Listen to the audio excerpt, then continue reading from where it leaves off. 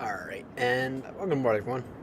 And of course, the one day in which I'm early for once, OBS decides to kick the bucket. So, anyway, we'll be flying the 757.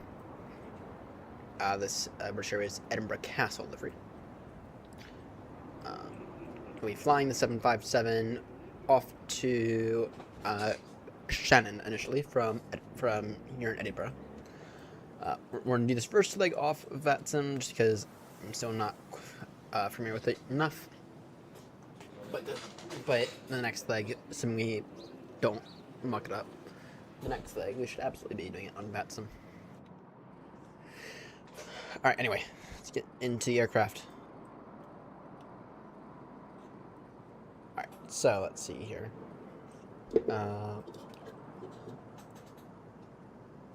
The battery's on. There we go. It's gonna get external power on. Get those to auto. And now we do have some checklists we could use.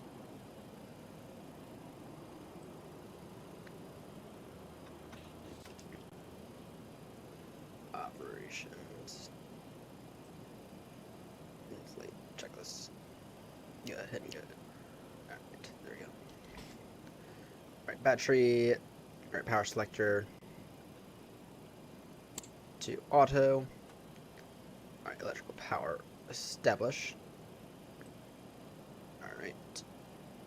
The bus tie switches are on. APU generator. Skip of external power is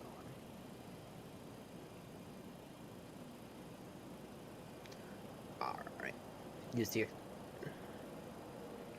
position APU selector back on the start.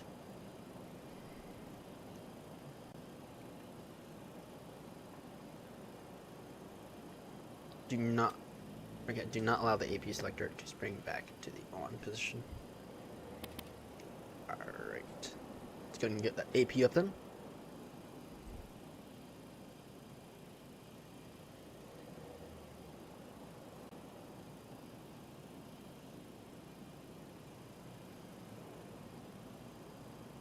Now, in the meantime, whilst that happened, we can go ahead and get our flight plan to Shannon.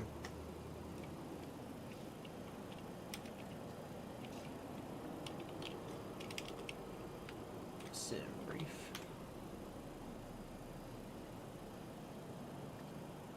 New flight. Speed for 3-5 Papa.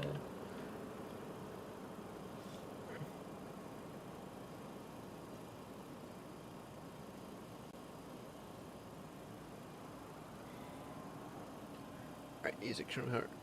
If it. Okay, wait. Sorry, I'm just confused by this little thing here, this checklist button. Alright, well, let me get my flight plan. To INN. Take the V75-200.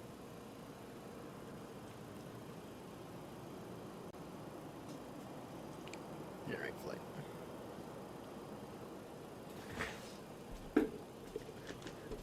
And we have it now.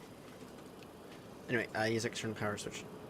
If available, position the APU selector back to the on position. Not allow the APU selector to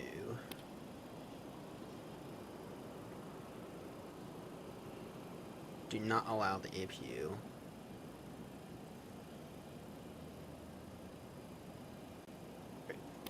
selector to start.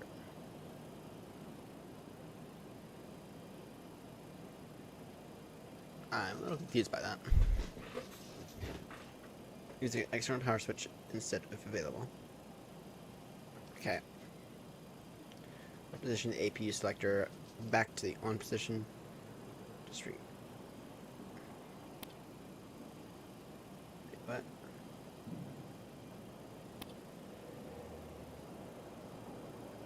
I'm just completely confused by what it means by that. But it's wrong.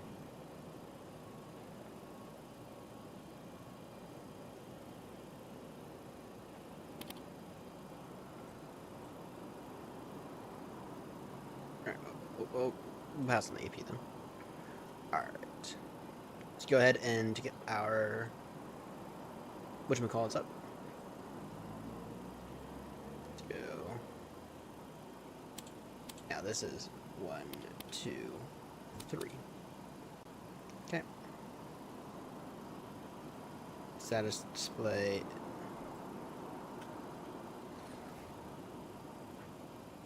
Alright, I'm going to go ahead and pass on this. Alright. Now we can go ahead and put in our root. Oh, actually, before we do that, let's go and get a few things here. Okay. Let's give me a fuel truck. We need passenger bus here, don't we? Indeed we do. We need stairs. Passenger bus. And then let's go ahead and get both these cargo doors open. Alright.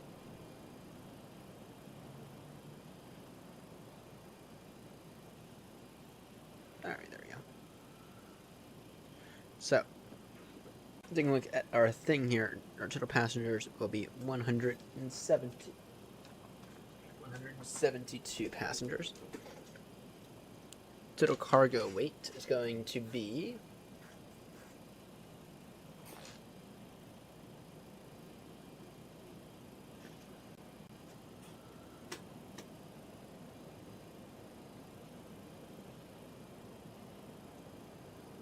here. Alright, well, total fuel is going to be 10,544 plus that.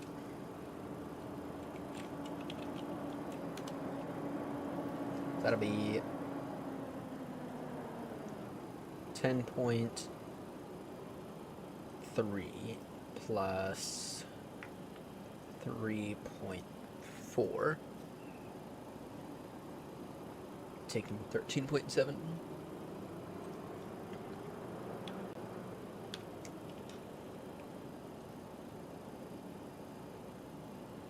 terms of our fuel. Alright, and then in terms of our load sheet,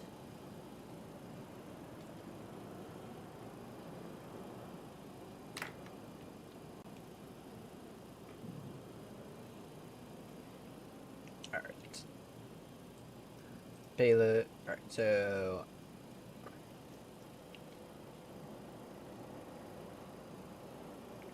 our zero fuel weight is going to end up being 78.1. Oh, what does that make?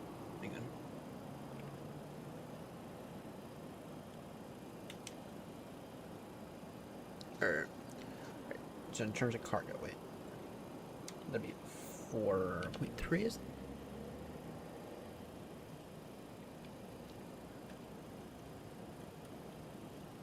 Yeah. There we go.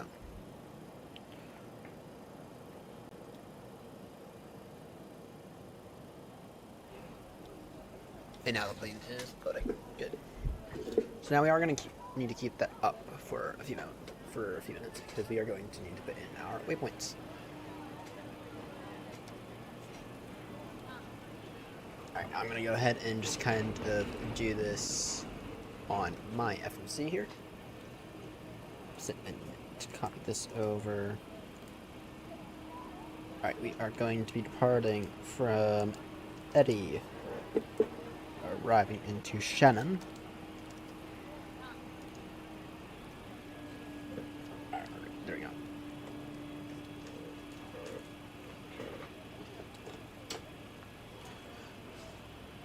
You're going to be flying as Speedbird 35 today.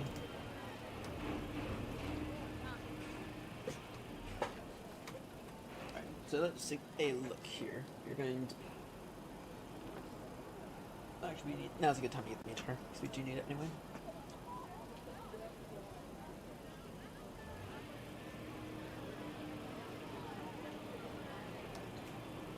Alright, so 220 degrees, 1 knots.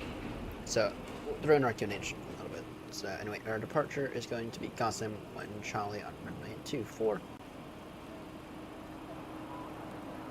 And I can agree with that.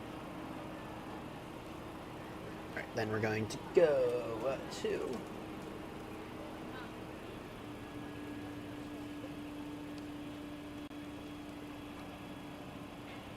So now if we were to take a look at this here, our OFP. I'm just gonna slam everything in real quickly. And the reason I need this is because I have to put in all these legs by hand. And for some of them we are going to need the waypoint, or the positions. So we are going to go direct from Gotham. We are going to be going to Tango Romeo November.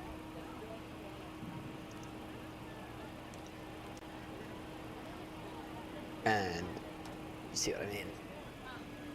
Tango Romeo November, it's going to be 055.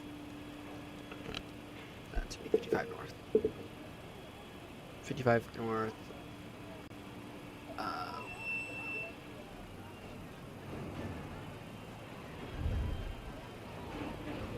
Yeah.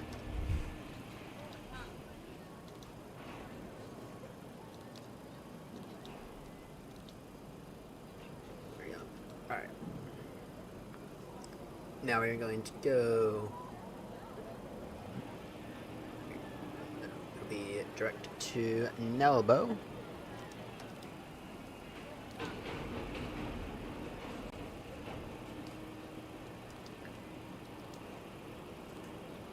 And we're going direct to waypoint Nelbo, and then Dublin, and then that's going to be 053, I guess. Yep, 053.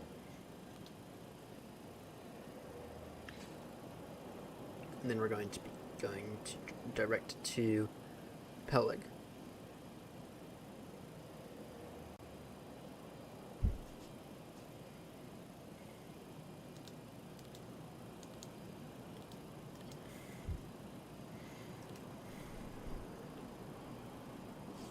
Alright, and then we are actually, and then Dagon.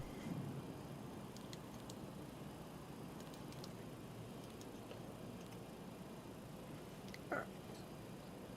And then we'll be on this Dagon too, right? We'll deal with that later. Now we can go ahead and activate this route. Execute that. Perfect. Go ahead and hold off on our performance for a bit. Alright. For now, let's go ahead and do our QNH. Oh, actually, check this. Did that. Did that.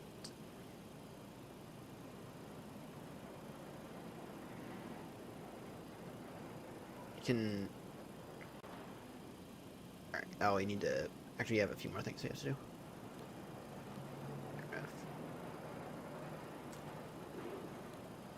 Alright.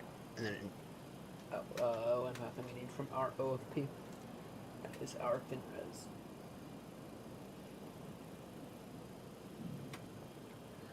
And in terms of our FinRes for this one is going to be 1372.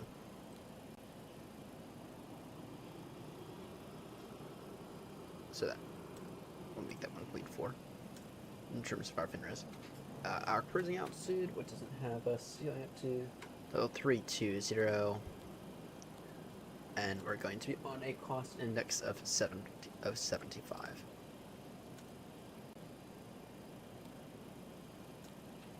There we go.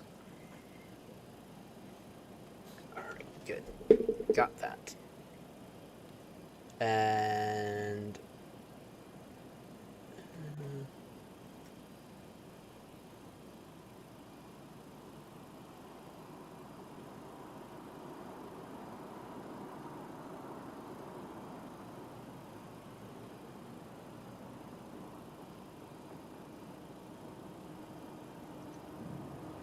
can we, or is there a thing in here? No, there's not. Alright, we did that, did that. Alright, in terms of our fuel,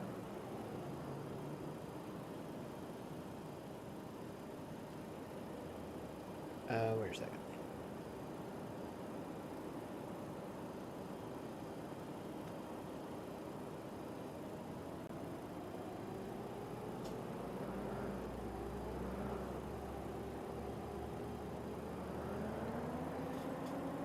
Alright, where is our fuel going to be?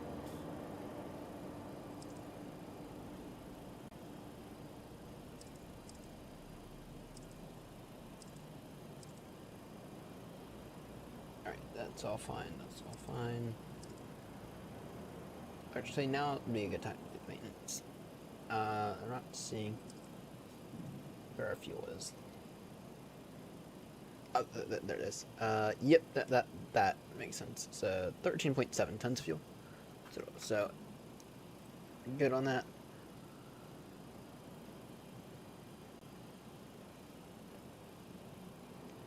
And you know what? Let's go ahead and do our takeoff performance now. No reason not to.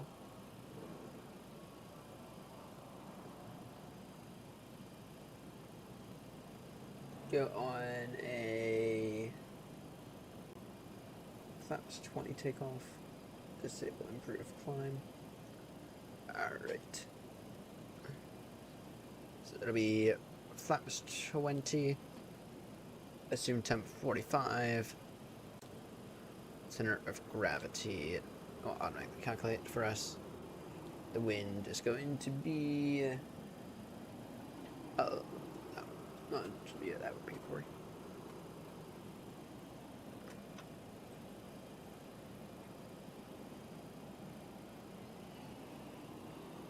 Wind 220 degrees, 1 knots. 220 at 11.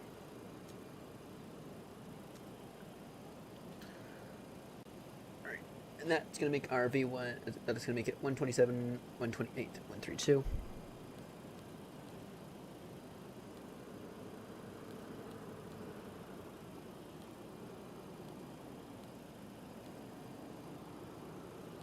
Alright, there we go.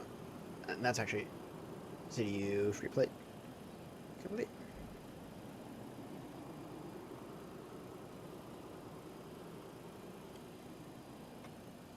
Alright.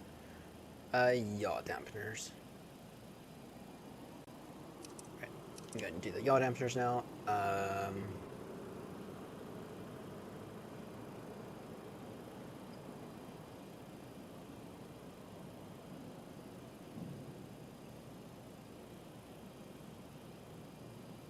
ECC switches, which are where?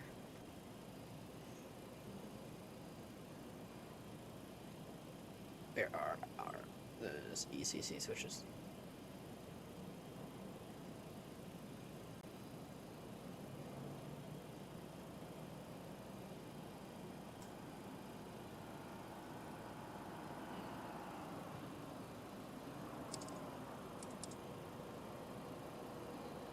You can go and deal with the emergency lights.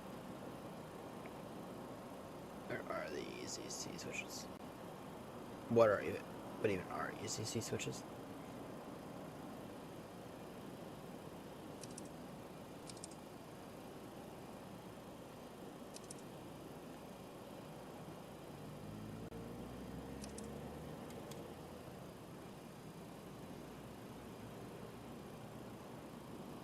What even are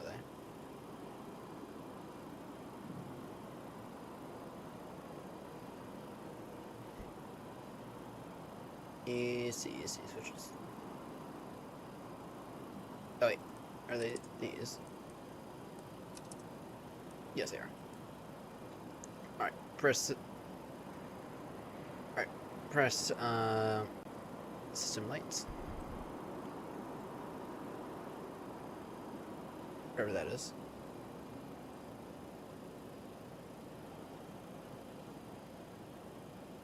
It's not working. Whatever. Left and right engine pump switches.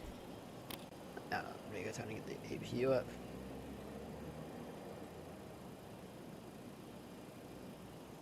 Alright, left and right engine pump switches.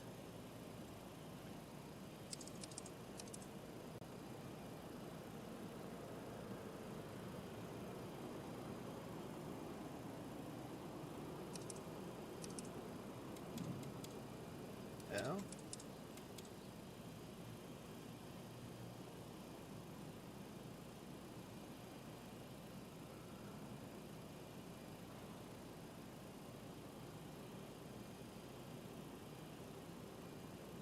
Hang on.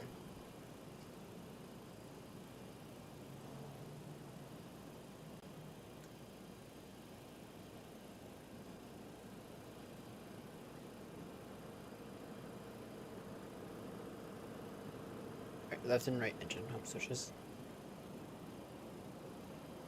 Where are those? I mean, it's not. Surely it's not these.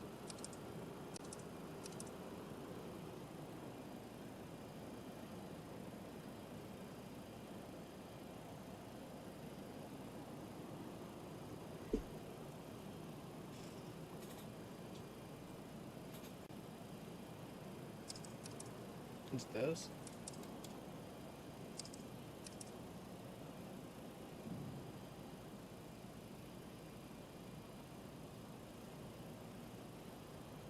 Left and right engine.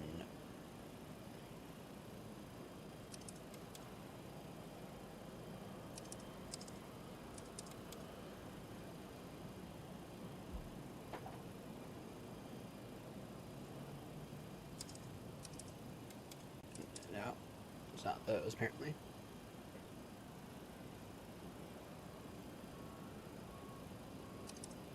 Oh, it's these.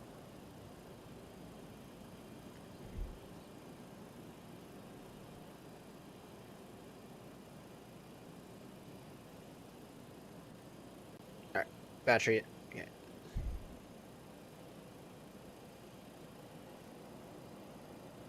Alright. APU generator switch can go ahead and be on once the APU is running. You already did that.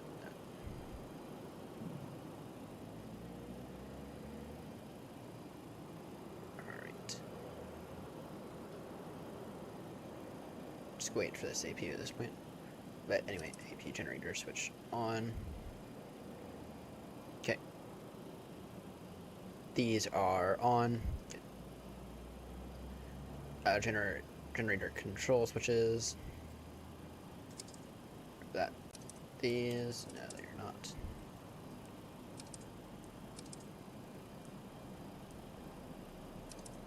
Whoops. I need to do the maintenance then. Uh-oh.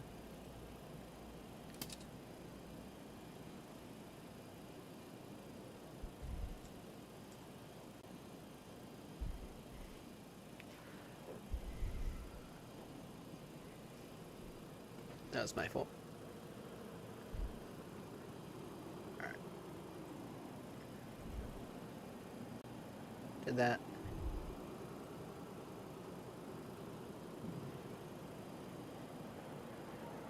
Passenger oxygen light. Make sure that is set to one of the autos.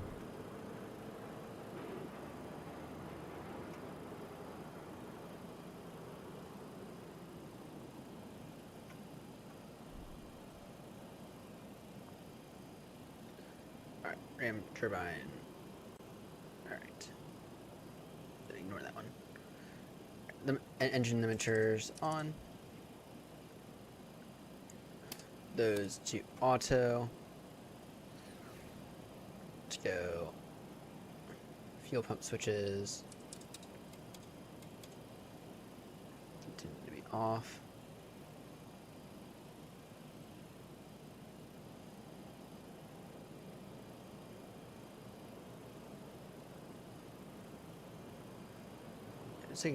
It's taking an awfully long amount of time for that AP to come up. Alright. Ring light switch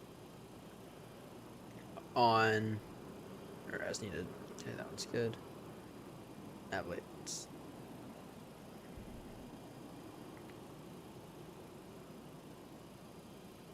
You're good on those. Alright, window heat.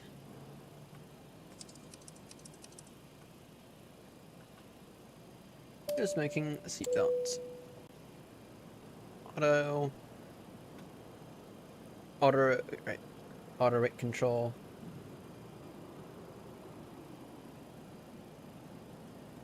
That's good.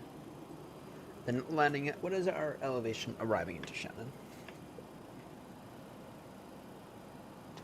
I guess that's a good question.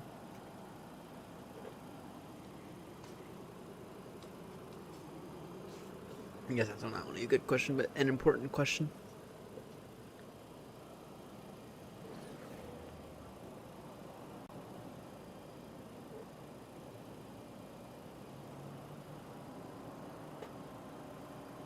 Shannon Airport elevation.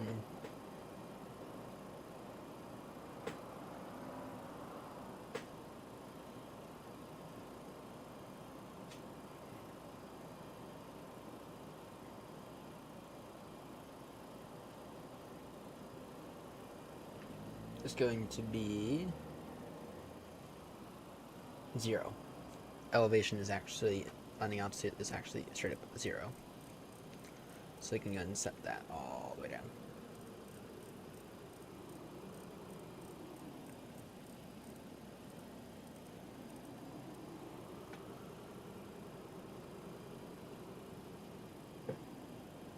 Alright.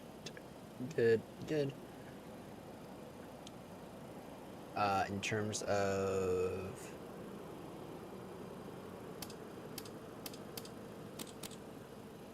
wait, what?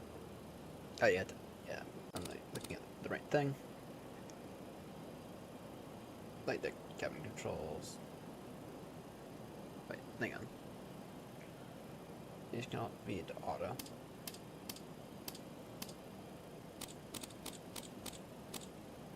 I'm sure these are all to auto. The not until the trim air is on.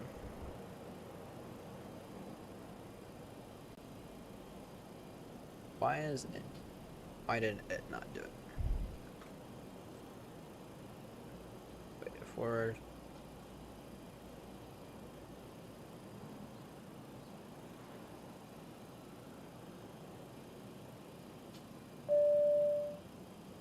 Sir, it seems to be a bit chilly in the cabin.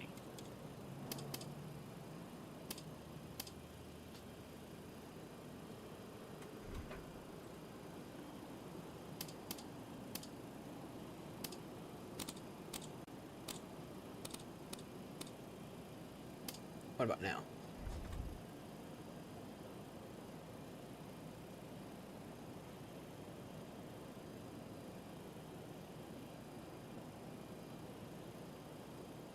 Hang on. I am mucking this thing up.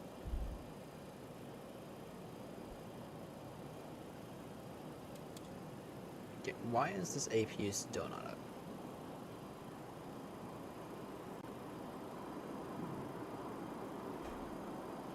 Am I asking to do that? Passenger oxygen.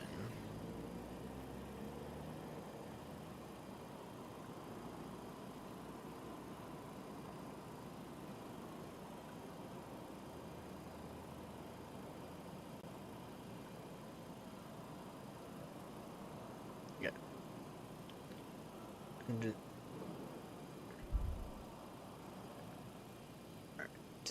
Light switch is needed.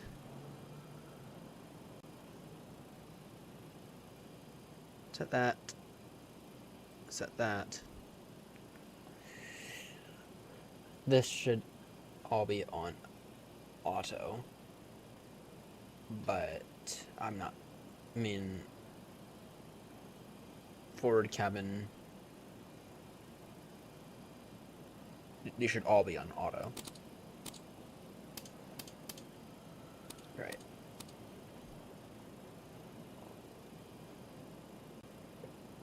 Unless I'm mucking that up.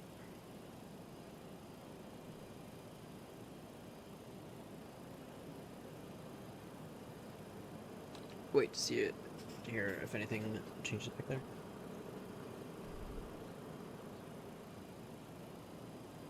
And once again, it's APU. I don't know why it's taking so long.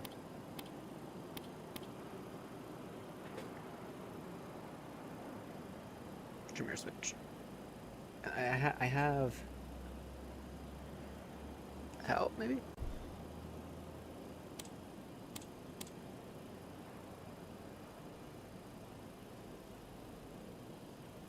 I hate dealing with the pressure by hand. Absolutely hurtful to have to do this by hand.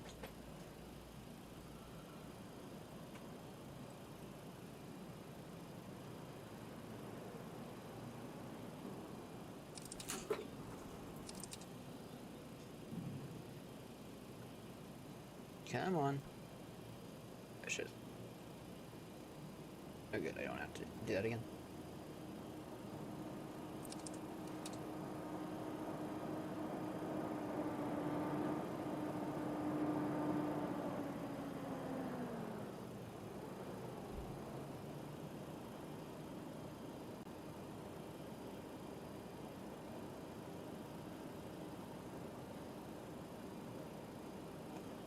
Alright, come on now.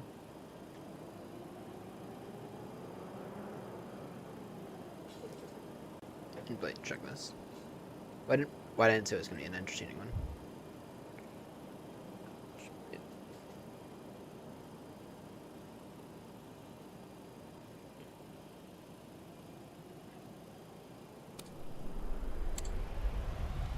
Am I doing something wrong?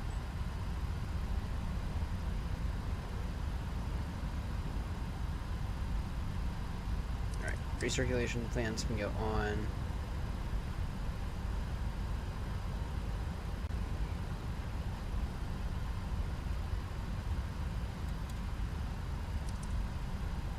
I mean, are they not on auto?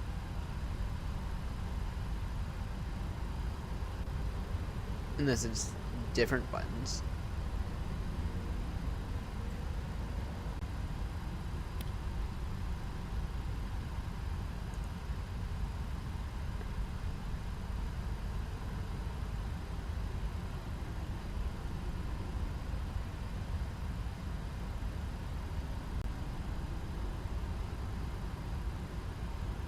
Air conditioning.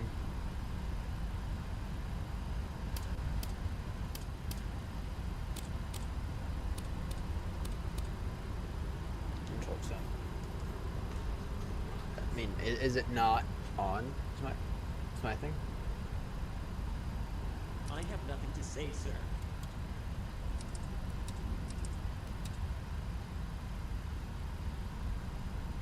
Alright, anyway.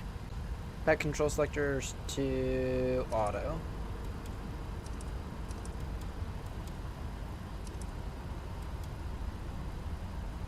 Isolation switch should be on. Bleed air switches are off, yes. Get the APUs running now. Right, bleed air switch.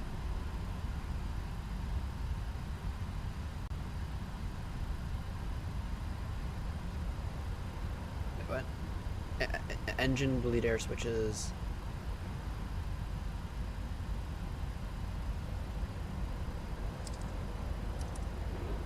On. The APU bleed air switch. So on. flight director switch to on. Alright. Runway heading. VOR DME switch to auto. Oxygen test.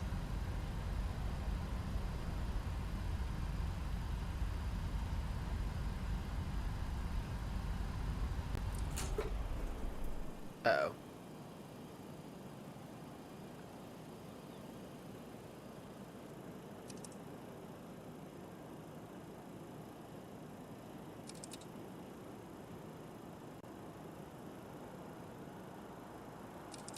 I hope I don't have to do city pre-flight again.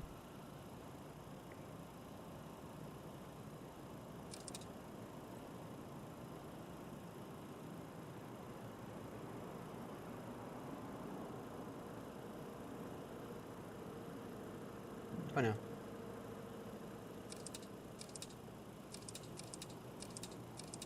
Shh, come on. Come on now.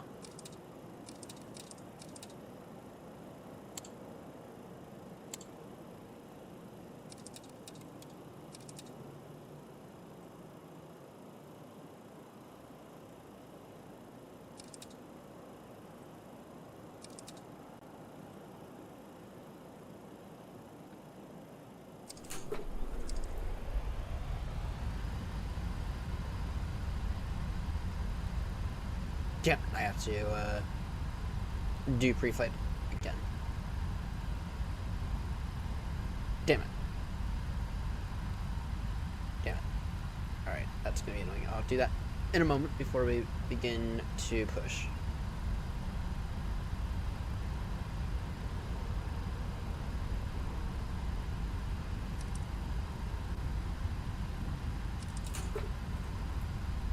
And now I can go ahead and get rid of the ground power unit. Alright, before we push, we can go ahead and do it. Oxygen.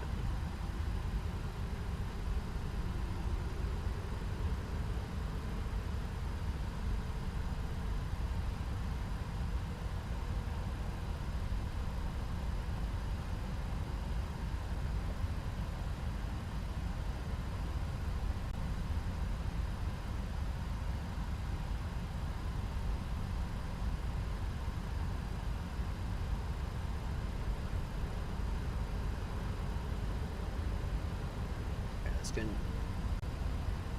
test the oxygen.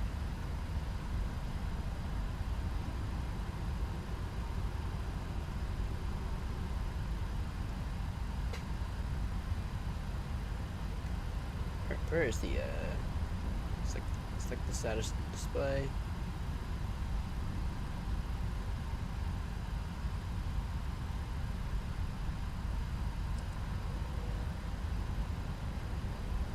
Oxygen pressure.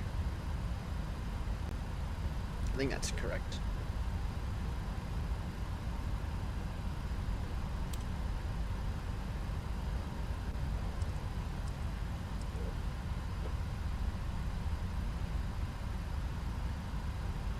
Alright. The upper gas. Alright, so what is our QNH? It's gonna be 10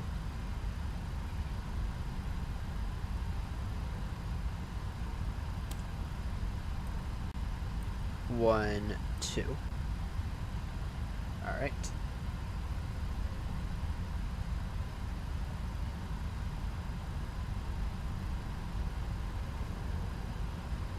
So the right in terms of okay, that'll be perfect. The initial heading. My heading is going to be 237. Sorry, no.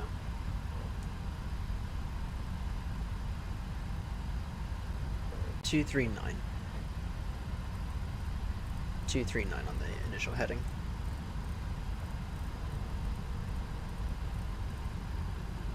And then initial altitude will be an altitude of 6,000 feet.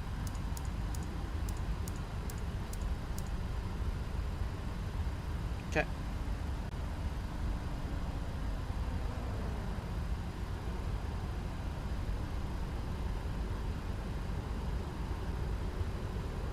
Oh wait, status to display select.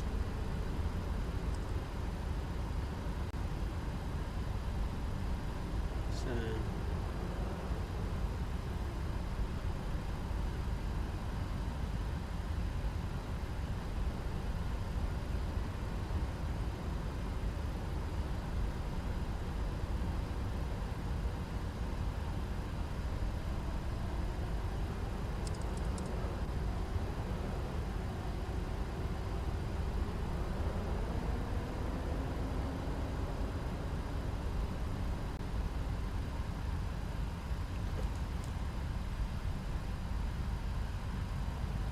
alright, anyway, let's go ahead and re-put in all that data.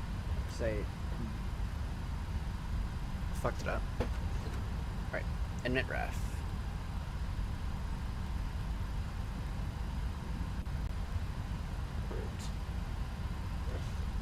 UG, or Edinburgh,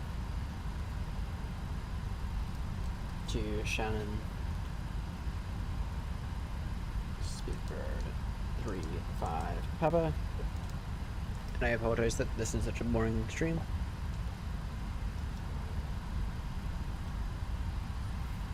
Legs.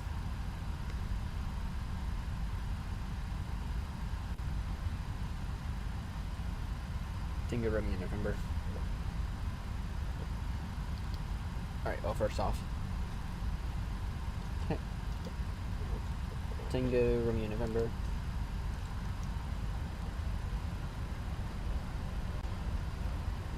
And that has a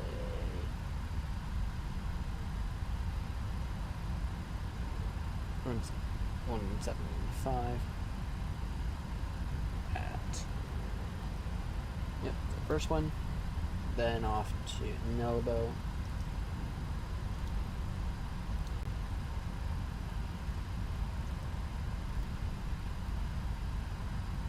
then off to Nimat,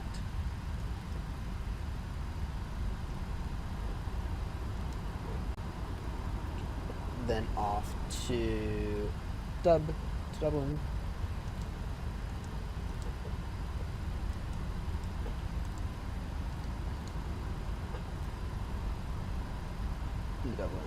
VOR is 114.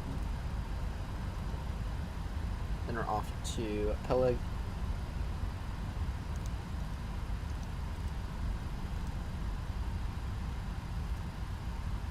And then it's gone.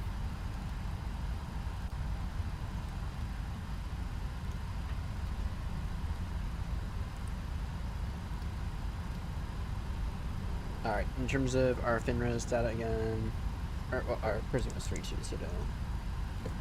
Cost index is 75. Alright, reserves for FINRAS was 1.4.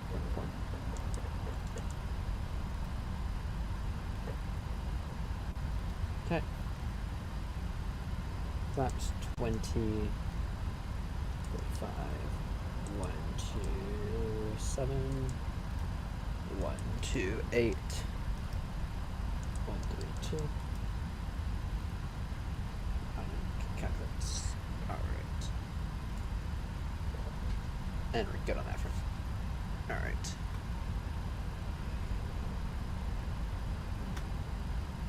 Verify that these flags are TCAS.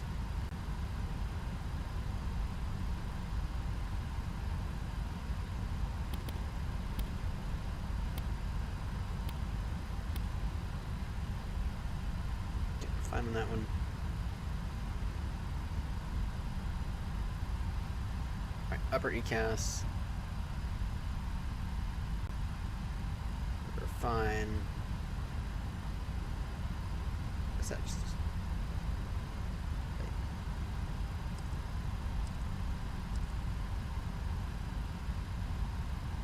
Computer selector to auto.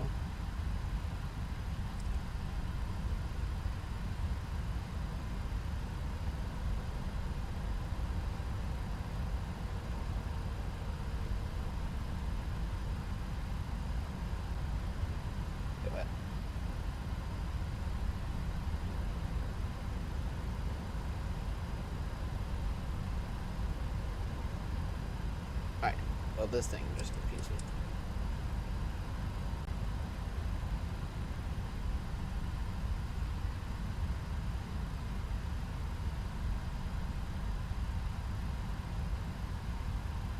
Minimum set.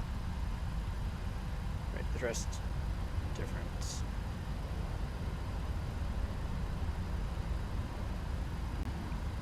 Minimums, HSI range. Okay.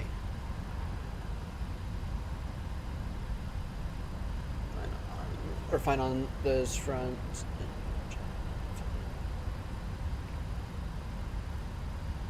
Okay, IOS. Check. Alright. Pre-flight complete.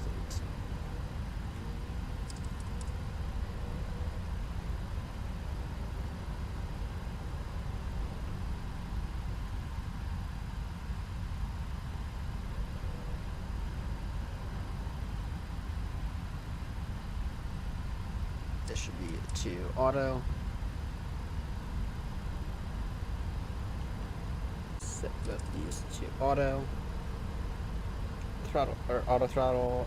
Can we go ahead and arm that? Inclement sector is auto. And check that one.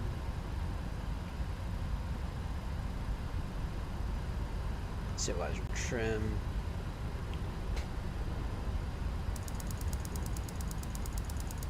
Get this in green here.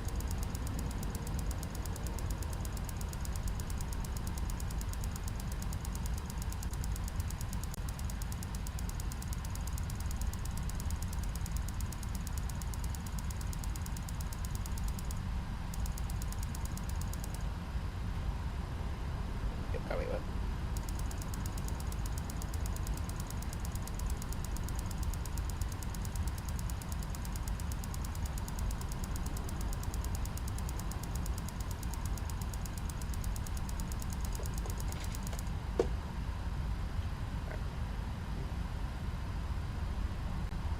Spirit lever down. What do you mean?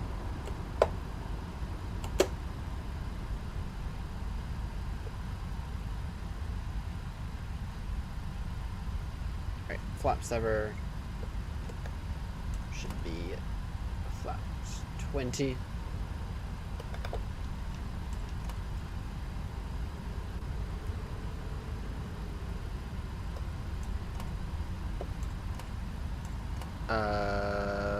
No, I'm gonna run the takeoff.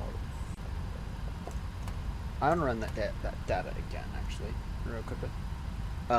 Just prepare for flaps 15.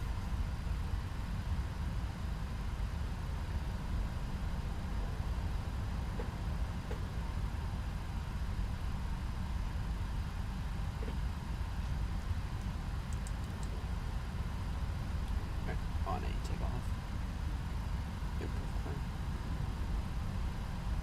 Flaps 15, assume temp is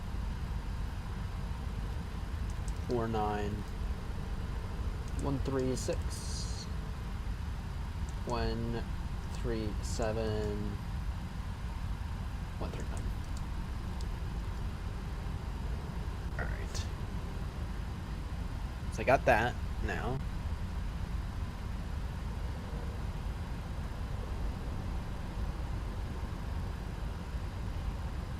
Okay.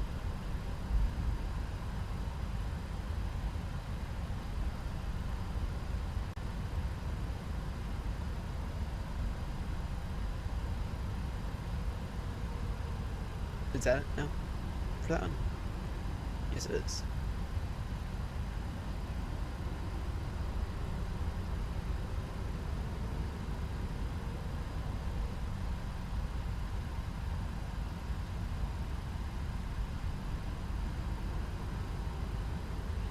Alright, so is it the bugs at V1?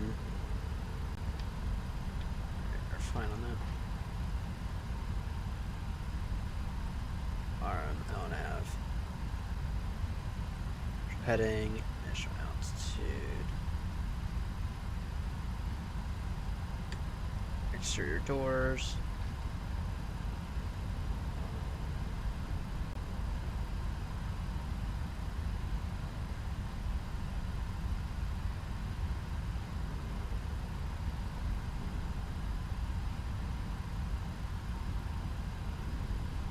Right.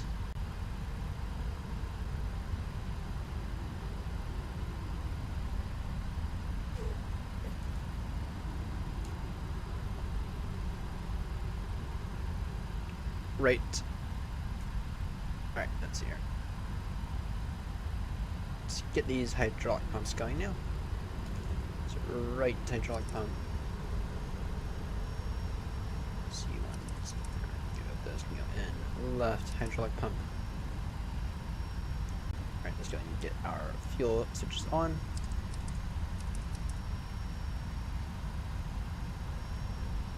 Okay. Anti-collision lights on now.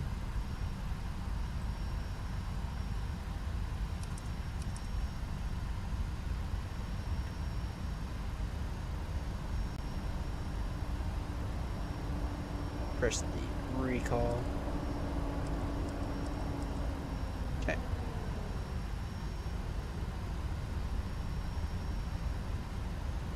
Then trim. Just make sure that that is set correctly, which it is. Alright. Let's go ahead and get our pushback going then.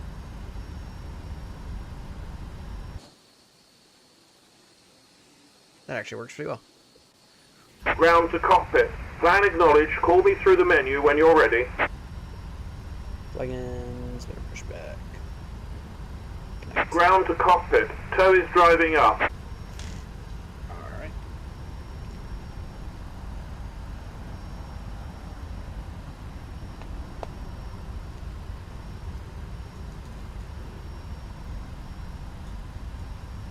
There's a lot of stuff to here. Just very much feeling very 737-ish. But better than 737 by far.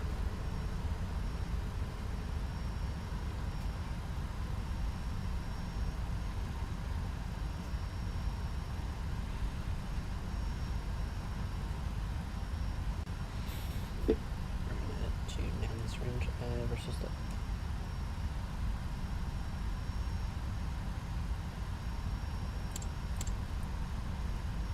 Okay, all doors and hatches are closed. Ready to connect.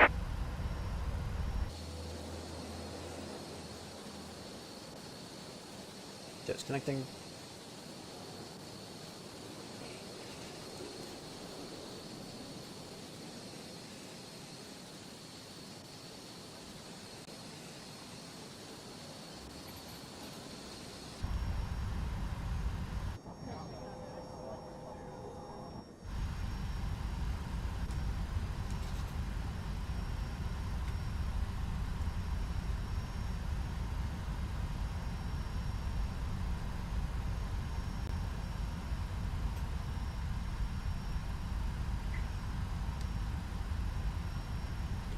Ground to cockpit. Please show me where you want to go. Connected and bypass pin inserted.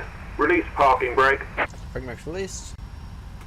Starting pushback, and you may start engines.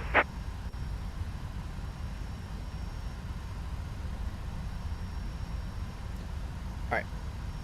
Secondary alright, and engine indications. Let's get those on. Okay. Pack controls. To off. Alright.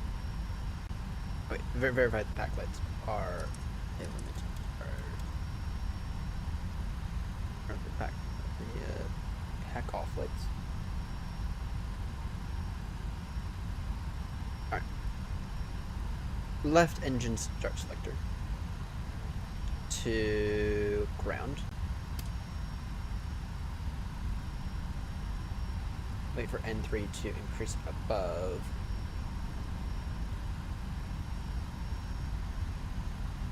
25%.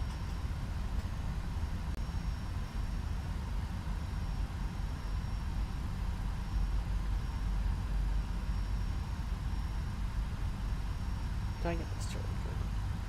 I'm not. No. 3 and 2.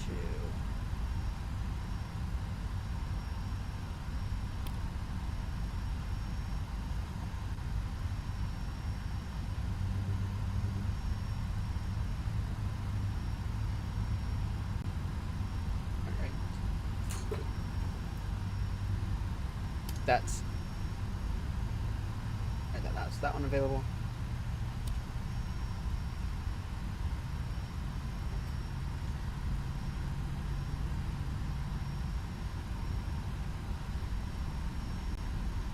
Operation complete. Set parking brake. Reset. Disconnecting tow. Stand by.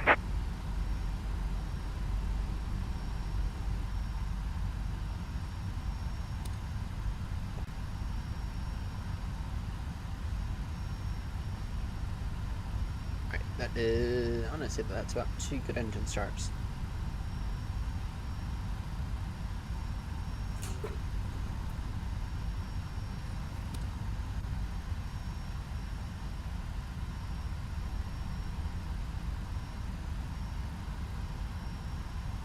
Alright. Go ahead and go. Wait. Tax to auto. Good. Cell is disconnected and bypass pin has been removed. Hand signal on the left. We'll see you next time and have a safe flight. Well, we did that, so. Alright. Before taxi installation, switch off. APU selector to off. Status display.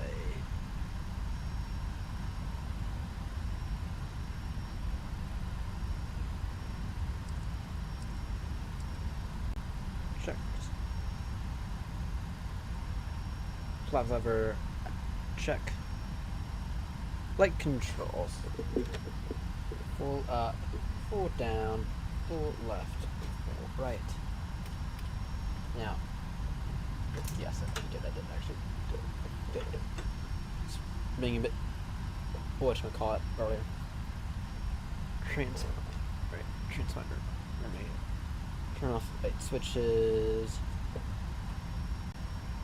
to on. Alright. Before taxi check is complete. Go ahead and do this one now as well. Alright. Now we're going to taxi to runway 24. That shouldn't be too bad of a taxi at all. So I'm going to go ahead and tune down the dome lights so we can actually focus up. Well, look at us, we're actually moving our 757.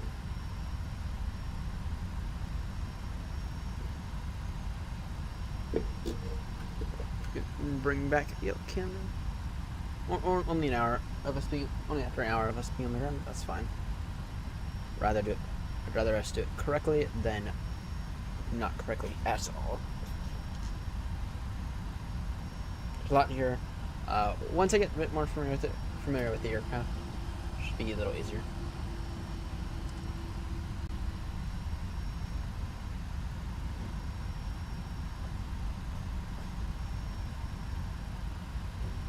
Like I said, we're not on Vatson right now. We are it's non-Vatson.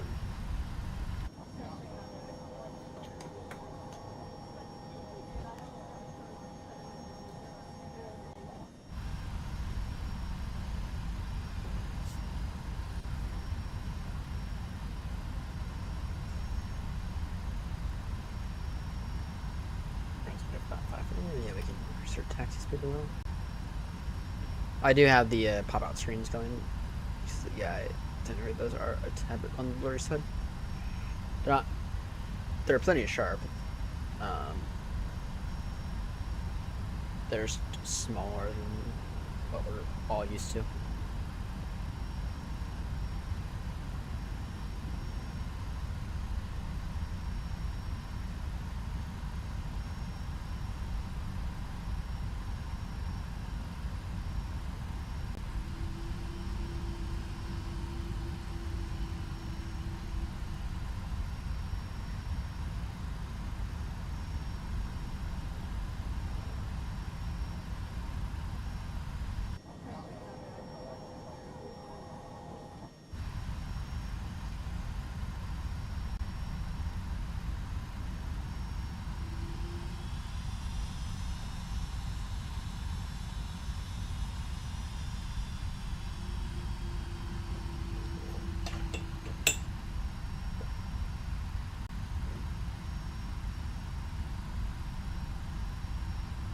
We are being really slow today. Then we are a little bit of a heavy 757, so just wait until we get the 767. Now that one will be fun.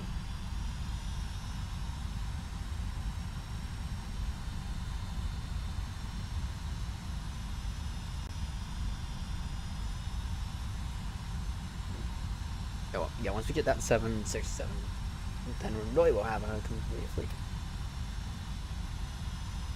Well, there is the question on how much we need the 767. I mean, we have the 75, we have the triple. We actually have two triples. Four triples.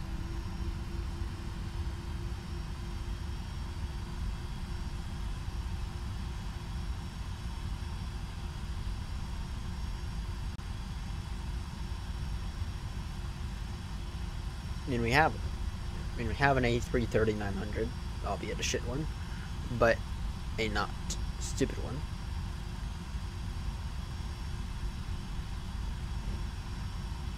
I mean, we have basically everything we need. I mean, aside from a 787 Dreamliner.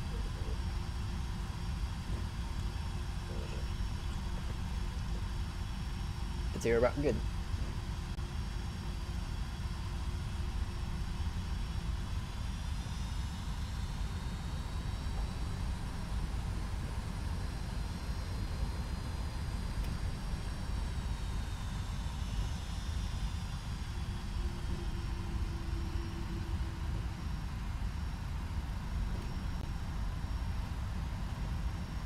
After this, we might do a VFR flight. I don't know. We might. Hearing might.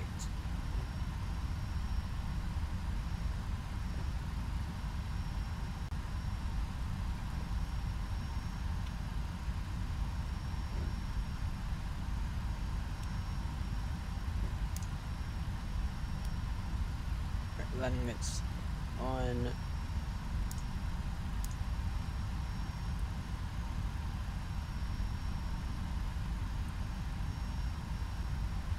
Turn all lights off.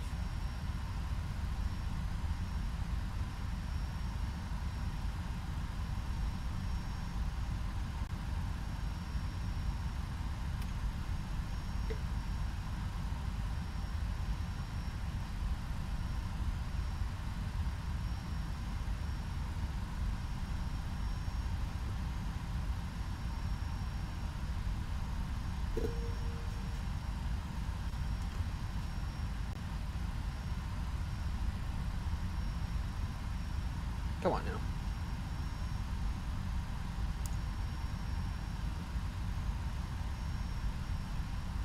Have it fucking turned off.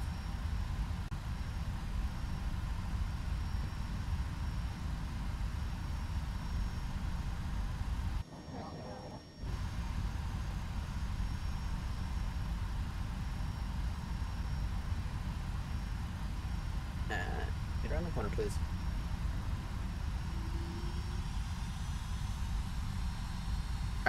And I will say that that in terms of these lights are a little better than MSFS.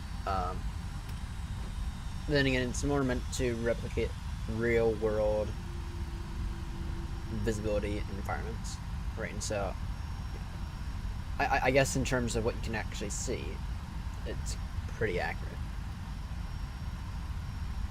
All right. Before takeoff. All right. Just do my checks. Alright. V1 136, rotate 137, save climb 139, eliminate 24, clear takeoff. Got something Charlie.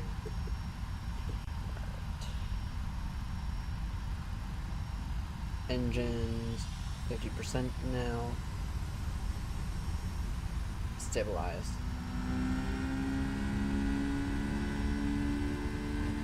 Full power. Take off. Airspeed alive.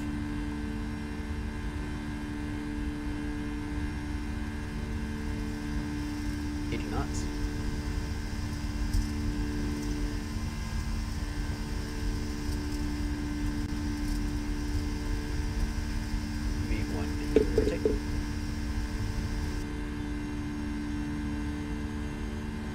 Positive Kira.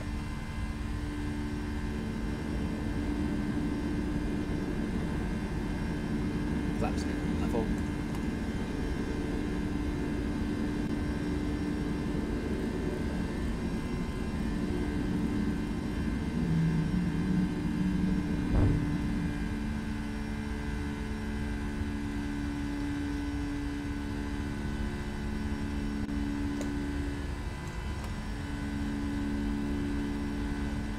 Flaps entirely.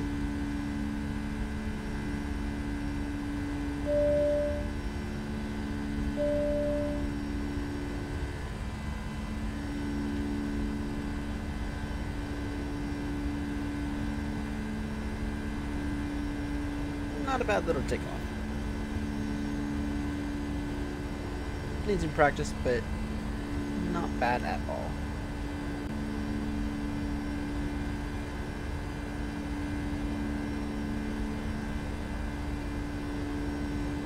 Center humps. Centers.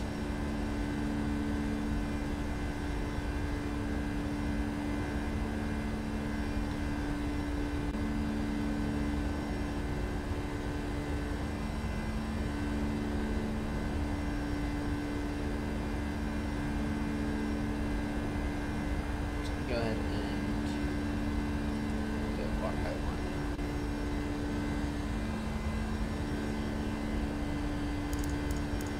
Up to flight level 3 choose here.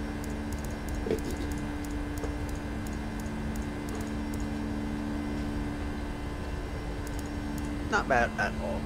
Not too shabby.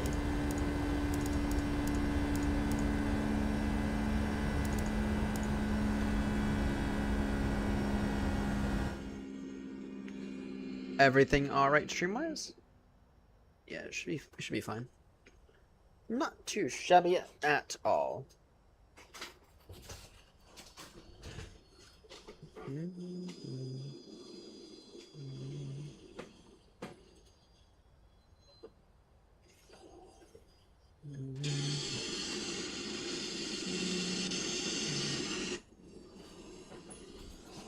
Not too shabby at all, if you have to ask me. Is the stream alright? Can someone tell me if the stream's alright?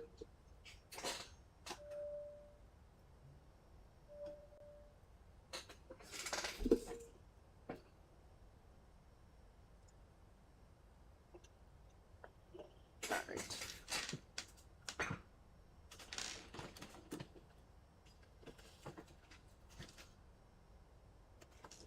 Now, during this flight, I'm going to go ahead and finish up the rest of this coffee cake strip cream cheese, whatever the fuck they're calling it. It's not bad. Wasn't bad at all. Alright, we'll also be keeping an eye out on our climb. Let's go ahead and actually run through the checklist here.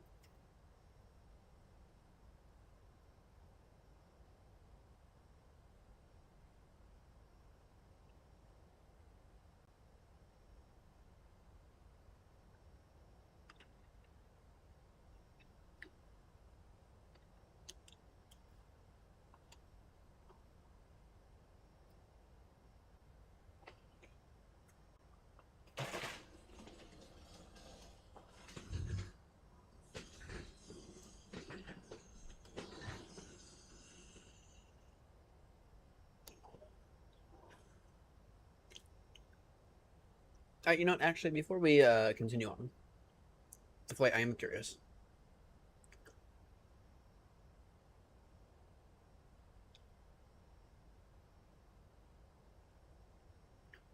Flight view. Let's see here. Toggle replay mode.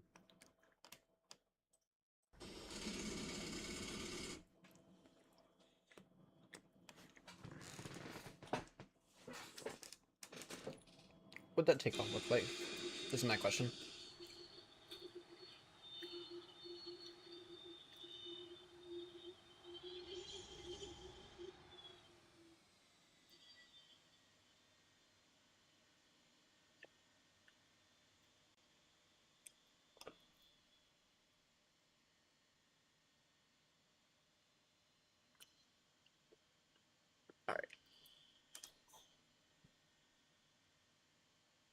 What that takeoff look like?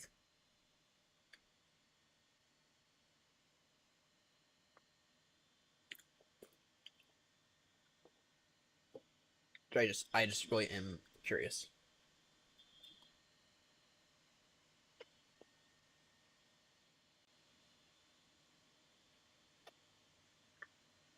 All right, lining up.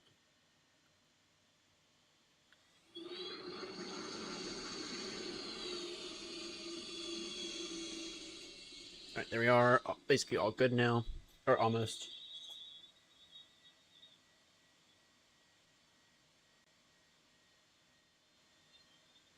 There you are, all ready to go.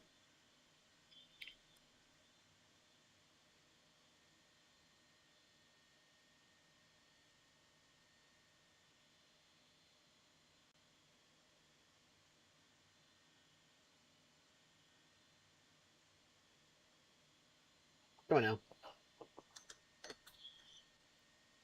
Come on. Yep, there we go. Engine's fine. Take off.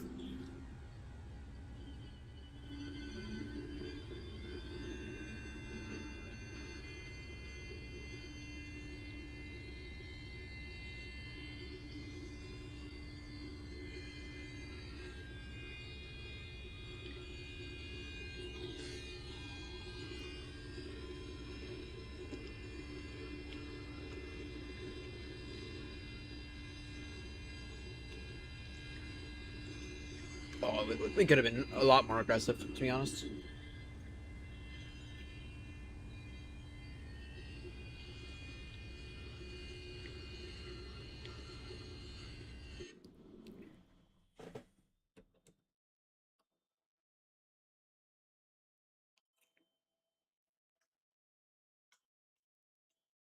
Wait, what?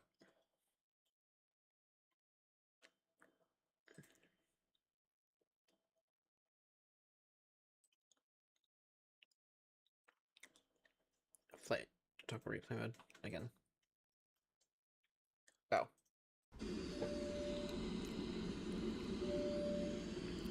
It was paused. That was the issue.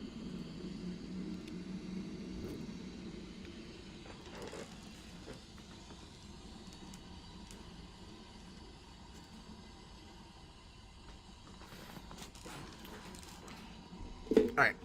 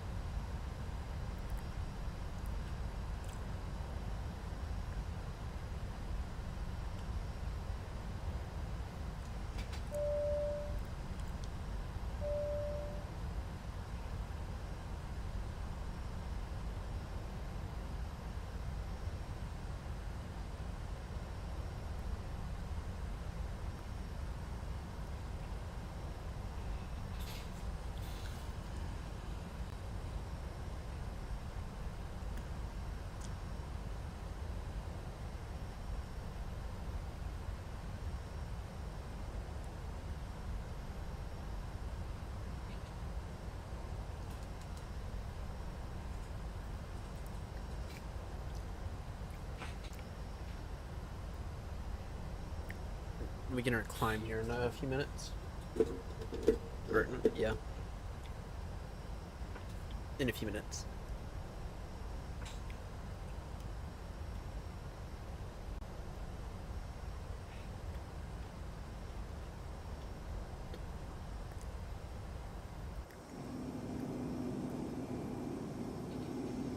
Alright, what is going on with YouTube? YouTube seems like it could be broken.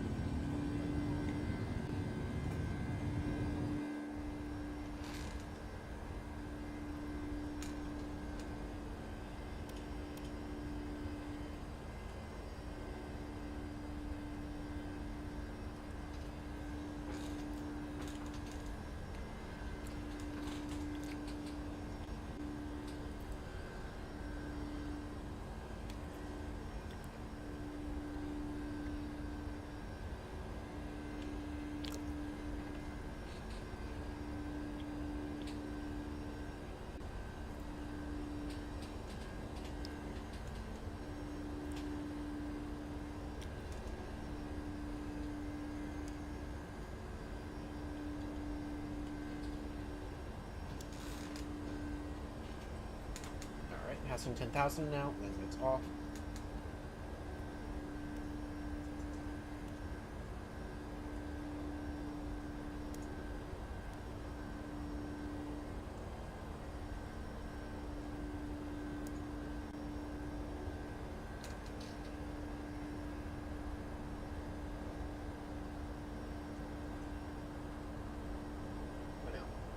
I don't know what that was.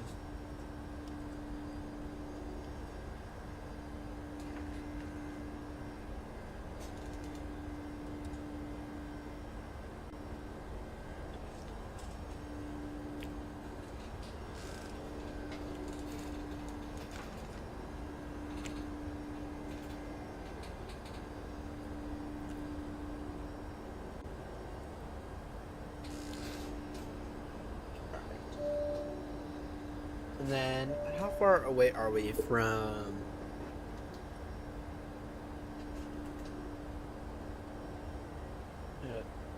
ETA? 259. About half an hour. About 40 minutes or so. That's not bad at all.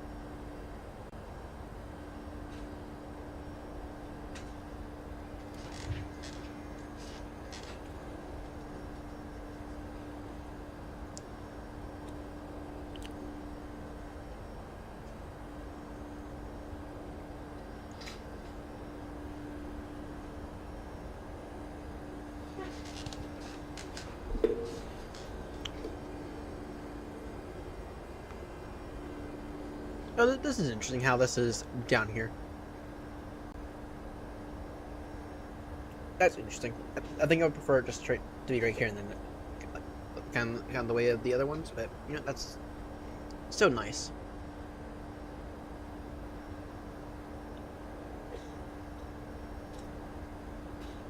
Still very nice.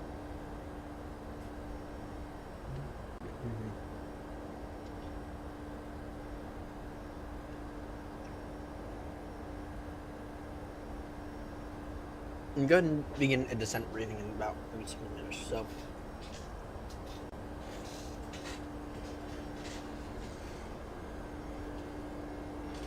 This is looking pretty damn. This is looking not bad at all. I mean, are there certain areas where could it improve? Hell yeah. Still also pretty damn good.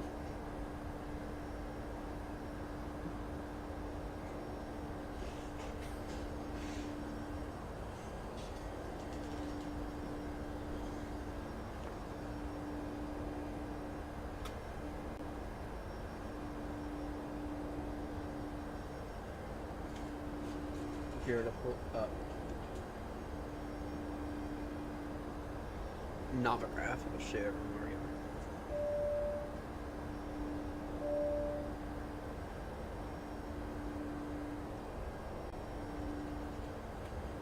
are. Look, Novograph's actually working. There you go.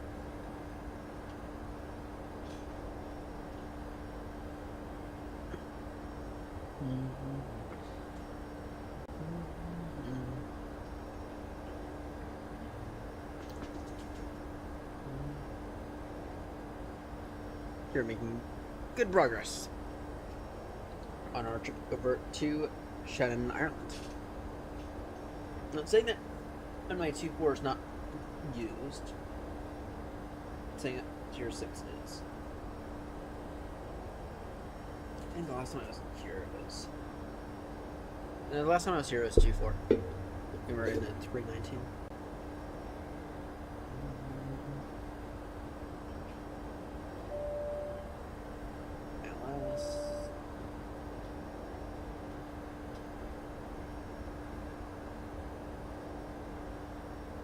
begun to echo.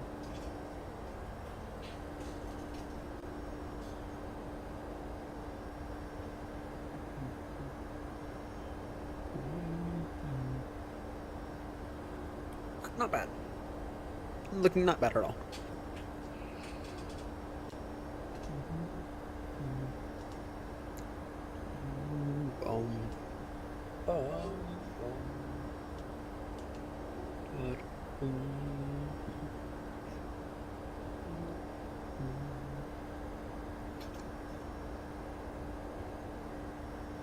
And then in this thing, you have to keep in mind that this is a manual throttle landing. We have to keep that, so you have to keep that in mind. Because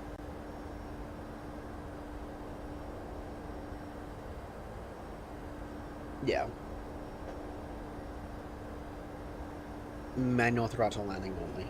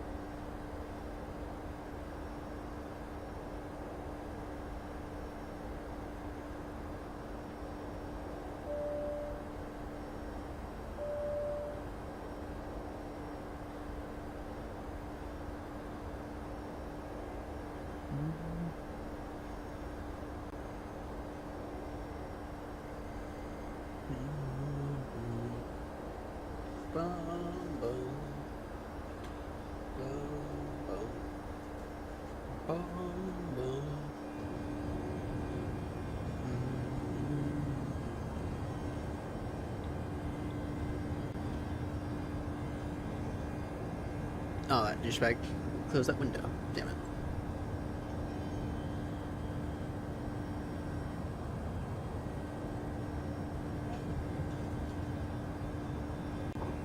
So I need to revisit the Flight Factor 777 because apparently there's been some updates to it, and apparently it's a lot easier to deal with now. So we need to revisit it now that it apparently has a proper SimBrief integration instead of just picking up a flight plan.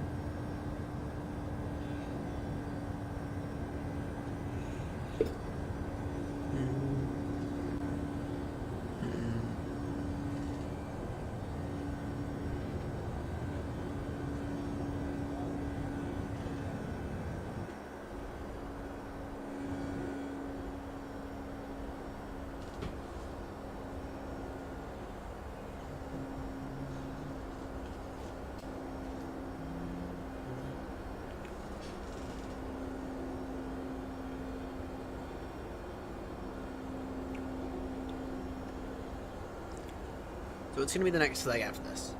That's the question. Shannon to Heathrow on Vatson. If we are able to deal with the approach correctly. Yeah, if we're able to deal with the approach correctly, Shannon to Heathrow on Vatson. Sounds like a pretty decent idea, I think.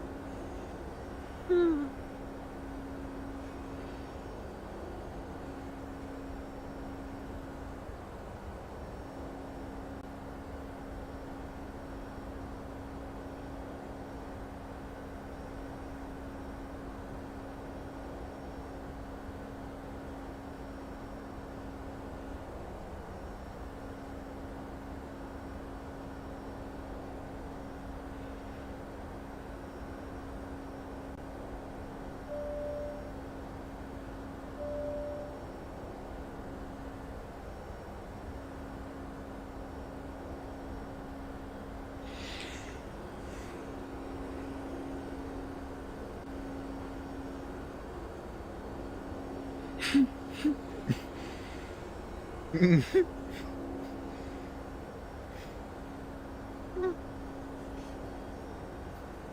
bored.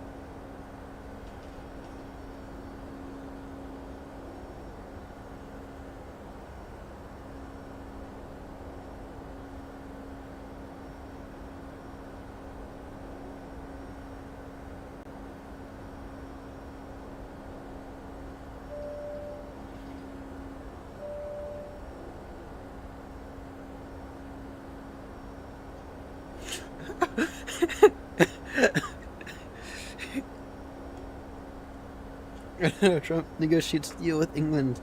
Now they have the colonies back. Oh, that's funny. That is really, really funny.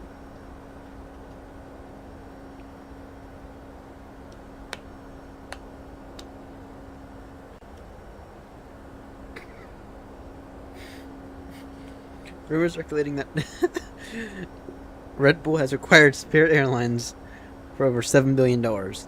Ladies and gentlemen, this is your captain speaking. We'll be cruising at 36,000 feet. In about 10 minutes, we'll be attempting our first barrel roll.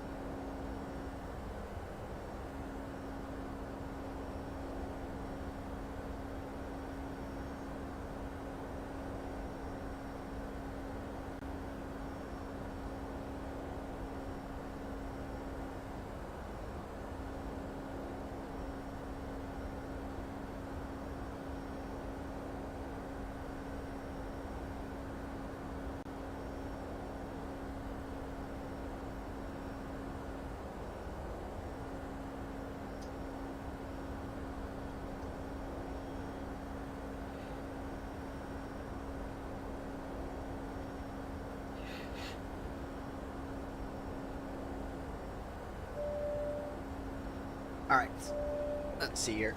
Where are we? And then we also need to go ahead and alright, so in terms of our arrival, we're gonna be taking an ILS approach for runway 06. ILS 06 on a Digga to Echo arrival. Execute that.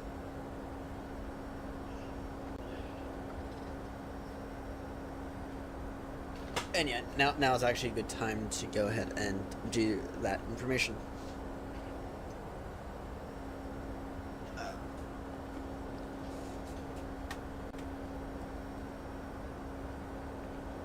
So the current weather, the current meteor as of 5 minutes ago for Shannon is. So we'll probably get an updated thing by the time we get there. But probably not by the time we begin our descent, because top descent's only about maybe 10, 15, 20 minutes at most. Anyway, the wind is 130 degrees, 7 knots. 199 rain. View at 12, scattered at 16, overcast 2. Okay. Temperature 1.5.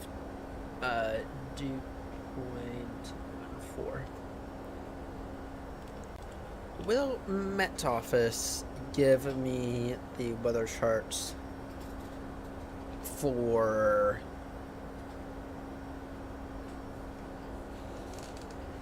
Will Met Office give me the weather charts? Because I'd kind of like to know what direction that is going into.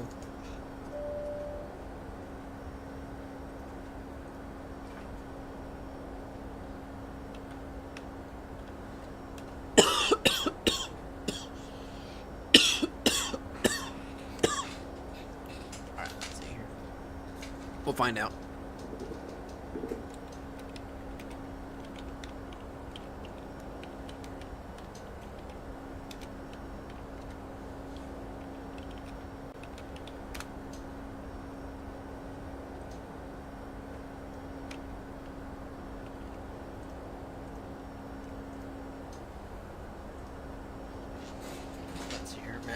Let me log into Mavis real quickly.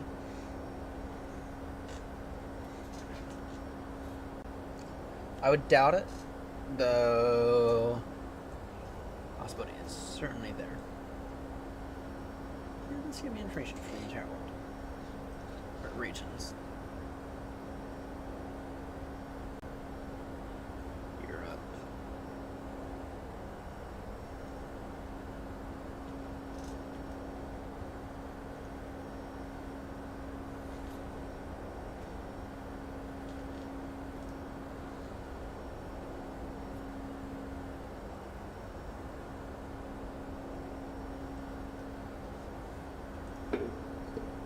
Weather, cloud and visibility, cloud base.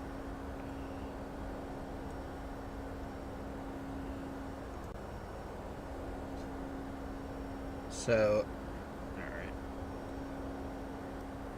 So that's what it was like as of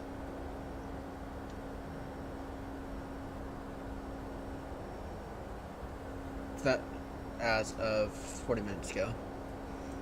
That's what it's gonna be like then. What's it gonna look like at 4? Alright, good to know. It could very well be a Cat 3 approach. I'm expecting it to, at the very, very, very least, be Cat 2. I mean, if we get the runway inside at 500 feet, all the power to us. But you have to remember, okay, that the localizer. Yeah, here's the airfield. The localizer extends out like this. Right, so we could absolutely get hit or get affected by this fog here. That's your surface visibility.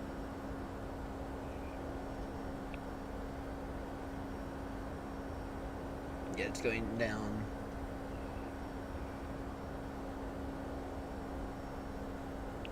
I mean, it's not awful, but it could also at the same time be a lot better. So, and that's why. Alright, so good to know. Precipitation type. Just plain rain. Precipitation rate.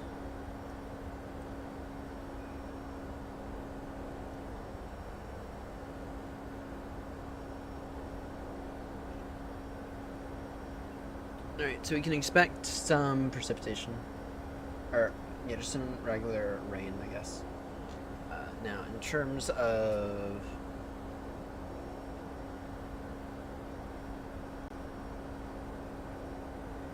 No, we'll call it good for right now.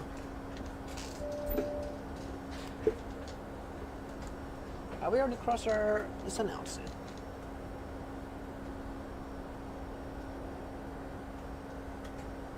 Really? Oh, so what we have. Alright, let's go ahead and in a descent now down to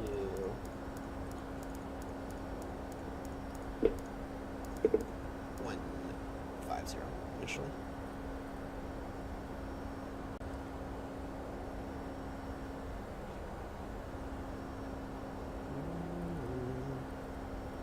Maintain a good rate of descent as well. Alright. Let's go ahead and get this up then. Checklist. Sent.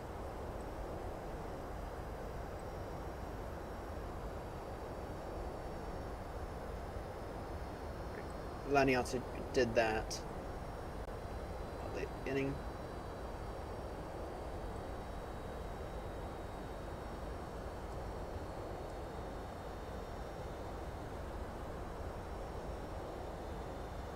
Cast messages. We're fine on the cast message. Arrival, we did that. In terms of our ILS frequency,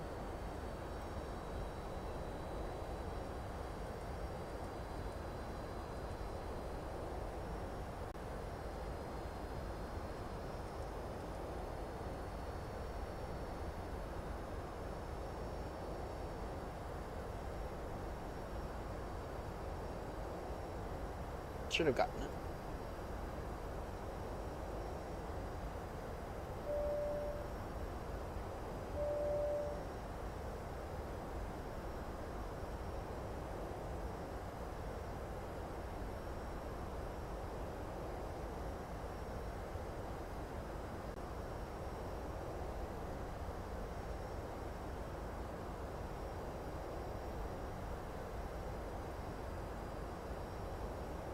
So our ILS frequency is going to be 109 decimal 0 or decimal 50. That's going to be on a course of 056 degrees.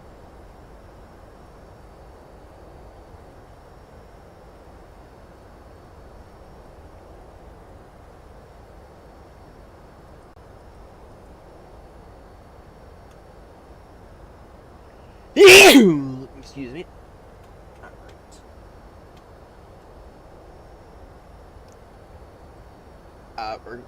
We will go. Let's go flaps 25 for landing. All right, and then so we got that. VREF also got that. In terms of our minimums. Minimums are going to be 246. We may need to go around if we cannot get to that. Which, as we just said, possibility is there.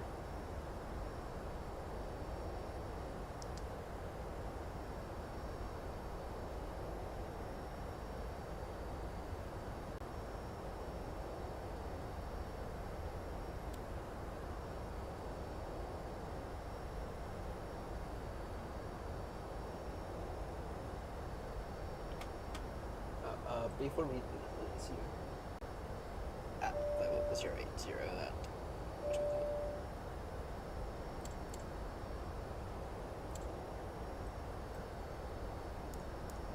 it, or above 080. So if we can be at level 100 there, that'd be very, very beneficial. All right. Anyway, so here, minimums are what again? 246. 242. 246 degrees. Or sorry, 246. Alright. That. And then in terms of our landing data,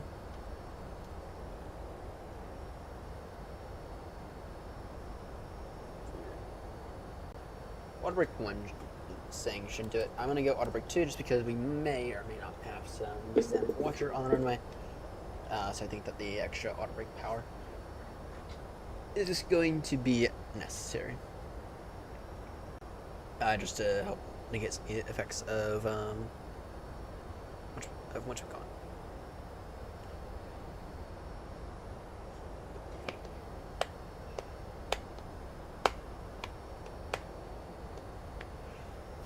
Descent checklist complete. Continue like this.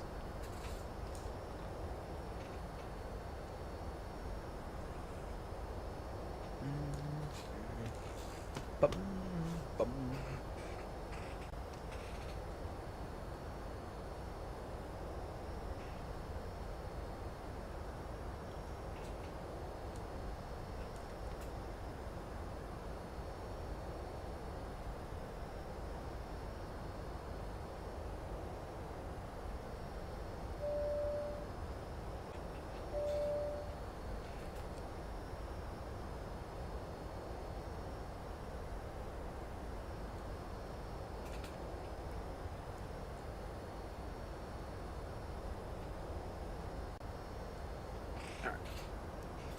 So the good news is that we can kind of see some of the shit that's up there.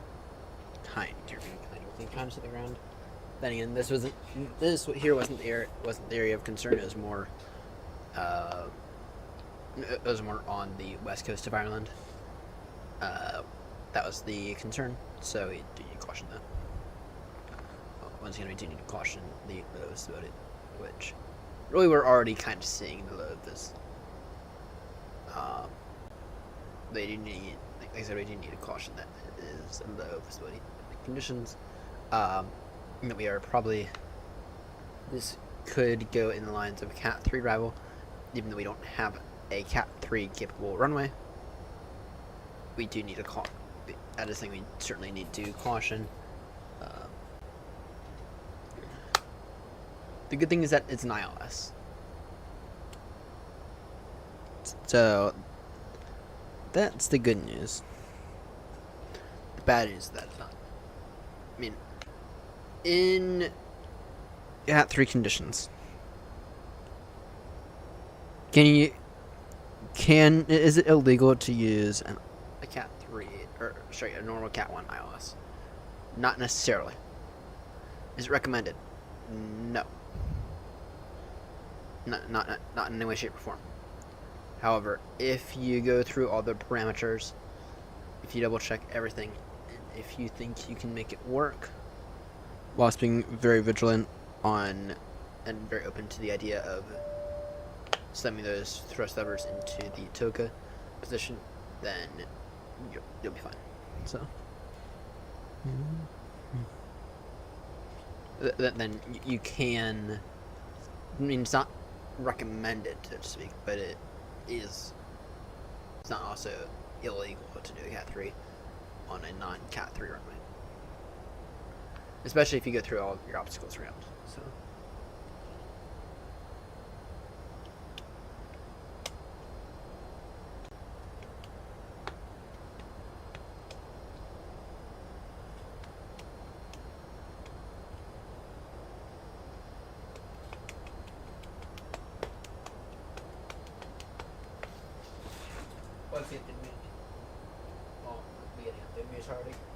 Again, in about 10 minutes.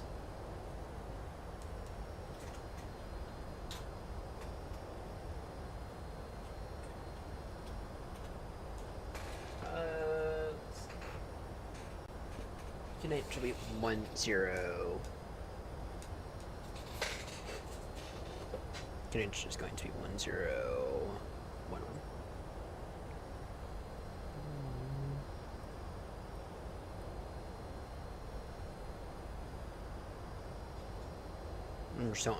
We are still on standard. It's fine. Yeah, just because let's go ahead and get our landing. It's on now.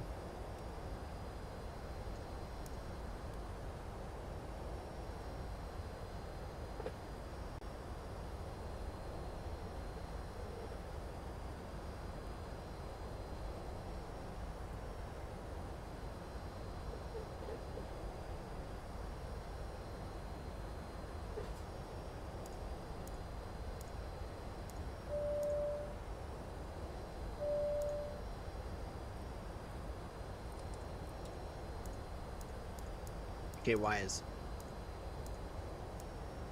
There we go. There we go. That's very, very picky. Alright. That is very, very picky. pushing down the range. Yeah, I'm not used to this being like that. I really am not used to that.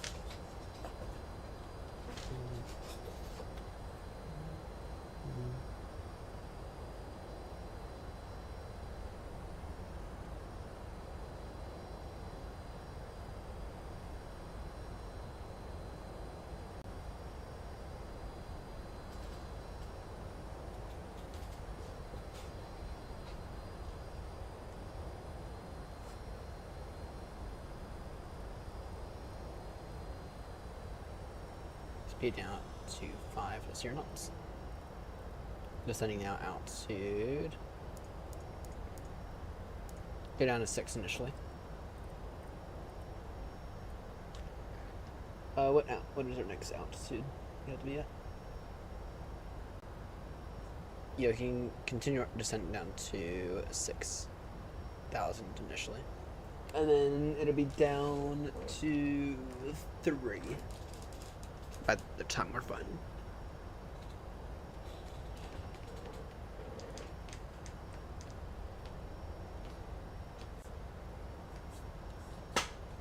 Yeah, it'll be down to 3 by the time we are final.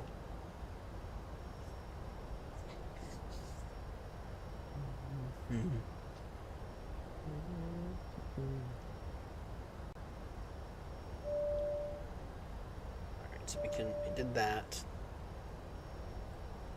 When we not on.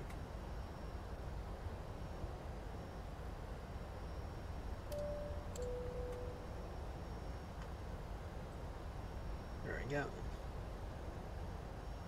Did that. QNH.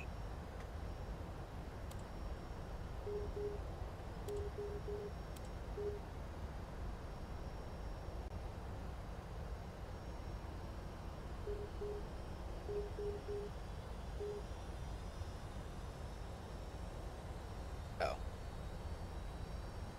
Turn off the ILS for now. Hey, at least it got it this time.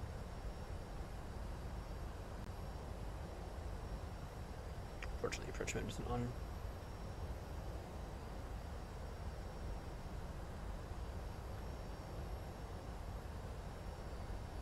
And the reason that it's bumping like that is because we're going through the ILS switch. Yeah, so for that facility, not looking ideal. Alright, let's see here. Standard pressure. Take that off. Standard pressure now.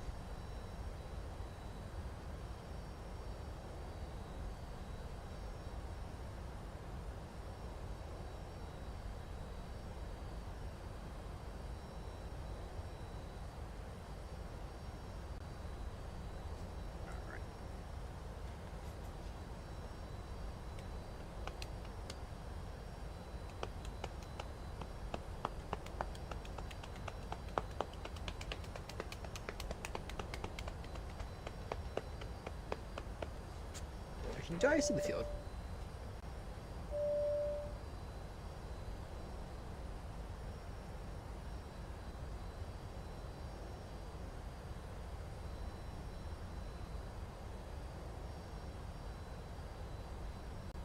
No.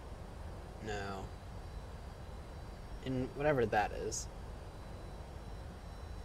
That looks like a boat, I think.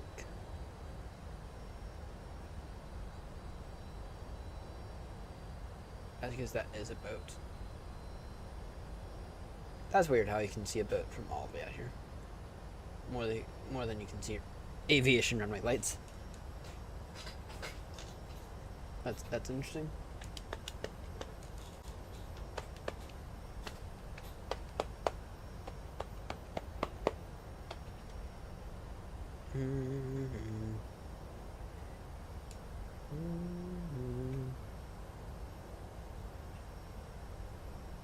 So make sure that ILS is on.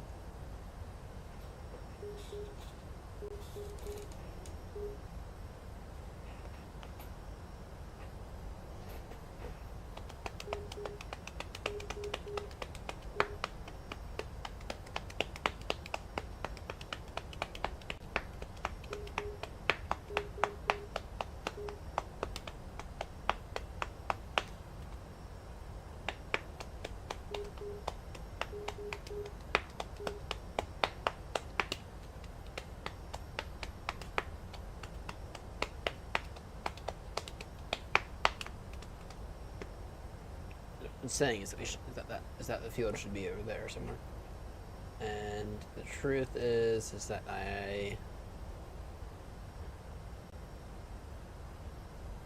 unless that's it, which it could be in the few times that I've been here, I don't see it.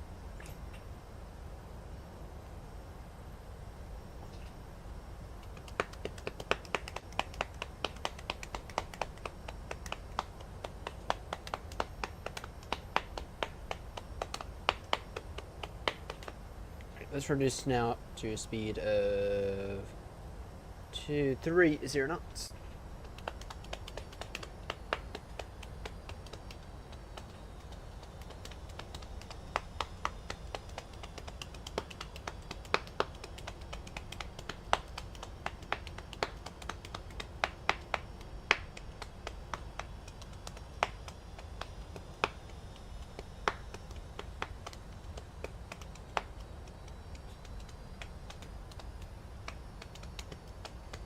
And you know what?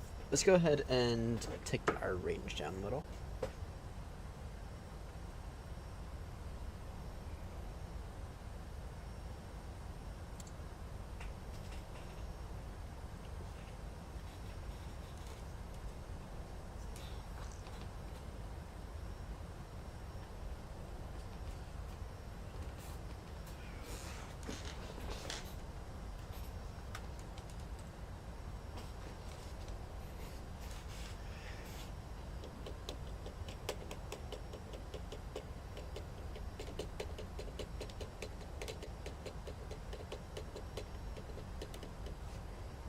Let's see here. Can I see it? Maybe I can. Flying directly parallel to it now. Yeah, I think I can see it now.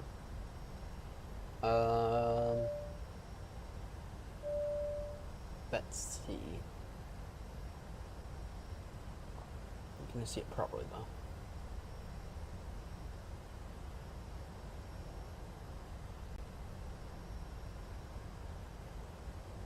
Is that it? Because yeah, that looks like it. That looks like it. Alright, let's take it down to 210 now in terms of the speed. And we will switch over to the other range in a moment. John, good.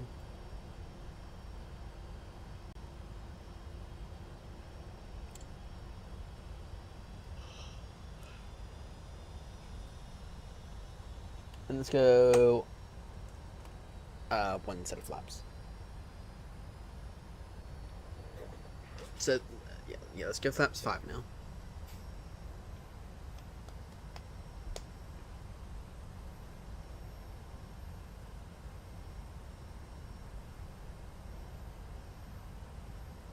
I have a hard time believing this is a 0 wind. But okay.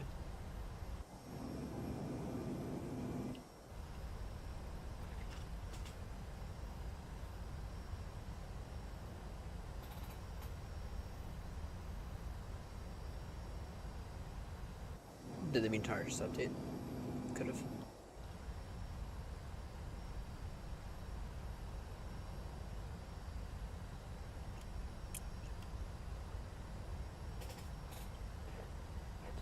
So now to an altitude of 3,000 feet.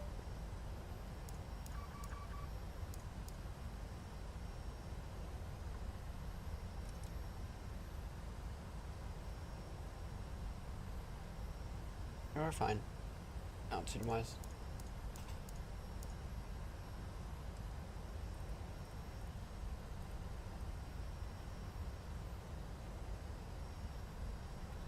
We are fine, altitude-wise.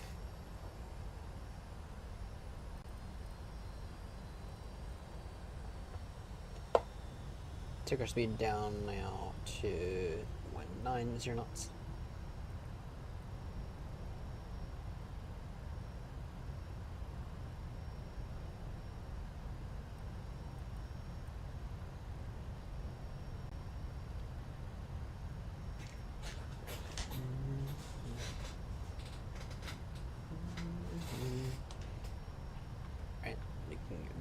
base turn now.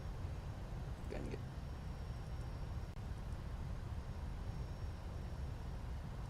Why isn't the approachment coming online again?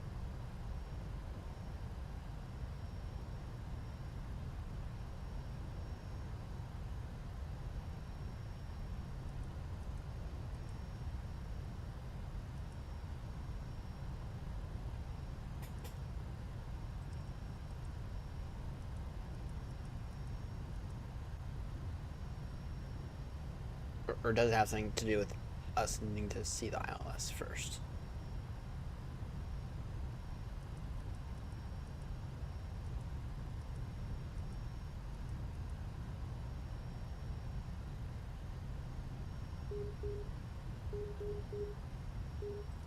There we go. There we go. Approach mode on. 3,000.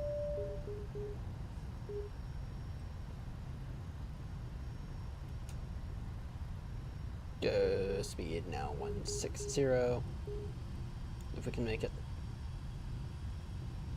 Go. Next notch flaps.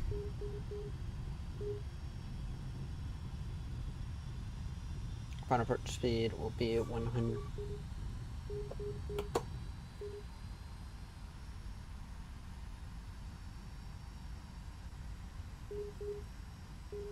You know, I know what that is.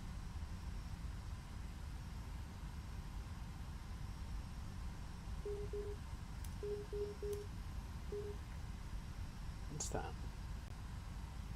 It's not. It's the ILS is. Yeah, you have to turn on the radio for the ILS. Then don't make. Maybe try not to do that. Okay. We are about to turn final in 5, 4, 3, 2, 1.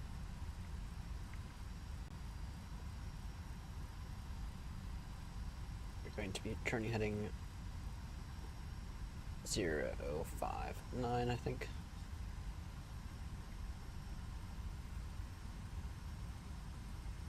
That is. Alright, there we go.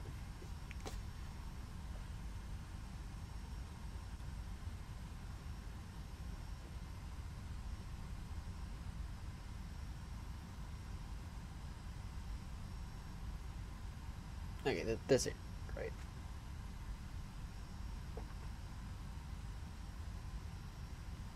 This ain't right. There's no way this visibility is this correct. Are we using live with her?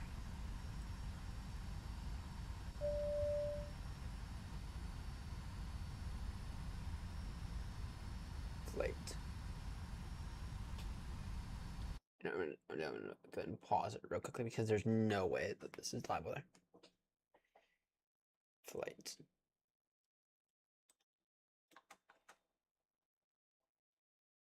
Son of a bitch, it is.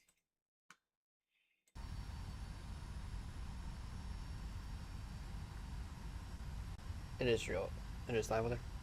Alright, anyway, getting the whatchamacallit. Let me get the gear down. A moment. 4, 3. See if it's gonna pick up the glide slope. Glide slope established. Gear down.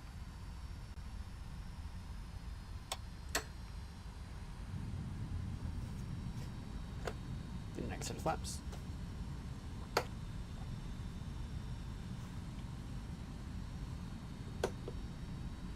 Auto brake 2, good.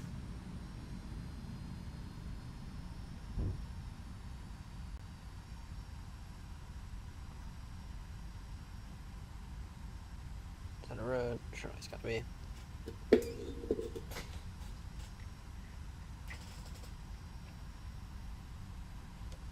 Yeah, I think there's something wrong with the live with her here because it should be raining in it and it's not.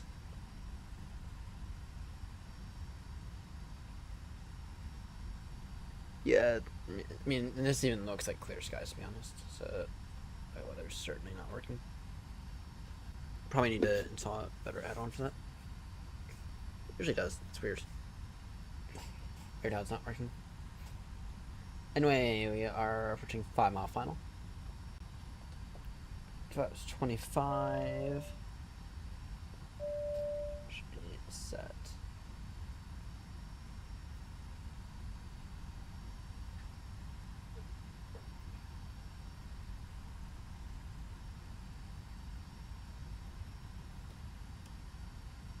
Alright.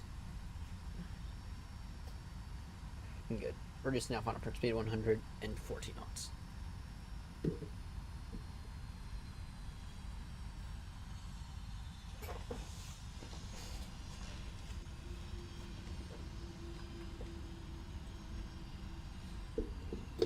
Alright.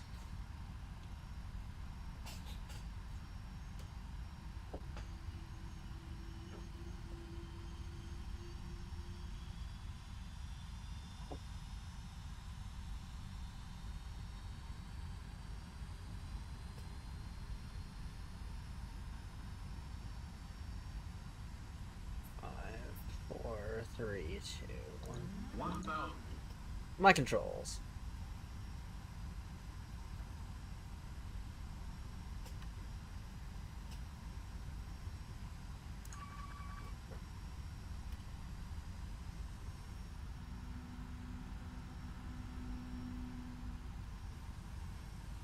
Certainly a little off the balance here.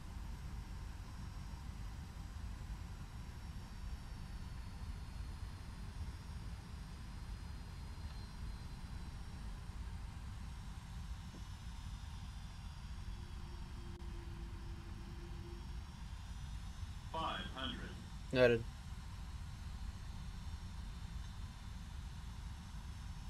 Yeah, nice done. Flight slow. Ringer. Flight slow. Tend to agree on that. Slow. Flight slow. Continue. Flight slow. I think we're fine actually. It's looking not bad. 100. I think we are a little low. 50. 40. 30. 20. 10.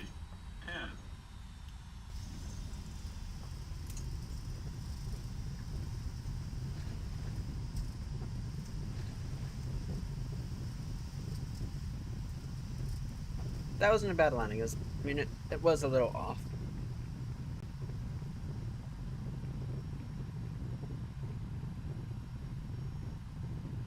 But at least it was more successful than the other day.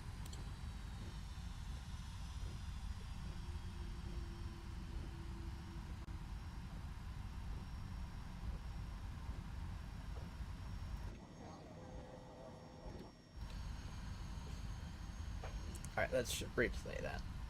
I don't know what I was getting to the gate.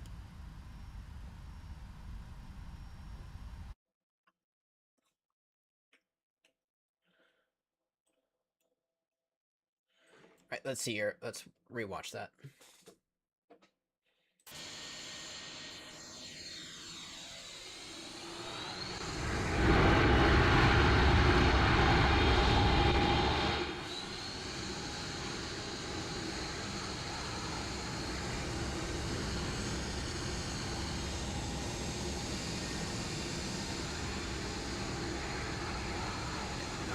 So there's the runway. And yeah, we are certainly a little shallow. Certainly way too shallow.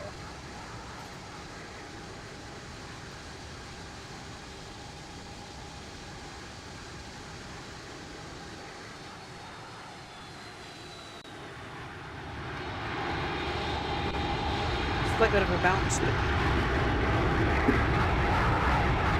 know what? Not bad at that.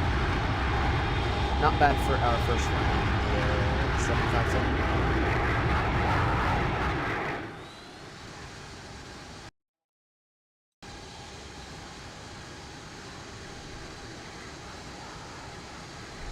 Not bad at all.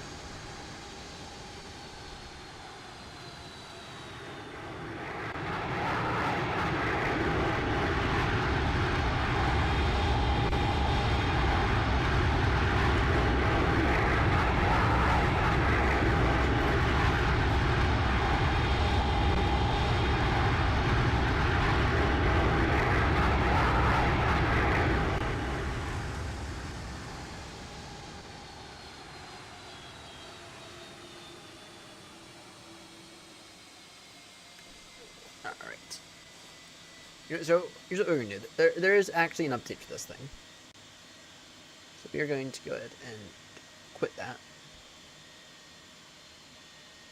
You're going to go ahead and quit Explain. Run the update.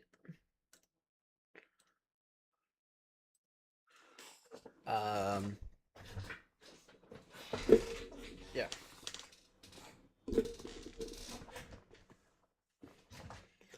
So, in terms of this update, I think it's our X updater.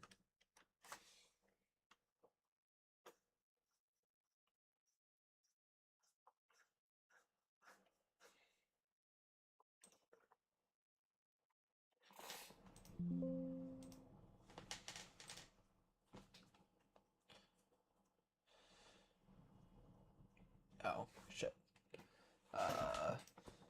Credential needed.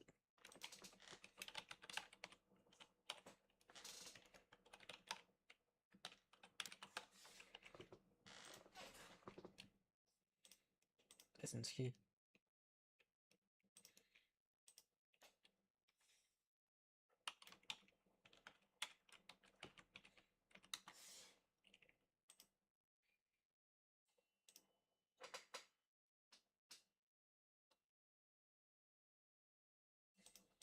One second. Hey, right. Sorry, just working on updating a 757. Because apparently there's an update that I need to install, and of course it needs my license key, so I have to look that up real quickly. Apologies. You can go back and look at our landing. Decided not to taxi in. We didn't do it on Vatsum, so bit of an unstable approach. Okay, come on now. Why is it that my password's always incorrect for X-Plane shop?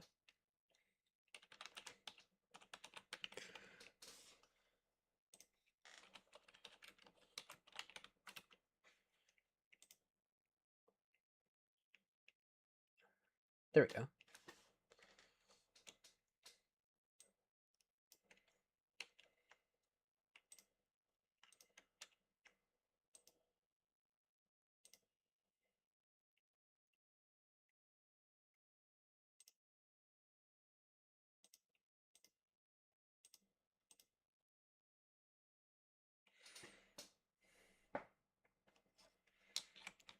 Looks like it's gonna be nice.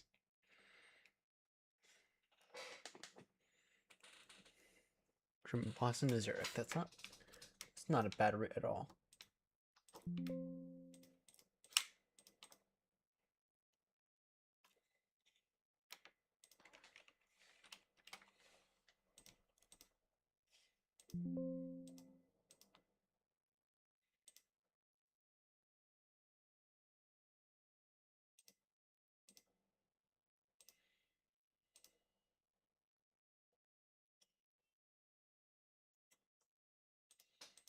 Alright, let's see if I brick this. I might, but find out.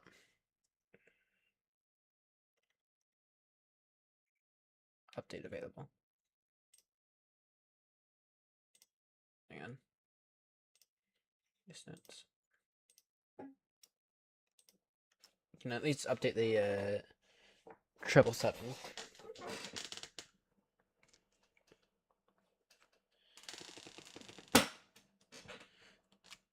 Yeah, fun fact about the Swiss A350. It was that big livery that they had. I think that was any builds. I think that was any builds who designed that livery for Swiss Air. I found it quite interesting.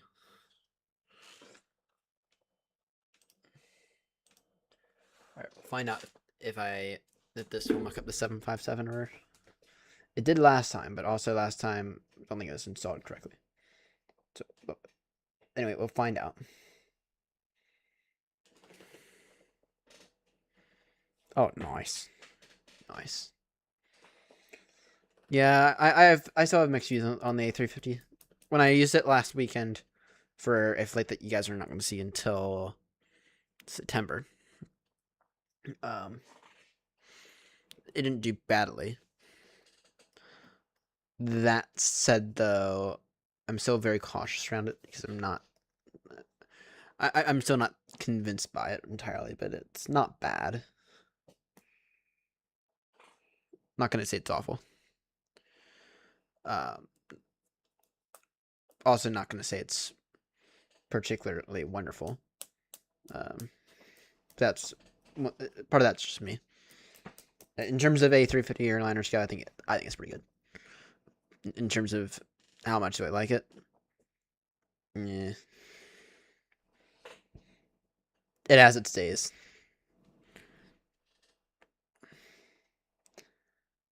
It certainly has its days.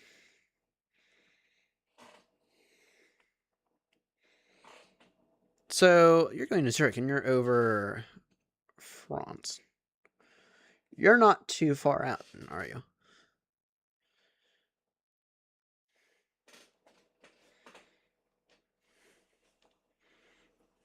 You can do flight on Vatsum.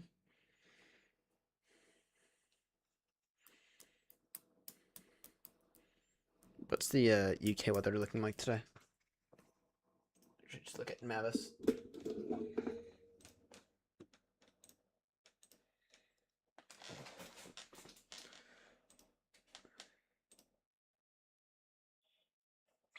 Oh, great! It's the same as it was yesterday.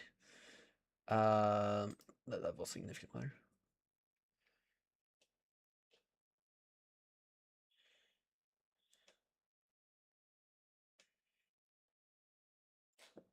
Okay, so there's a front coming in. That's as of that. Yeah, that's accurate as of now. So. Oh, it is early. It is early for them.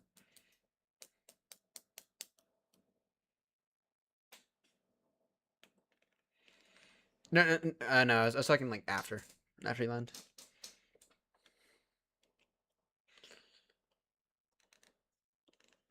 Anyway. Let's see here. So you need to look at Delta 1.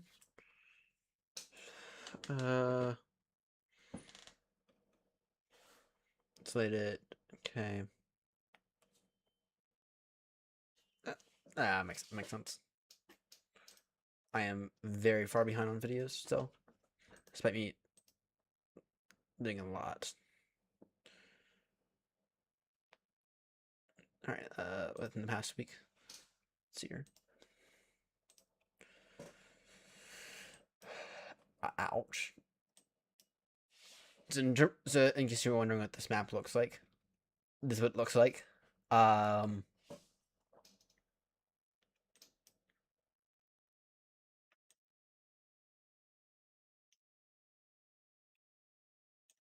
So Gatwick. So Heathrow might be looking not bad, but Gatwick is just straight up Cat 3 only.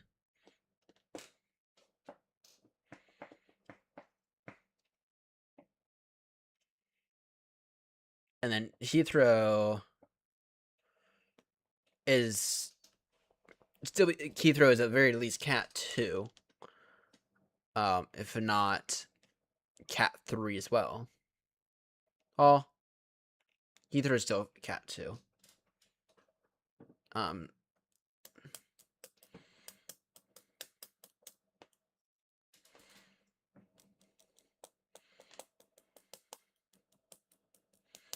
But no, Gatwick and the rest of this area is just straight up Cat 3. I mean, here's Shoreham, Shoreham is just straight up shut today. Because Shoreham is visual approach only. Well, it's visual and I think it also technically does have an RNF.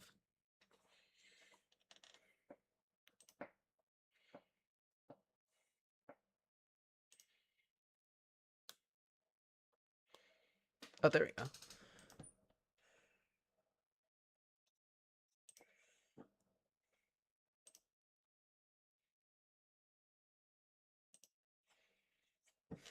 All right. Next, plane map enhancement.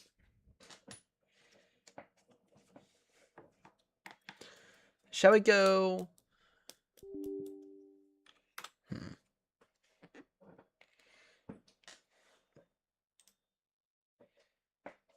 Trying to think of where we should fly. Let's go Heathrow to...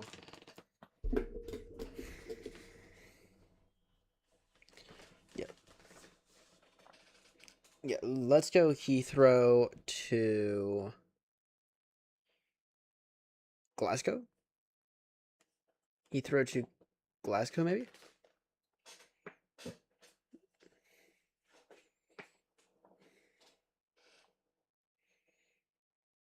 Not going that far. And certainly not as I'm still learning the aircraft. Trying to stick with ILS approaches only for right now.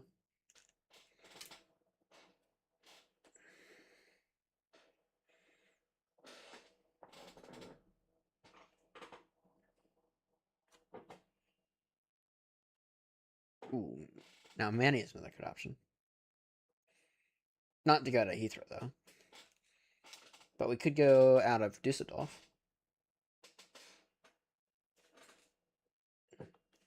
Or you know what we should do.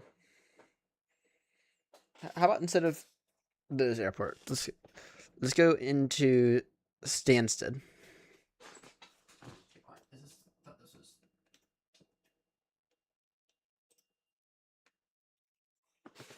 Let's go into Stansted. Obviously not out of Düsseldorf. Let's go out of...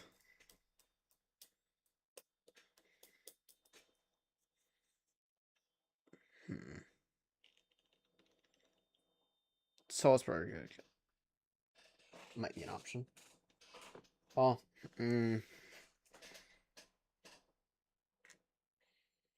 what about... Let's go into Stansted. Not gonna... I fucking hate Paris. Staying the fuck away from Paris.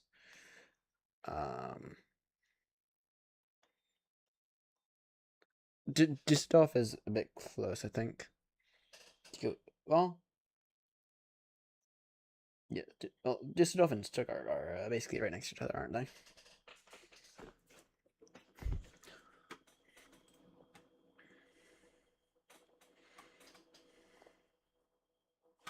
Really? Is my geography just being shit together or shit today?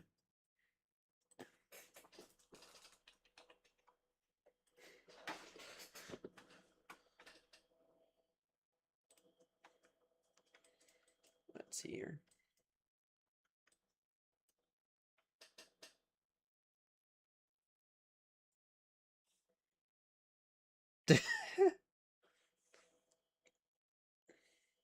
Yes, my geography is shit. Okay, now that's an option. And there's also, I've been saying we need to get to it for a while though. Winner.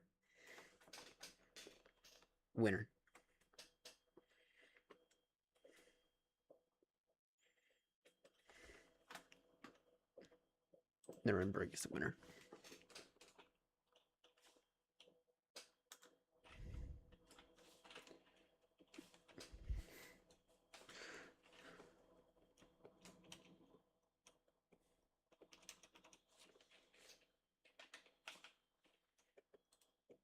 Nuremberg is EDN or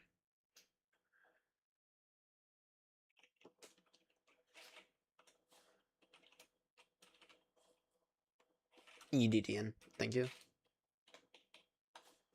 There we go. You guys are wondering why.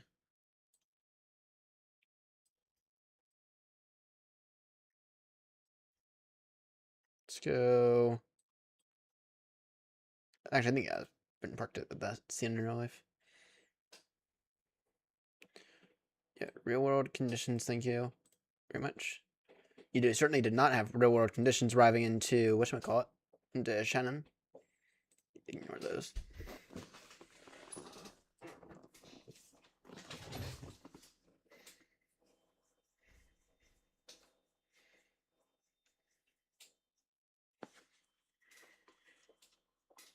I'll fly as a BA. I guess we could theoretically fly as a Jet 2 Holiday. No, we're not gonna do that. Fly as BA. Lovely speed bird. Not to mention that's the livery I have installed.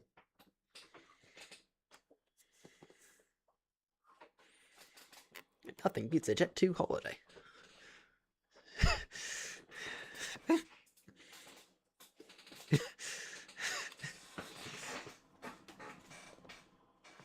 Alright, whilst that loads.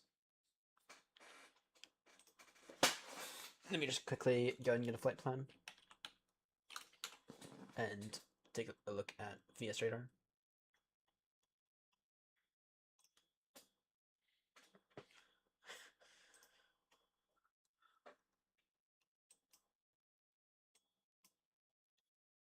Oh, there's someone. There's a Ryanair doing VFR flights at Stansted to Stansted. What the fuck? Especially in these conditions. Then Nuremberg will be fine. No, there's no one at Nuremberg. New flight. Speedbird. 3-5 Papa. Departure.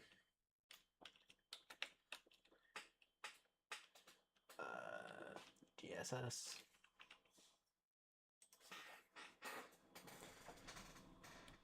Well, London City doesn't accept 757s, do they? They accept 7.3s and A319s and A320s. That's about the biggest you can fit in there, though. I think, anyway.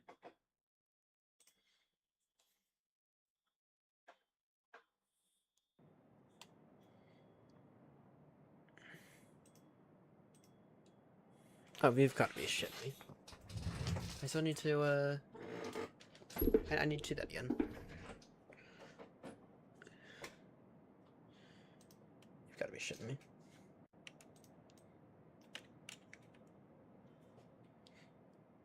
Alright, 1 second. Sorry, this needs to go off for a second, just so I don't leak it.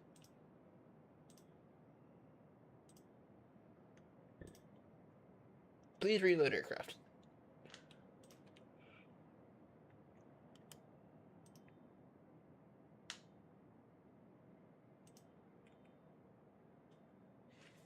Damn it.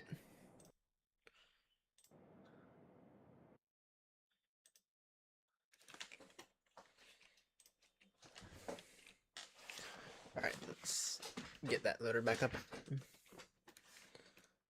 Meantime, we get this generated.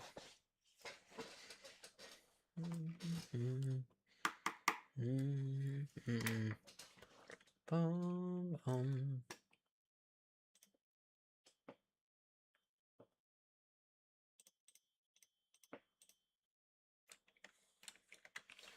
X-Pilot.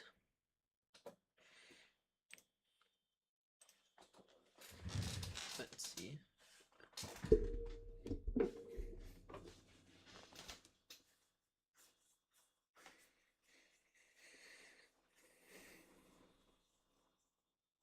So, we'll aim to be up in the air by about...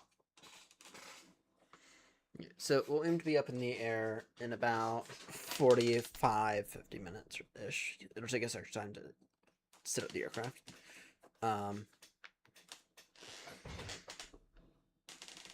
Yeah, that'll be your plan, I think.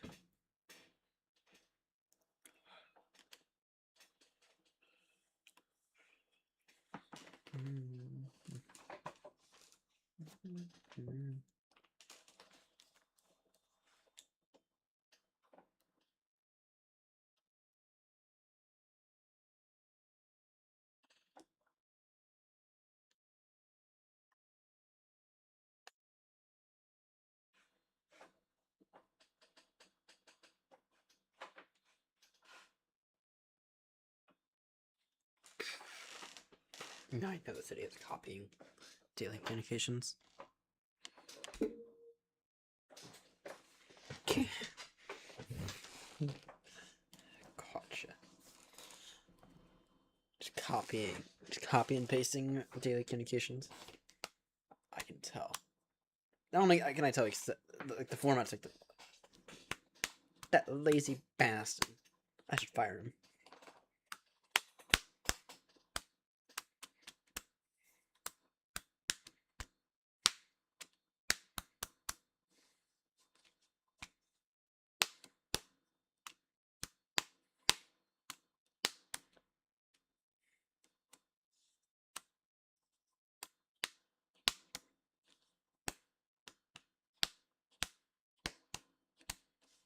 Alright. You know. Still loading.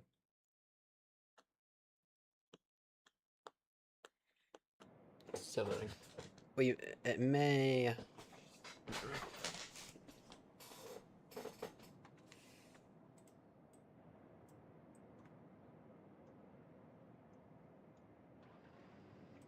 Developer. Plugins.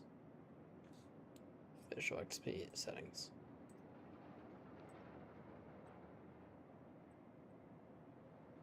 Oh, wait. Visual XP still not working?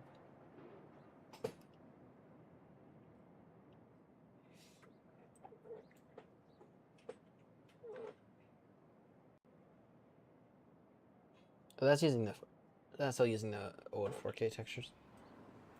Alright. Oh, that's fine. Connect Speedbird 3.5 Papa.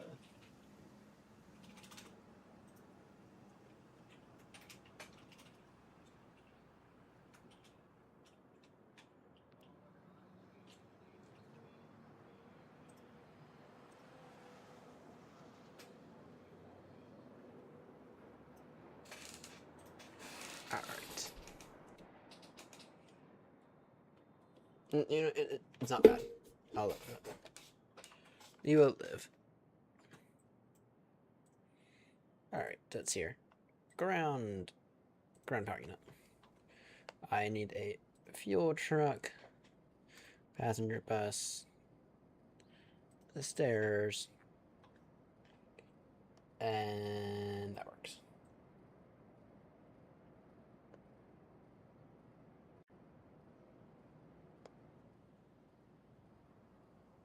When I was at Nuremberg, we parked over there, and then we were bused 5 steps right there.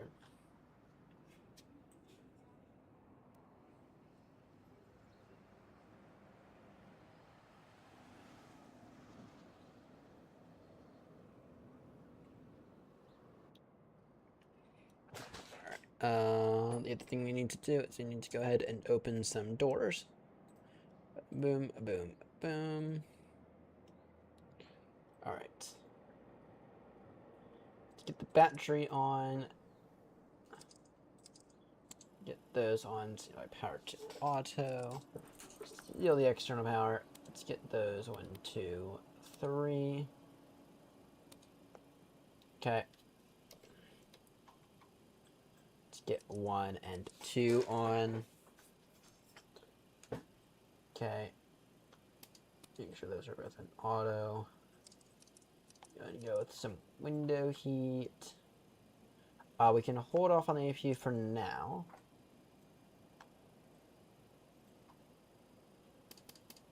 Let's go ahead and set those to auto.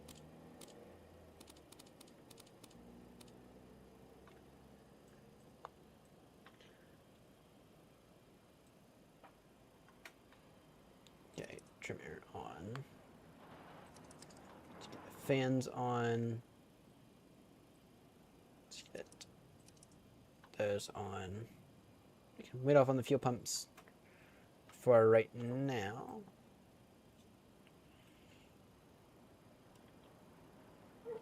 Alright.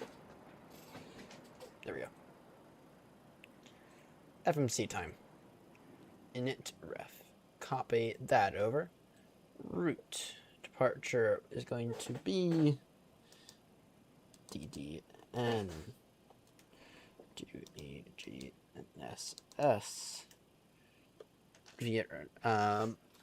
Let's take a look.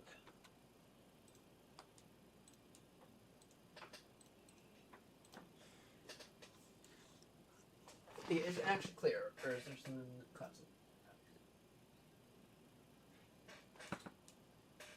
It's saying Cav okay, but then I look. That's clear fucking skies now, isn't it? That's clear fucking skies. Tell me I'm not wrong. Tell me that's not clear fucking skies.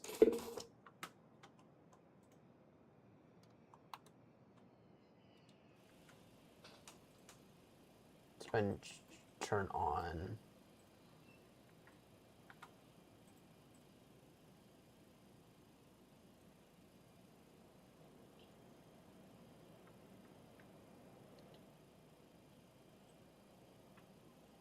Spin will be on 0 degrees at.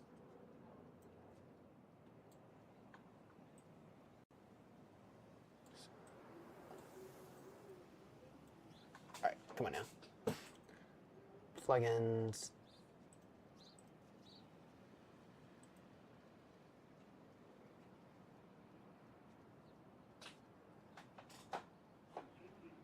Flight configuration.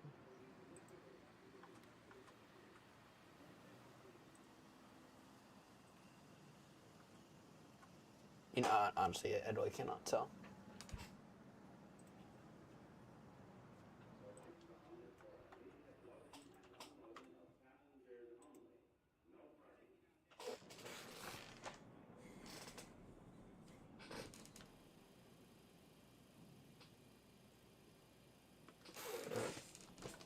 Oh, what happened?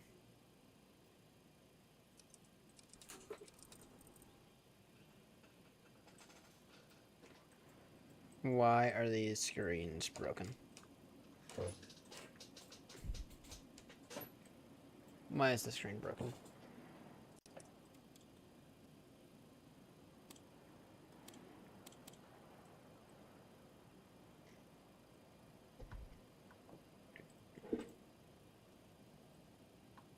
The screen is broken.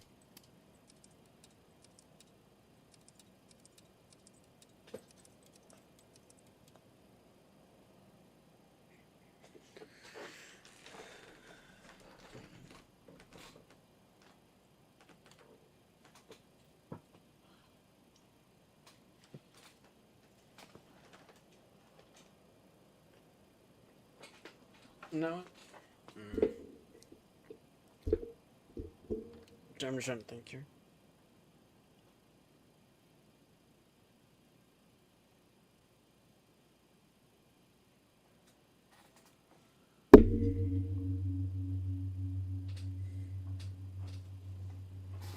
Because I managed to break something. Already as well. Managed to break something. As I to do the screens.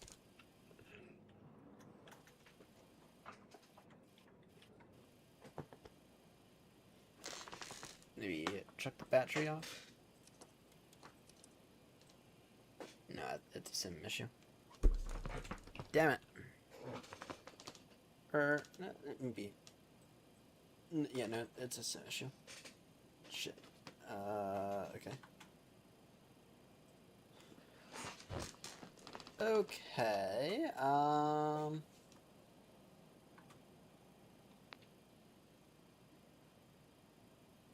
Quit.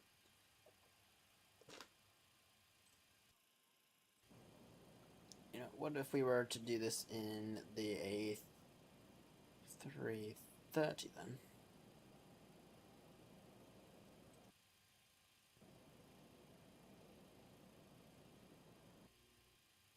New flight.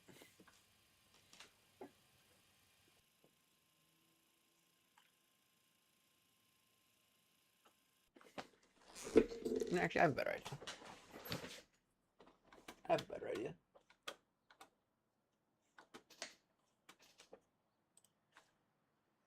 I'm just curious.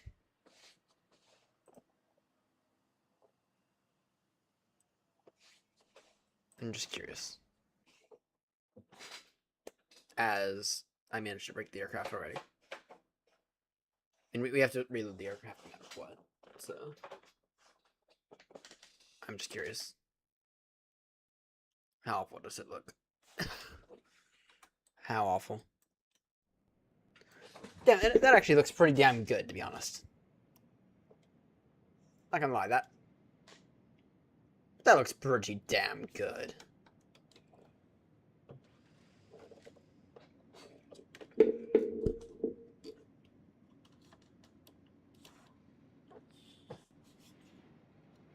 Maybe this will make me maybe enjoy this shit now a bit more.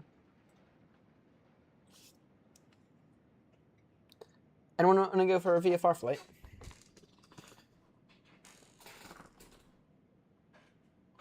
Just take a look.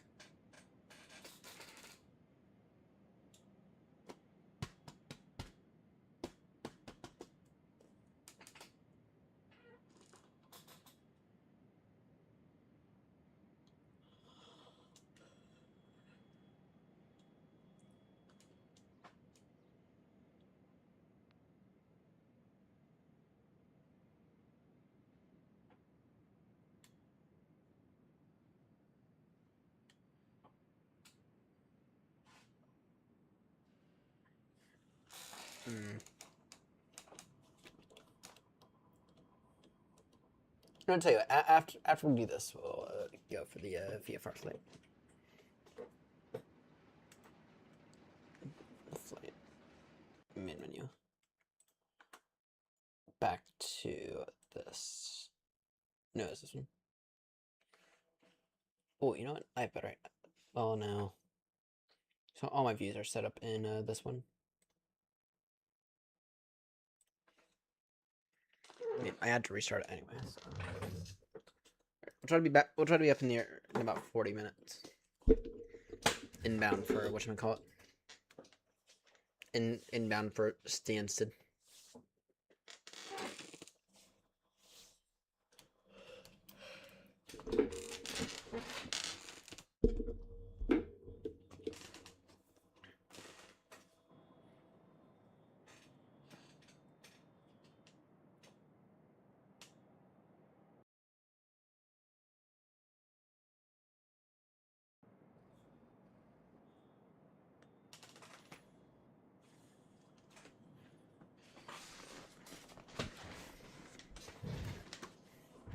Alright, you actually gonna function now?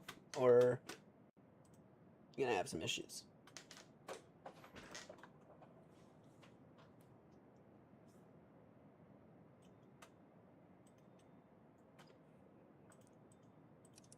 So you can get that on. Get an APU on. It's just in that we don't have any ground power for some reason. Which means it'll take an extra minute to get it. Or to get this. Fuel truck, passenger bus, stairs.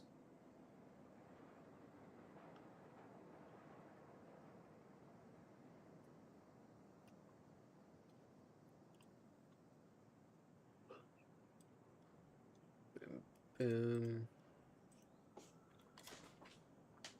Yeah, let's try to get this APU up.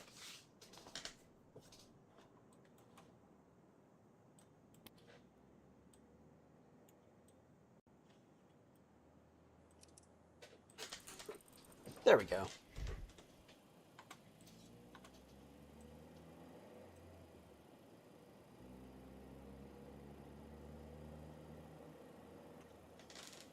There we go.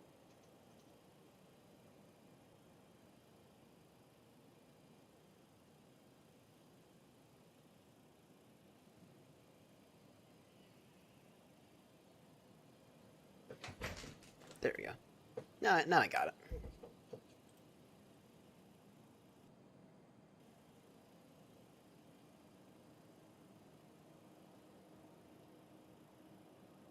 Sorry, I'm trying to arrange these panels again.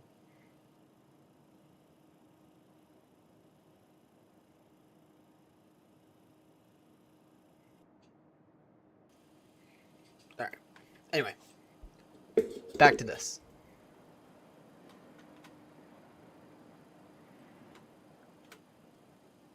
So, oh, let's go ahead and also get these guys on. 1, 2, 3, 4, 5, 6. Let's start off with the weight, which we have to do manually, unfortunately. And also, let me go ahead and get X-Pilot up.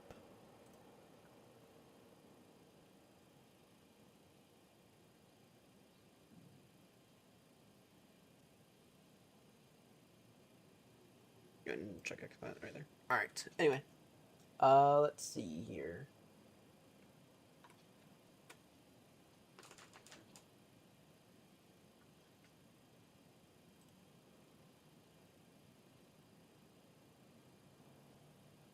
Regenerate my flight plan because something didn't do it right. Alright, anyway. FMC position to copy that over. Route EDDN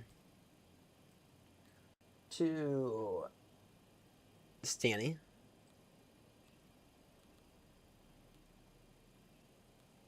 Alright, in terms of our departure out of Nuremberg, we're going to be on a runway 10 departure via the Solus 1 Charlie.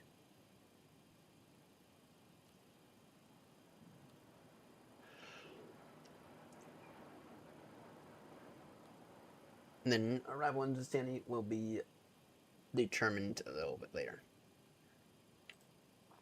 Anyway, we are flying as Speedbird 35 Papa.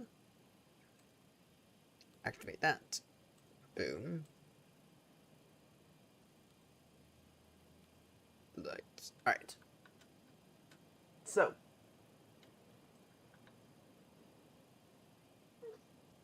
after Solus, we are going to be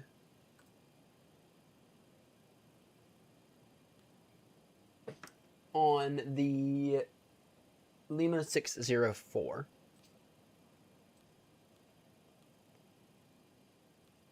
And we're going to be there to Maphawks.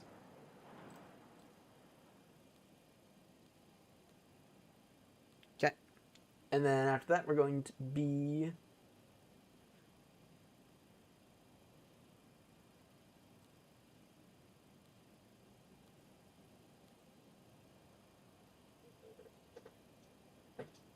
direct to Nogro.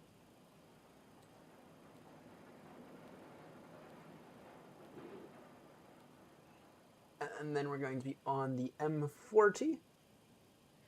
On the M40 motorway.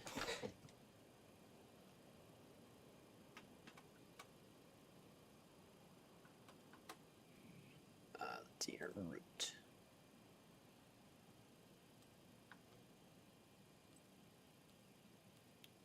And we are going to be taking that to Rennes.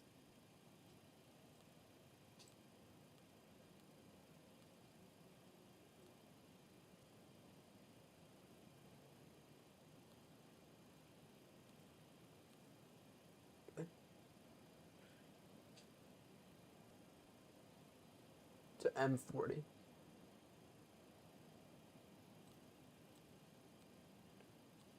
I'm taking that direct to Rennes. There we go. Did I put it in as Rennes as Echo? Probably did. And then we'll be on that arrival. Okay. That's actually the entire route in. Not that bad now, was it? That was not bad. That was not that bad. Fucking hell, a lot better than it was. Alright, let's go ahead and get the iPad up a bit more. Let's get the iPad up here, front and center. So in terms of our payload, we're going to be taking 170 passengers. Our cargo weight is going to be... Wait, what's our zero fuel weight?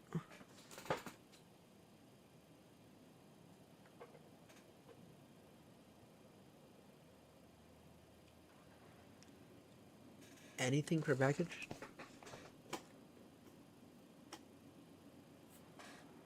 Really? Nothing per package. So 0 fuel weight.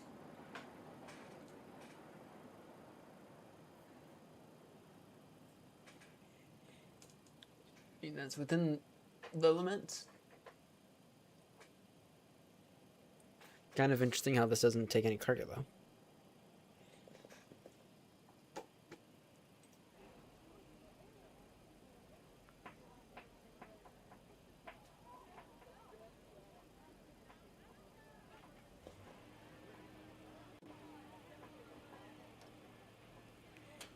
Loading the aircraft.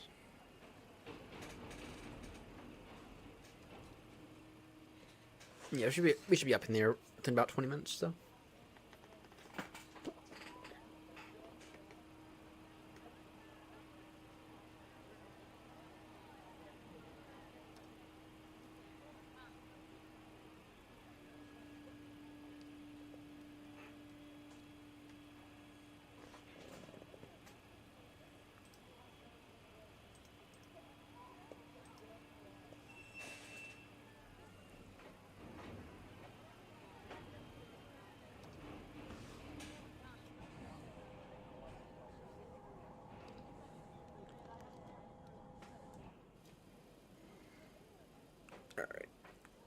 Alright. Just waiting on this.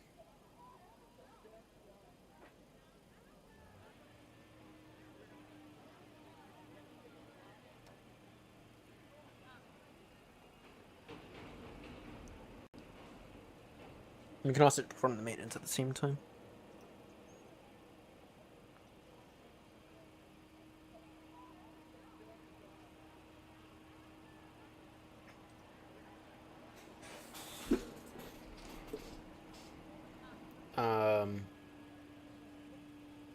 Passenger test. Is that what we need?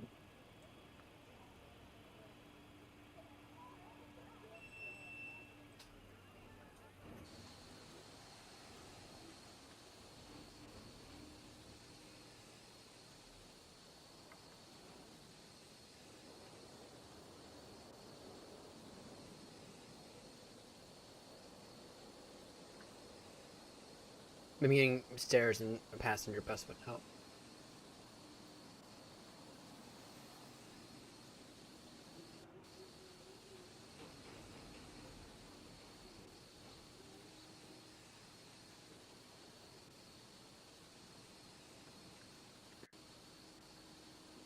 Don't know why it's taking so long to load. Anyway, come back up to this. It's your fuel weight. Yeah, now I know.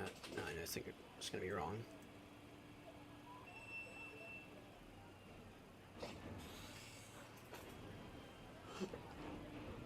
Now I know. I think it's gonna be wrong.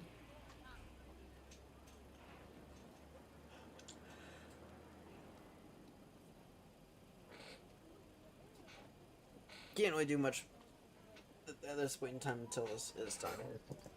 Yeah, maybe it did not like me taking away from the ground power unit.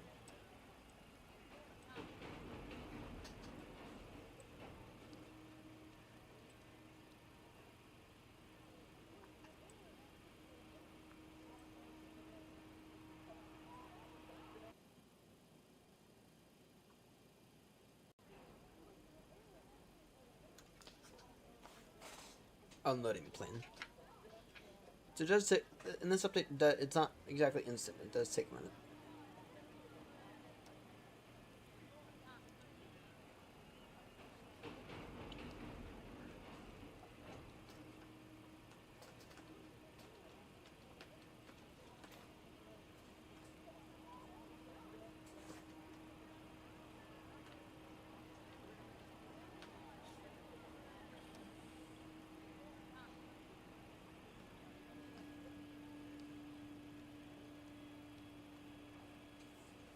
Just waiting for the thing to load at this point. I know it's out. It says unloading because I mucked it up.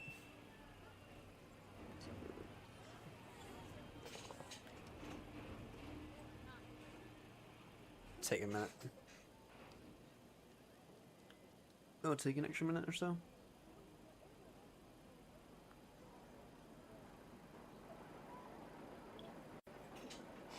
Still gonna take a minute. Annoying. In the meantime, our cruising altitude for this one's going to be 360 on a cost index of 42. Right. Already put that in. Alright. I'm going to call that good for the FMC for right now.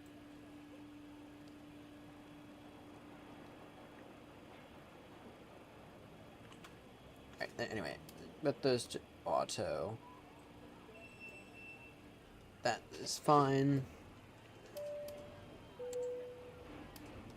Boom, boom, boom. Set this guy, or set all these to auto.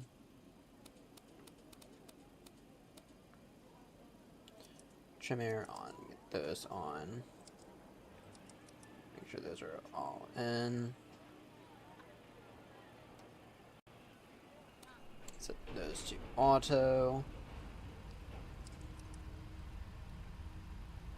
Set those to that. Set those to that.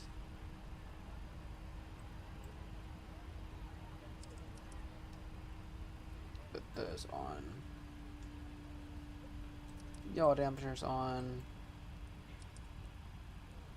Get those on.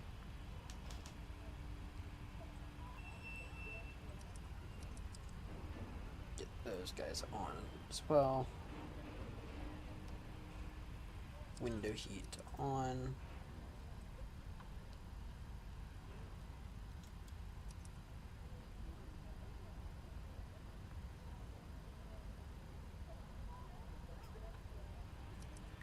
Those guys on, get that on.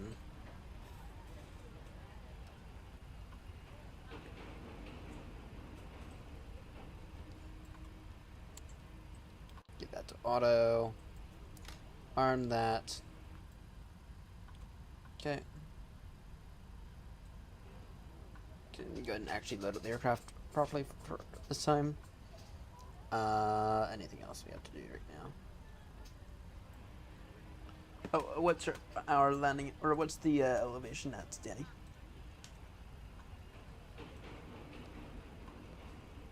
What's the airport elevation at, Danny? Stansted airport elevation is 300 feet. You can go ahead and set that.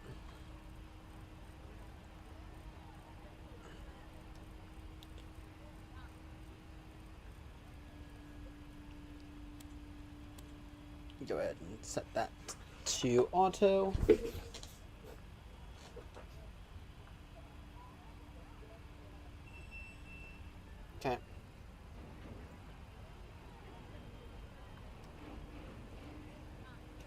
There we go. We're actually about ready to, well, actually, oh, no, we're not quite ready because we still need to finish putting in our data here, which we're still waiting for the aircraft to fucking load. In the meantime, though, we can go flight directors to on. VNAV won't work because it's not. That performance isn't in yet. It'll be in a few minutes, not immediately though. In terms of our, well, the second we put that in, that'll change. This will set our initial altitude just fine.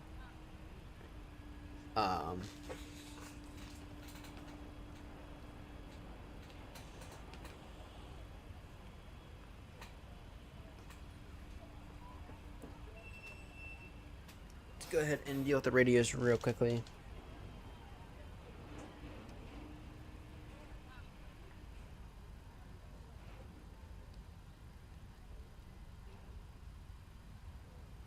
On 22.8. As appropriate. Tara on.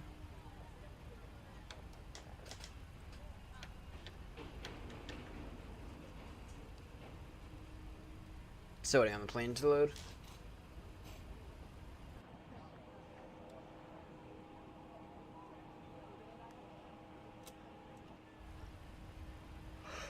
Ugh. I'm getting tired. Been a long ass day. Been a very long ass day.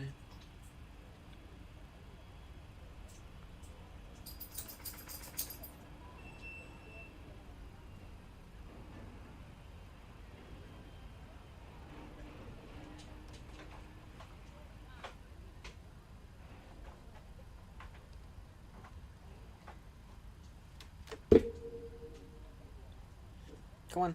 You can do it. You can finish loading. You can finish loading, please. Please, will you finish loading now? Please.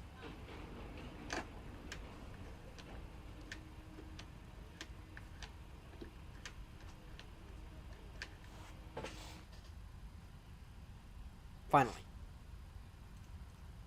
There we go. And then in terms of our FinRes, what's our FinRes fuel looking like?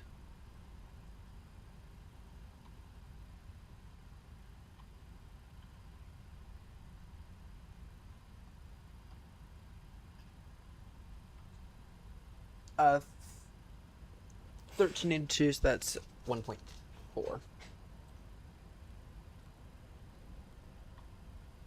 Alright, take off.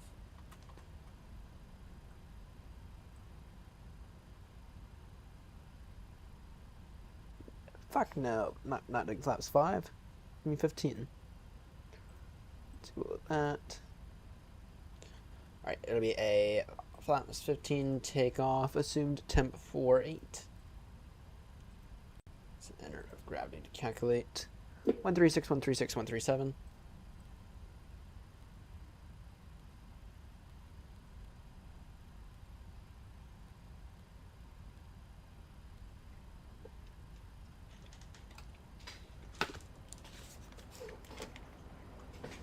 Alright, and I actually think we're about ready to go. Get rid of that. Boom, boom, boom, boom, boom, boom. Airplane. Shut, shut, shut.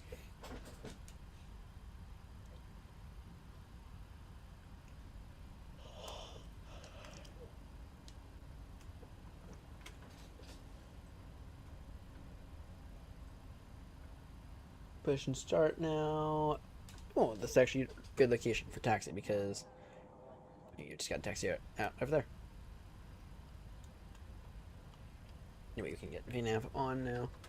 In terms of our departure, we'll just go straight to our cruising altitude. I'll leave that for right now. Right. Alright. And then our initial heading out of here is going to be... Actually, it'll be 6,000. Or initial climb, 6,300. Or at or above, so we're still fine. It'll be heading of 094.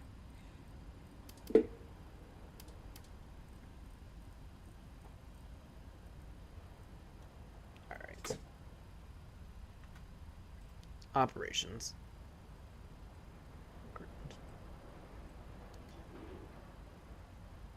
Ground to cockpit. Please show me where you want to go. We are going to go right there.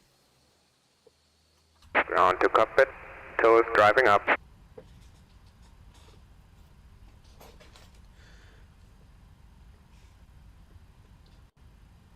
Nuremberg traffic, Speedbird, 3-5, Papa, stand, whatever we are, push and start now onto Mike 3, expecting runway 10 departure, Nuremberg traffic.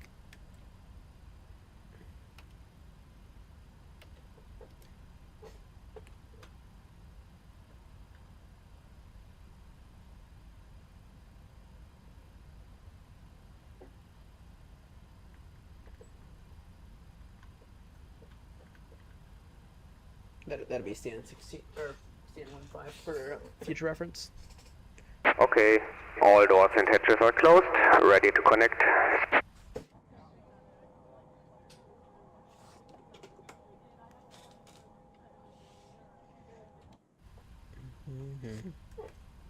Need to set those to auto as well.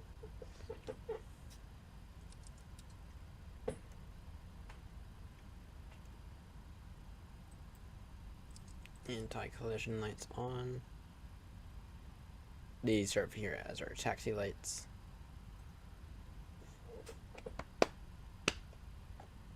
Go auto brake RTO. The audio dampeners will be on a second you push. Tow connected and bypass pin inserted. Release parking brake. Parking brake released. Starting pushback, and you may start the engines. Nice. Get that one first.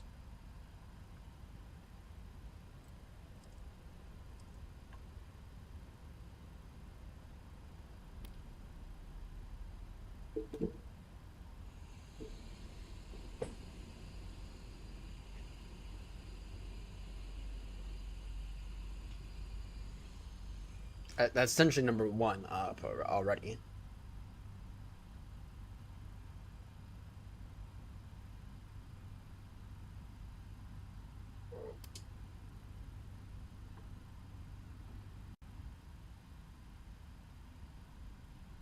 Go that one now.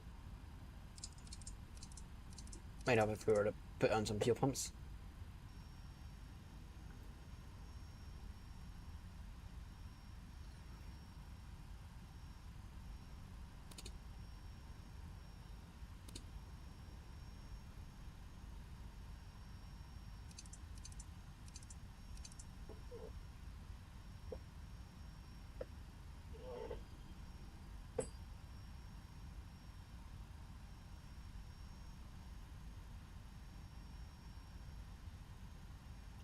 Alright.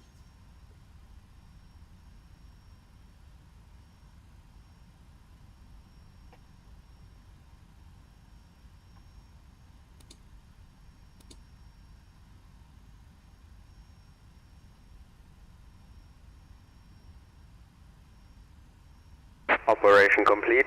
Please set parking brake. Parking brake set. Disconnecting tow. Stand by.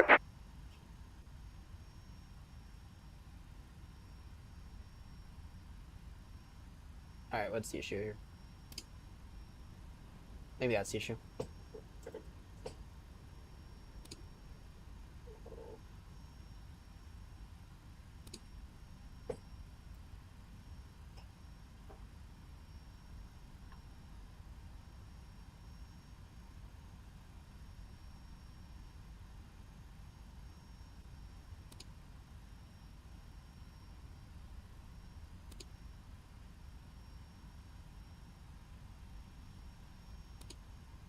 Alright, round. Tow is disconnected and bypass pin has been removed. Hand signal on the left. I'll see you next time. Have a safe flight.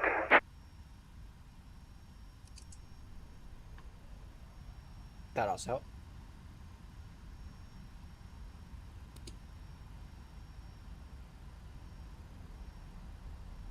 There we go. There we go. And to be honest, I don't like this anymore.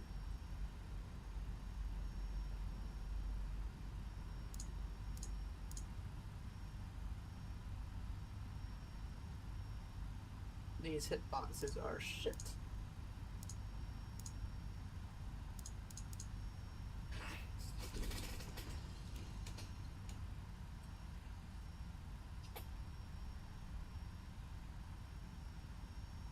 What's the matter with you now?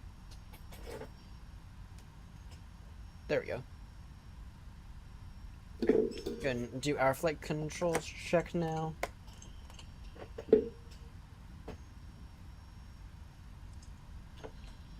Full up, full down, full left, full right.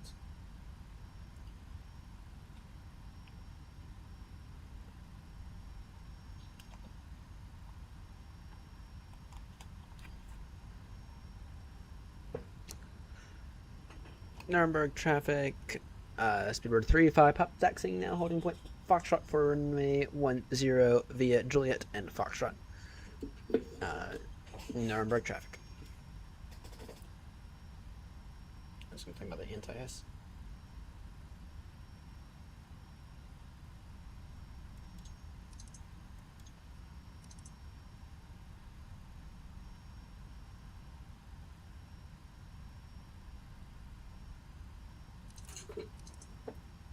That might be what it's complaining about, actually.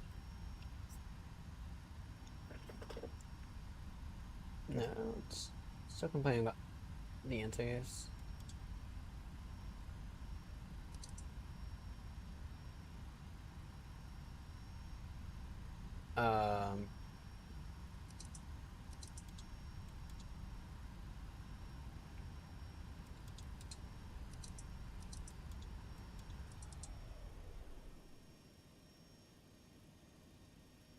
Okay.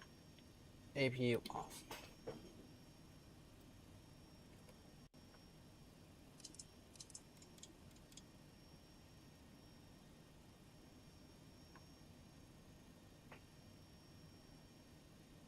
What do you mean I turned it off?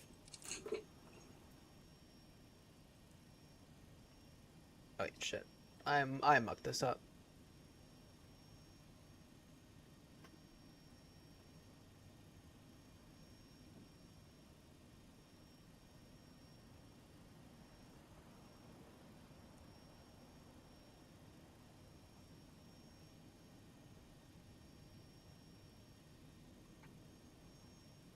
I mucked this up.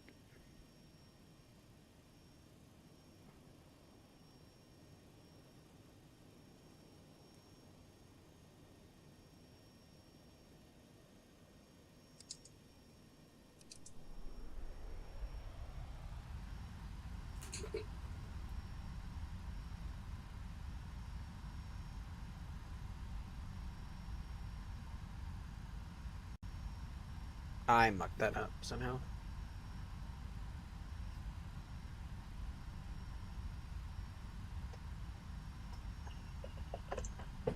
Alright, we're just gonna go without it.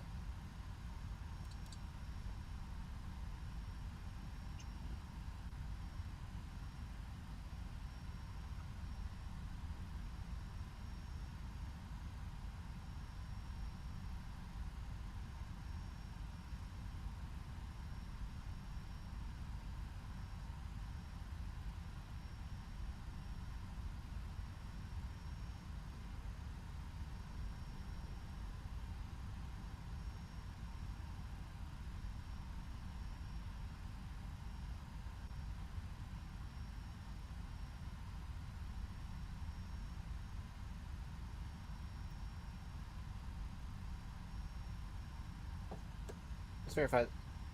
That's okay. Yeah, that is so. Thing trust. Good.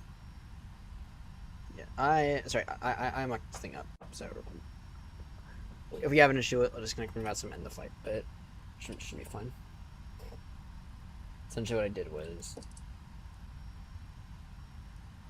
I pressed that in, and it requires maintenance to undo it. So, whoops.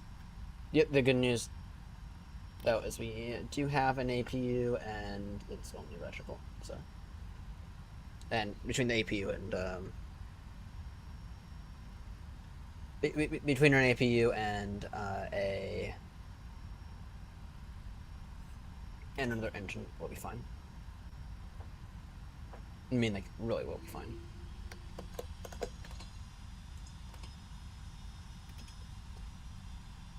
That's not me just saying, okay, we'll be fine, but it's like, unless we have an APU failure at the same, unless we have an APU and an engine failure, we will actually, like, really be fine.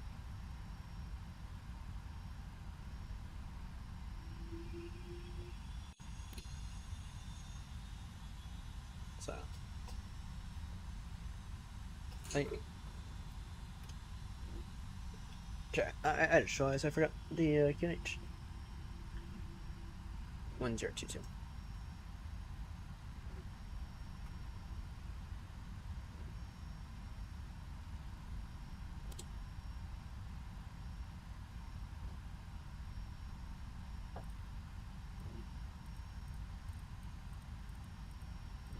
1022.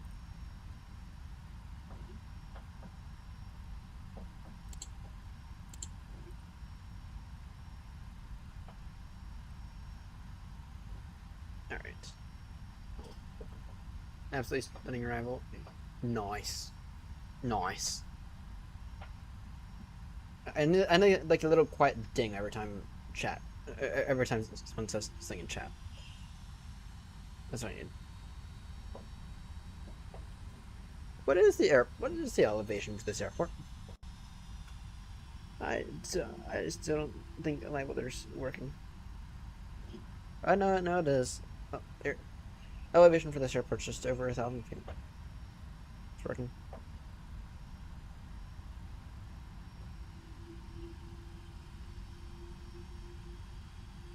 Just like with the 737, I'm not used to this thing requiring a bit of thrust to taxi.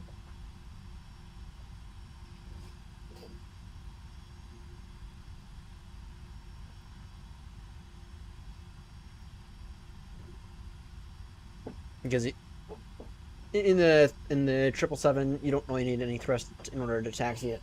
Same thing with the with basically every other aircraft I fly. I mean, occasionally the 320, occasionally the 321 will want a little something, but not really, not often.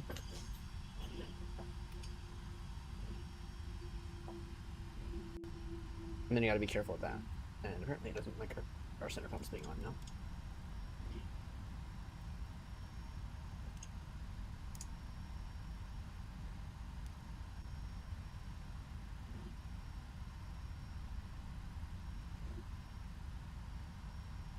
Nuremberg traffic. Nuremberg traffic. Speedbird 35 Papa lining up now on the 10. Nuremberg traffic. Get that out the way. Get 2 notches of flaps in. Landing lights are on. Good. Then before I forget, the trim is absolutely fine. Come on now.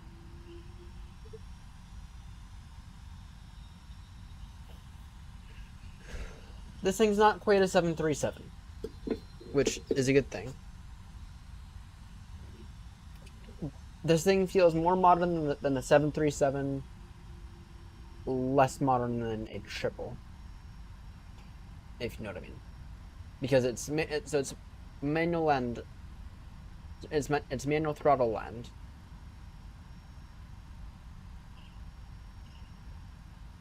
But then oxygen is fine.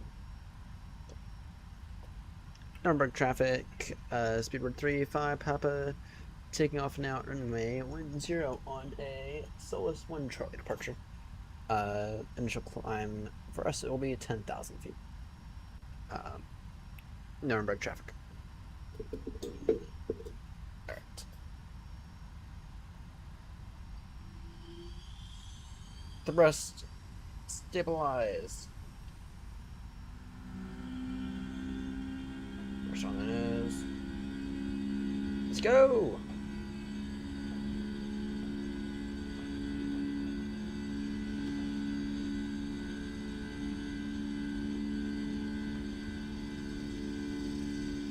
Knots.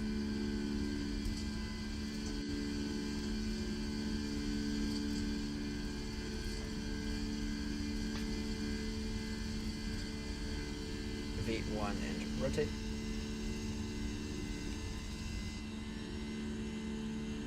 Pause right, gear up.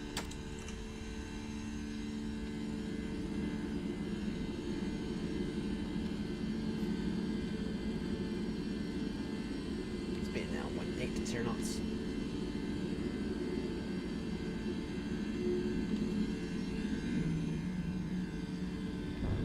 Flaps in 1 level.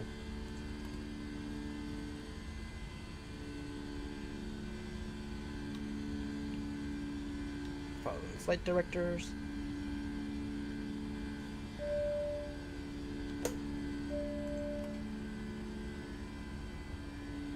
Not following the flight directors. It hand flies like a marvel as well.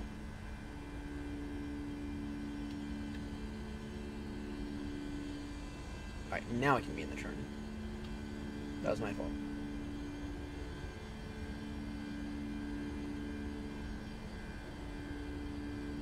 And these flight directors are not your normal standard flight, like, two basic line flight directors. There's actually a bunch of things here that you can get right, or that you can monitor. This is only my third flight in this thing as well. But so far I've been very, very happy with this thing. Might go to being 757 driver, not necessarily 777 driver.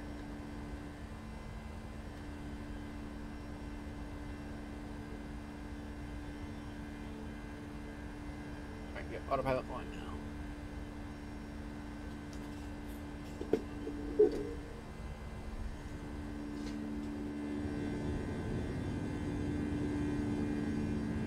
I know we do. Well, Bluebird's coming out with their offering here soon.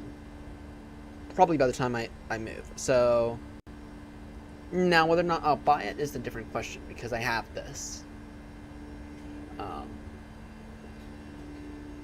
mean, I have this, and I'm sorry, it's actually looking pretty damn phenomenal. Don't explain, purchase this thing. You do get the... Now, X-Plane, I will say it. X-Plane doesn't look as good, but there are things that X-Plane will do a lot better than MSFS, and one of those things is, of course, the hand flying and the actual physics side. But the other thing that X-Plane will do better than Microsoft is actual visibility and rain and stuff, right? So it'll actually make your condition challenging. It just doesn't look. It's just doing it whilst not looking the best, right?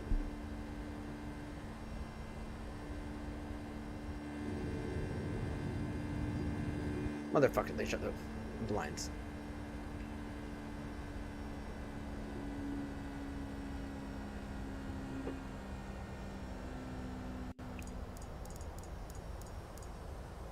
Nuremberg traffic.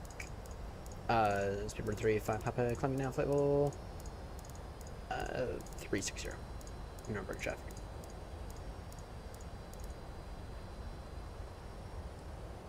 Back into V now.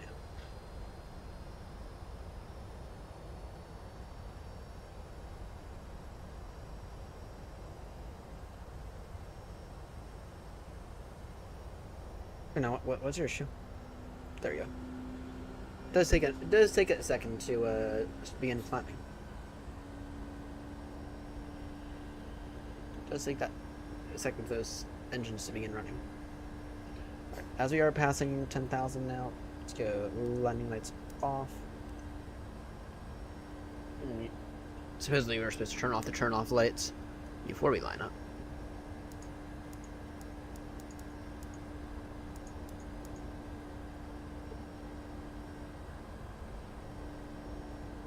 You're talking about this Ryanair, right? You're talking about the Air Baltimore Ryanair, correct? Not the rusty 737 one. Actually, I heard something about them the other day.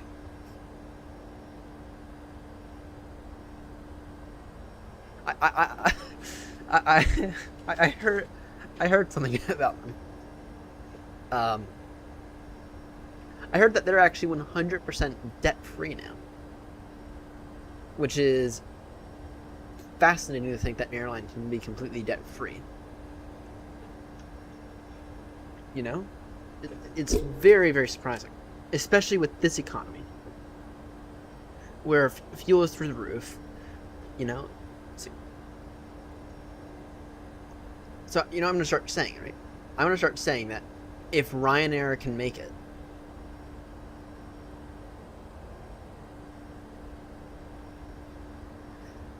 okay, my personal opinion, there's no difference between the 737s. Stick with the one you got. Fly that thing perfectly before you go fly anything else.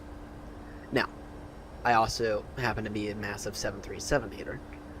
You know, there is actually a really good freeware 737 for X-Plane. It's the Zebo. Zebo slash level up. Level up is based on Zebo. There's supposedly better textures, though I'm yet to experience that. Anyway, we have a freeware 737 that kind of draws the line for X-Plane. Like, okay, if you're not beating at least this standard, then you shouldn't be paying. Or you shouldn't be requiring payment, right? That said, though, I absolutely hate 737s, in case it wasn't obvious. Fuck all 737s. They can all rust in the desert.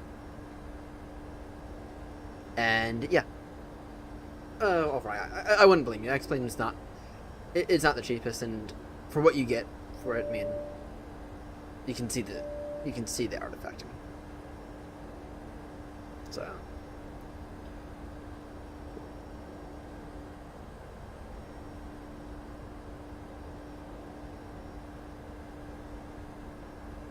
Excuse me.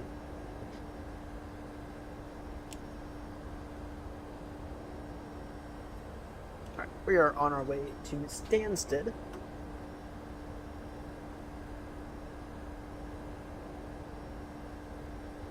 This is our first flight on Vatson.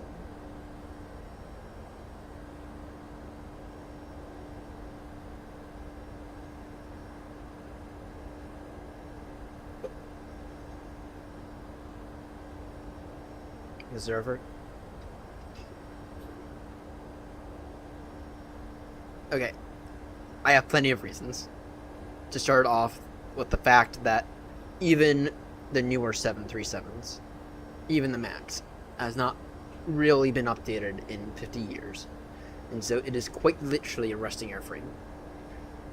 Which, I mean, it's received minor updates, but nothing too significant. So there's that reason. The second reason is I think that it looks straight up ugly. I hate to say that a plane looks ugly, but the 737 does look ugly. The third thing is you have to manage your oxygen manually. You see, with this thing, it's all automatic. No, like, pressure valves or any of that bullshit. It's all automatic in this thing, and this thing is about as old as the 737-800. So we have that reason. Yeah.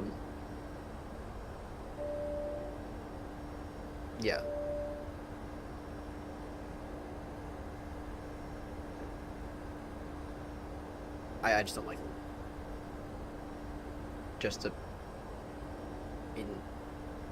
I will happily fly basically anything else out there, but not the 737. So there's a lot they have to do with the 737. And it sucks. Just straight up sucks. So.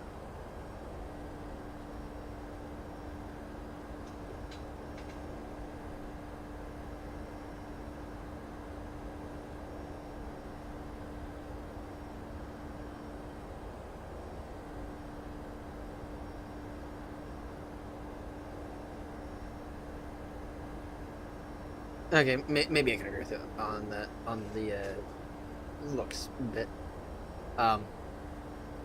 But in terms of the type rating, I'm sorry, that shouldn't fucking matter. It should be making it as modern of an airframe as possible.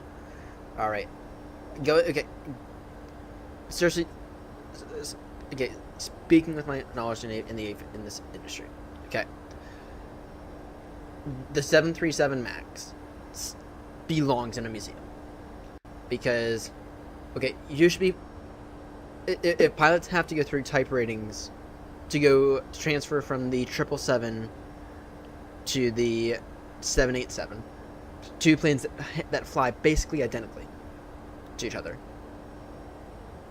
then you should be going through training to go from the 737 800 and over to the 737 MAX, especially with all those hidden systems that Boeing stuck in that thing. Okay. Now, I do understand that there's a massive difference between the 777 and the 787, which would require extra training. Okay. because I mean, remember it's a composite airframe. It's versus metal airframe. It's more modern, has more modern systems, right? But that's, come on, Boeing. We're not in the 1990s anymore.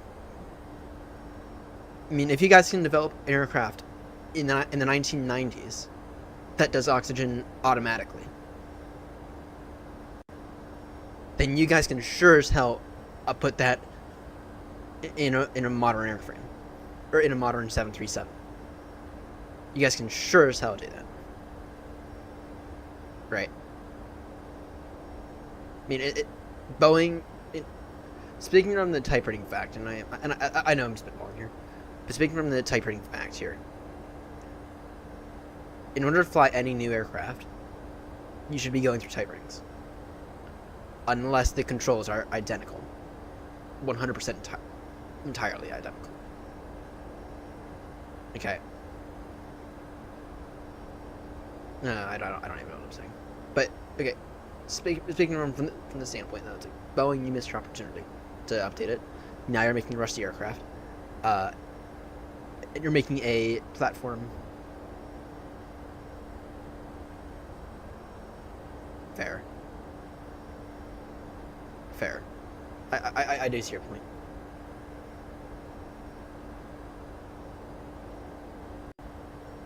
I don't know. I'm just spitballing here. It's 12, and I've been actually going to bed on time or something. So. But I mean, the Airbus still flies. It is still a very modern platform. So, I don't know. Fuck the 737. I hate it. Rusty. It's rusty. And then especially with the way that they tried to hide a lot of their shit in it. I mean, come on, Boeing. You guys know better. I mean, the MCAS alone should have been enough for the 737 program to be shit.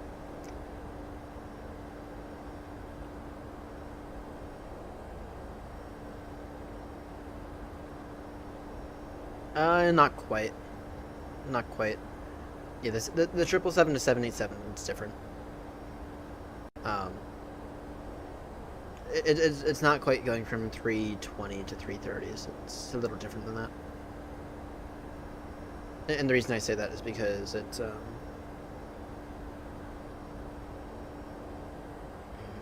well, it's not really the same cockpit either. I mean, it's similar, but it's not really. I messed up earlier when I said the two don't really, or the two are similar. It's like they are similar, but not really. I mean, still. Oh, here's another reason to hate the 737. It's not fly-by-wire at all. Okay, seriously, fuck about on that part. If you're building an aircraft, that's not fly-by-wire in this day and age. What the fuck are you doing? Okay, small GA aircrafts, I understand. Those things cannot be, or those things kind of makes more sense for those things not to be fly-by-wire. But make all your modern airliners fly-by-wire, please. So, anyway, going back to the 787. It's different. I mean, it's similar, but it's more different than not. I mean, I'd be worried if you didn't have to go through extra training for type or to transfer between the two. I'd be certainly not worried, or I'd be certainly very worried.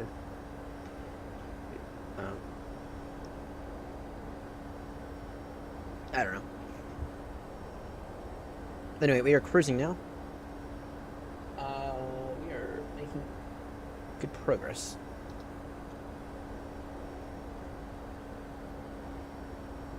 Oh, Fry, have you used the Dreamliner yet?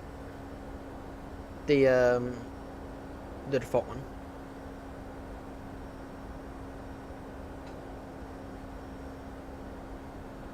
And apologies for not making any sense back there with my rant about the 737.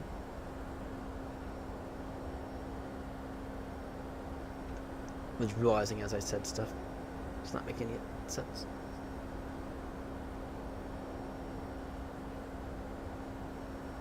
That's news to me. I won't ever fly this again.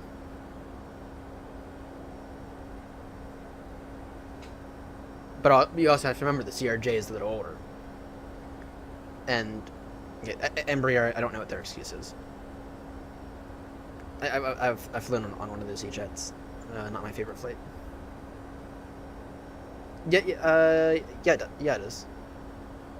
Oh, well, not like default MSFS, but premium deluxe.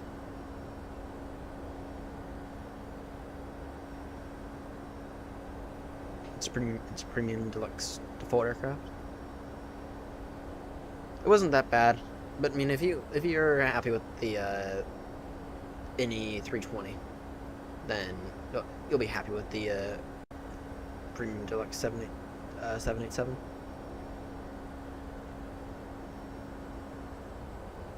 The older. Okay. Yeah. Well, in that case, the older E-jets. Okay, that makes sense. But you're releasing an aircraft in 2015. It should be 100% fly-by-wire. I'm sorry, there's no excuse on that front. Fly-by-wire is proven safer. It's proven better.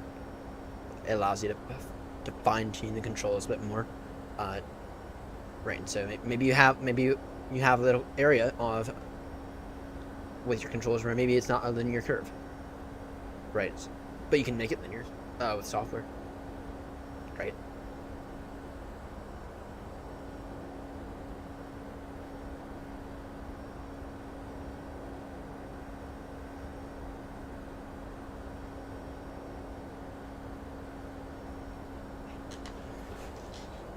Yeah, the CRJ is from Mitsubishi.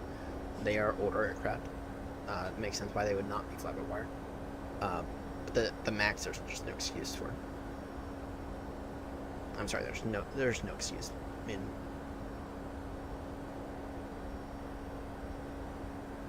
who the fuck flies a Dash 8? Oh shit, Air Canada. Then it crashed. Air Canada and I think Aer Lingus fly Dash 8s.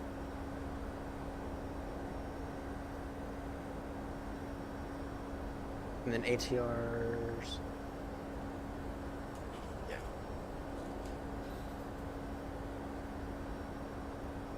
Anyway, you know what I'm saying. Yeah, only someone though. Only someone. I mean, they're obviously not gonna use it for anything too long or something.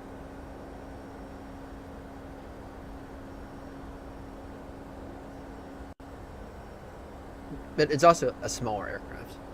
That's the other thing you have to remember. It's a straight up smaller airframe. I mean, the 737 is not this tiny airliner. It's a medium-sized airliner. I mean, meanwhile, the Dash 8 and the ATRs, those are about as small as airliners can get.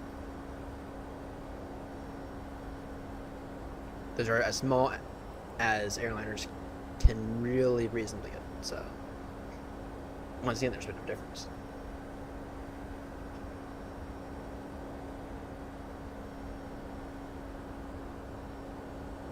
But I mean, but it's like once again, the 7-8. If you guys can develop, do you not have the 747 for default for MSFS?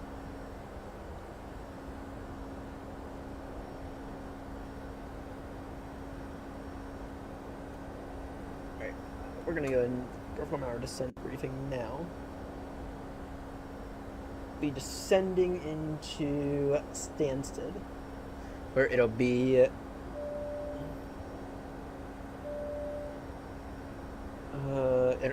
it's going to be Cat 2 conditions. Alright. Fry, I could use your expertise here. there's going to be Cat 2 conditions for Stansted, right? Here are the numbers. 220 degrees, 7 knots. Visibility, 7,000 meters. Overcast at 300. Temperature 16, dew point 15. QNH 1018.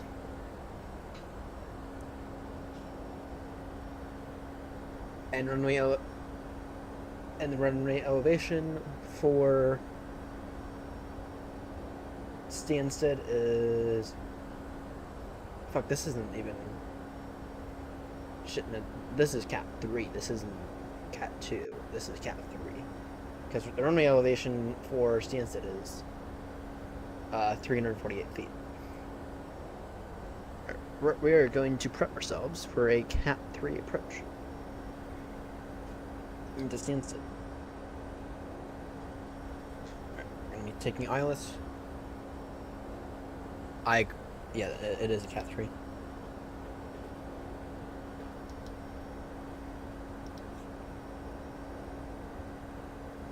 So you guys can see what I'm doing?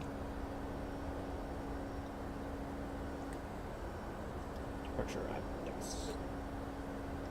arrival ILS runway 22 arriving via the Renus 1 Alpha arrival.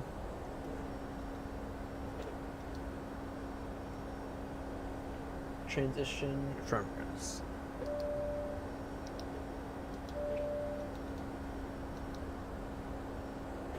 Then looking at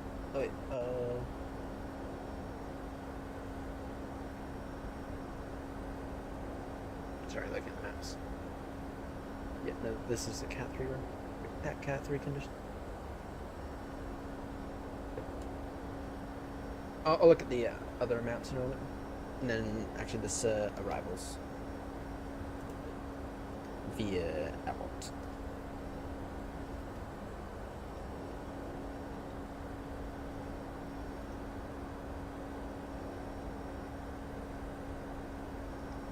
Why now?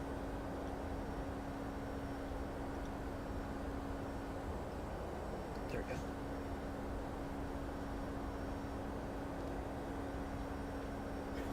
go. No, Fry, do you have a Mavis account? Or Mavis account? So, Met Office. I'm going to show you something if you want to see something cool. This here is Mavis.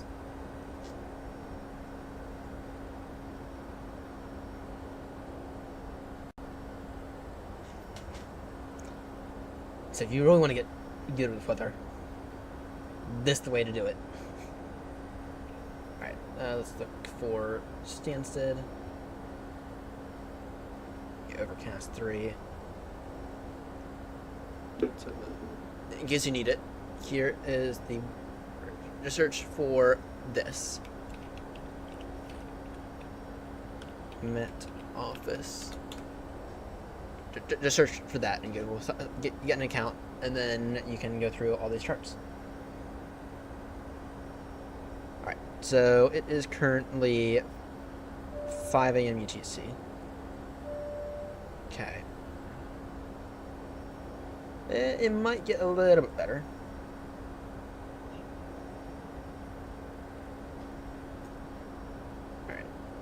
Alright. It might get a little bit better. Let's see here. What's our ETA?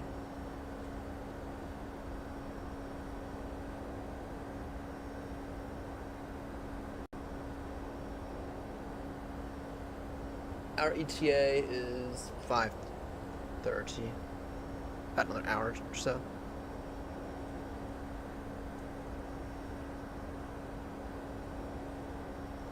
So yeah, what does the TAF say? Here, just get the TAFs from this because it'll be easier to look at.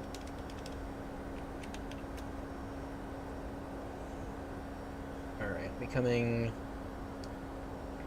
Okay, it's becoming broken at 9. And that's...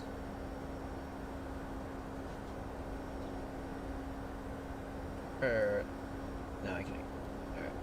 So there's about 30% chance that it'll go down that visibility will go down to 4,000 meters with drizzles. So, and broken at 400.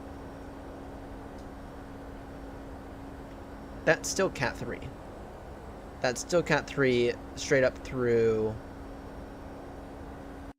7 o'clock Zulu.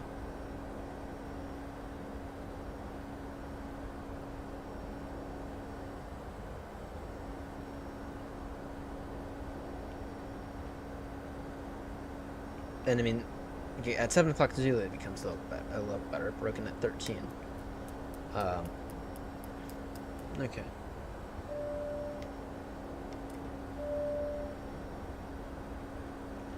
Alright, in terms of any precipitation,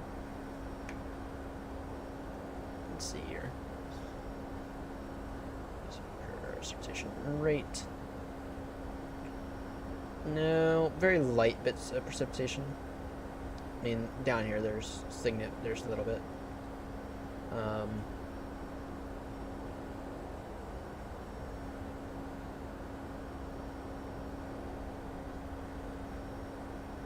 Okay, that's not bad.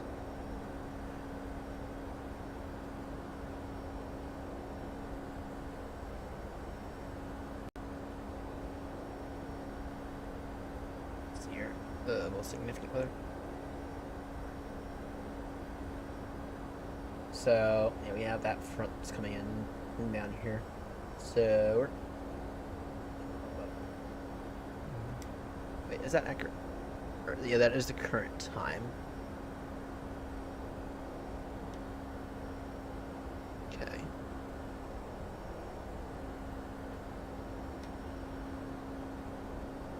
So here, any spot winds you have to be aware of. So, right here, about 52.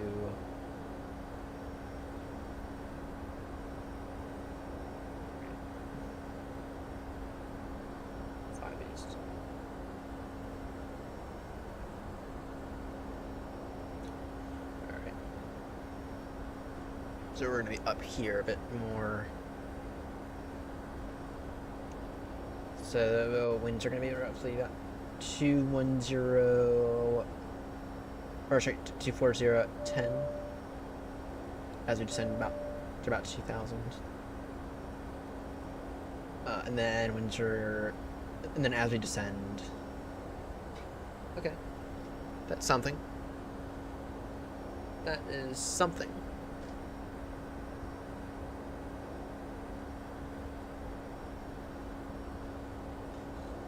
Good to know.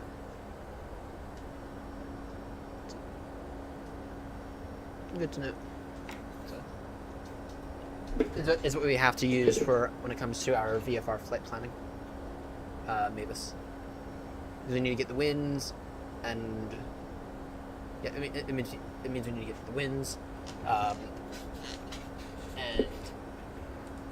just be able to calculate our total time in between VFR legs and all that stuff. So yeah, Fry, if you want to look into getting yourself a Mets Office Mavis account, especially for you, I'd highly recommend it. Completely free.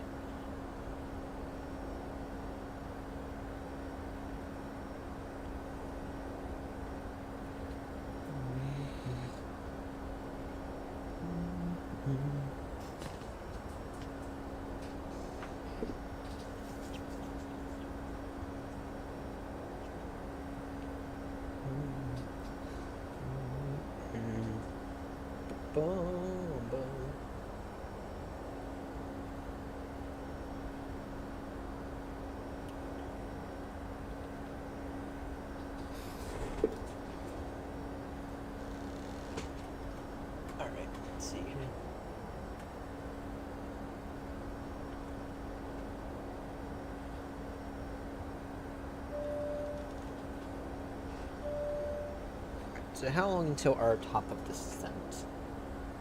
And why are my frames through the shitter?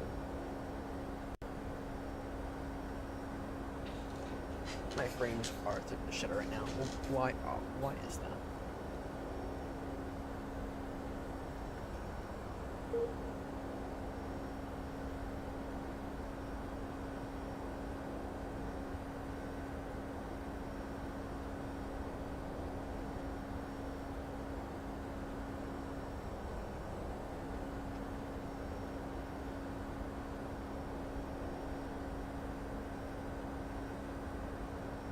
Explain it is.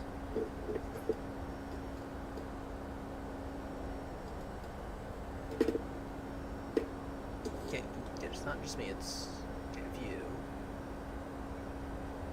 Developer show. Yes. What's going on here? Why are we using...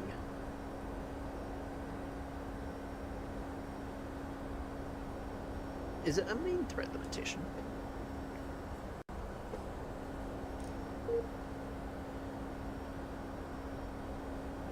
Could it be a main thread limitation?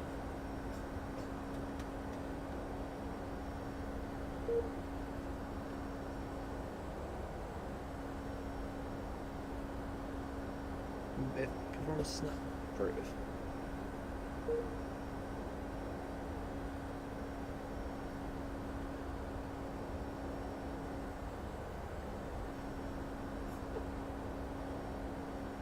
Düsseldorf traffic, Eurowings 8 Charlie, taxiing convoy 23 left, Düsseldorf.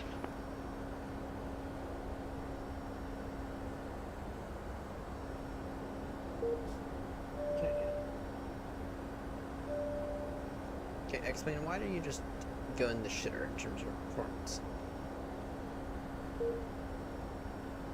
And once again, just disconnects you if your frames remain too low for a certain period of time.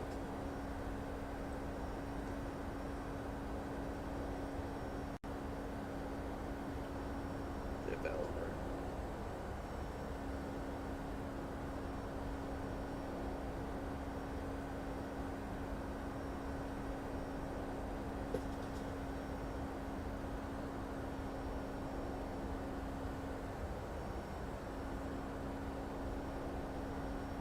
Still not doing a very good job.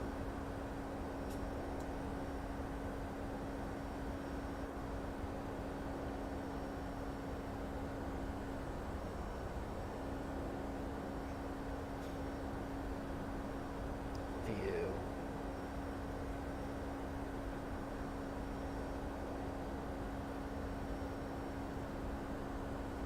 Where is it?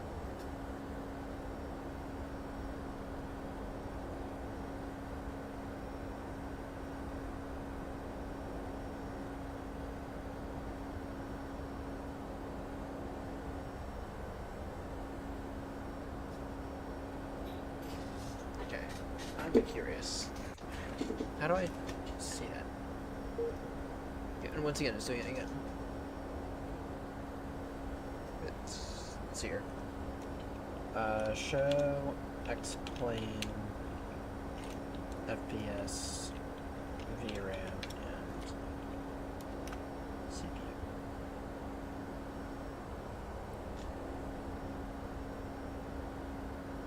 Alright, go into settings. Go into data output. Alright, I'm going to show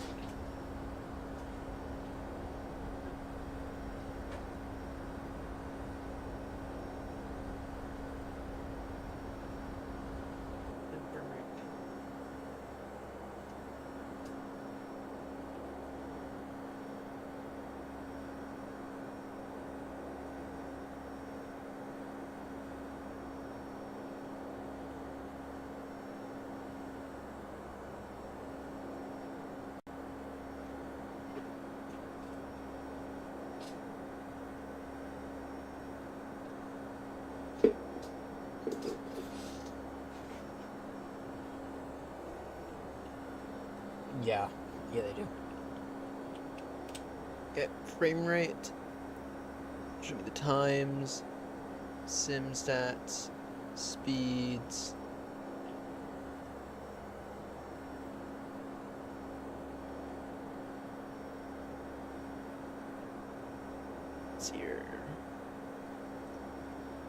VRAM. Okay, done. And reconnect to that, and then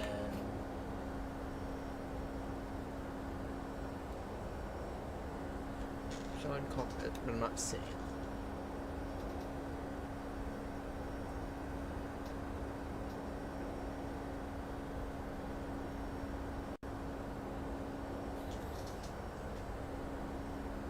Dus lost traffic, Eurowings are 8 Charlie, lining up departing 23 left, dus off. Let's see here. Show. Okay. Let's see here. There you go. That gives me some silly information.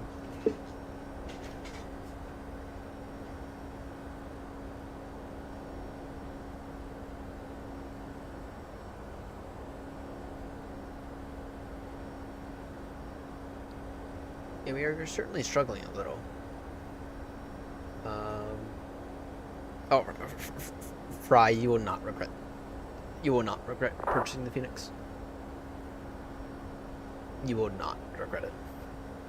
I can promise you a few things. You will not regret purchasing the Phoenix. Is one of those things.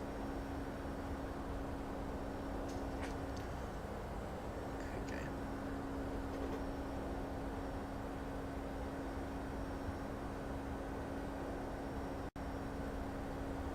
Let's see here.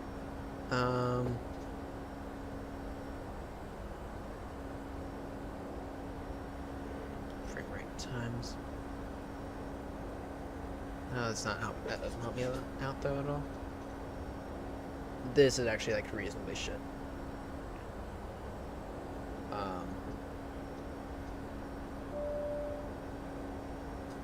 And the reason I said this here is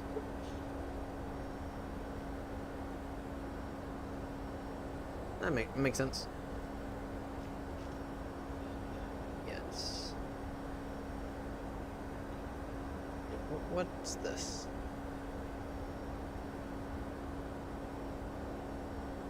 Some sounds.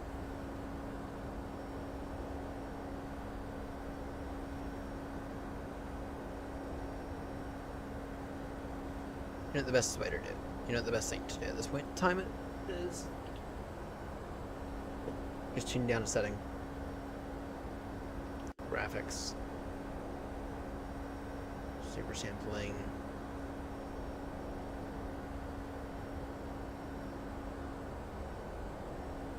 Increase the quality of.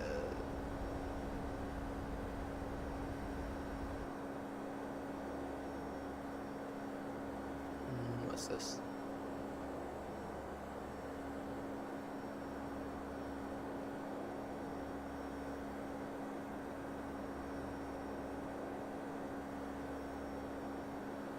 Shot filtering.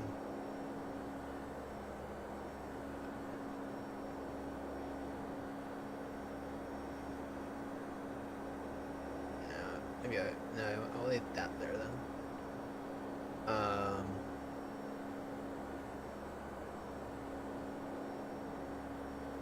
Tune down rendering quality for right now. See if this breaks the aircraft like it did last time.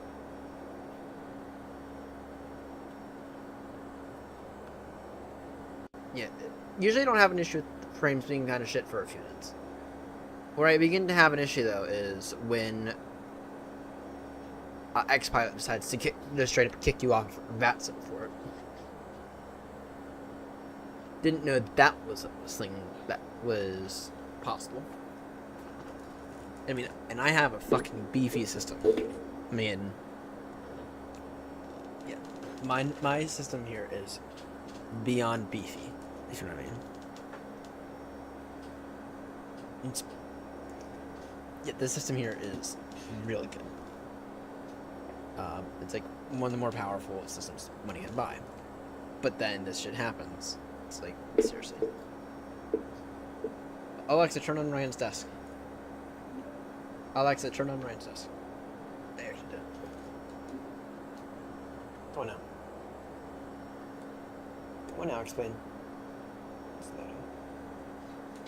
I hope I didn't just muck it up. I hope I didn't muck it up. It does take a minute though.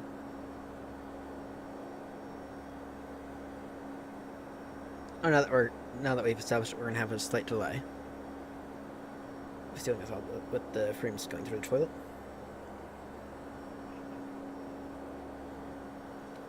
Come on.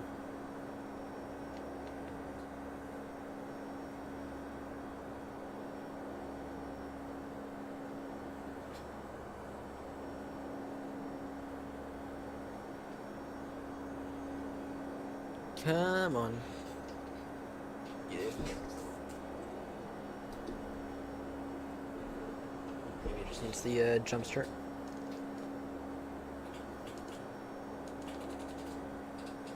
If I wanted to restart, the flight or restart X-Men, I would have. Situation's kind of pissing me off. And you know, X-Men usually has pretty damn good performance.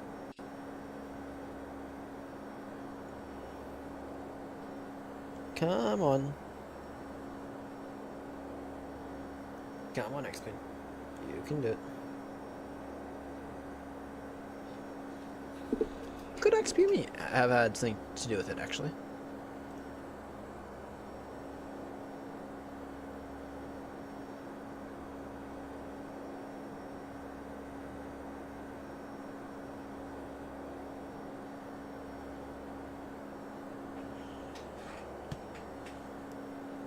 Uh-oh.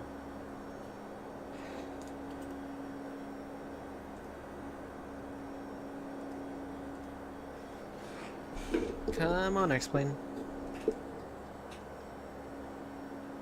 Slow X-Plane.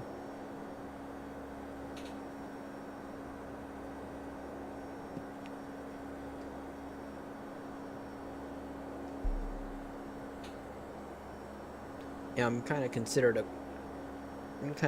calling. Finishing asynchronous loading.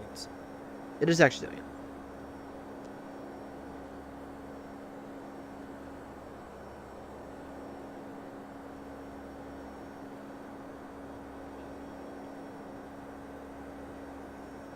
Don't get fright. X-Plane is still a hot. You dream about having X-Plane in terms of wait times, don't you? Except when you adjust the setting, which takes forever.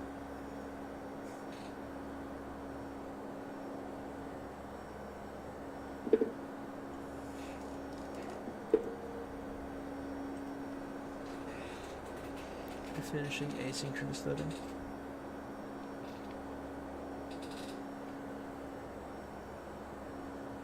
Come on, X-Plane.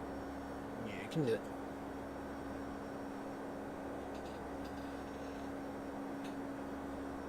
I might call it ammo, though.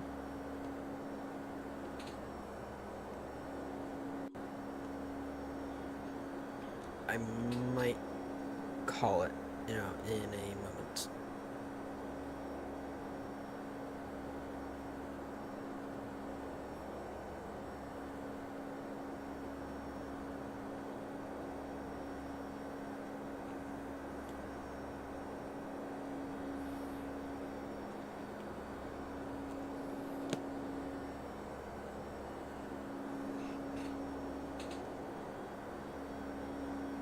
Yeah, maybe if this doesn't load, which I'm getting to lose a Hope. Hope is slowly beginning to get lost.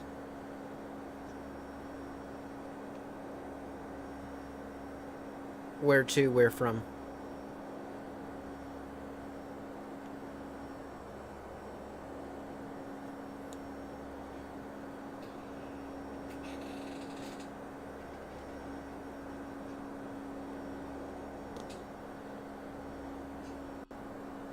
Alright.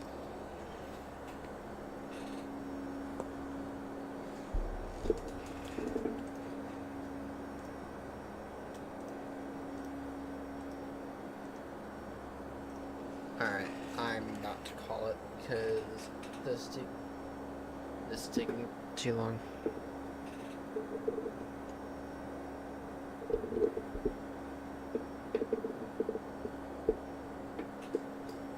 It's never done this to me before. Damn, what a shame. Explain. Damn. I have to wonder, could it be explain map enhancement that does it? That breaks it?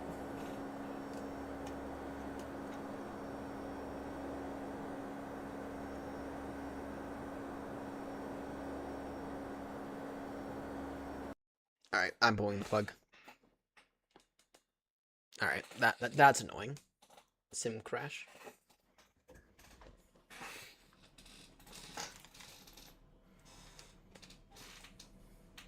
That's annoying.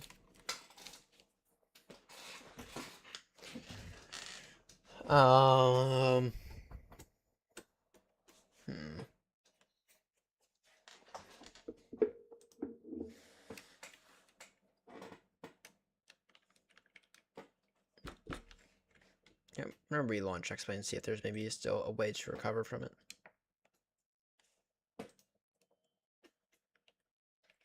See if there's a way to recover still, which there might be.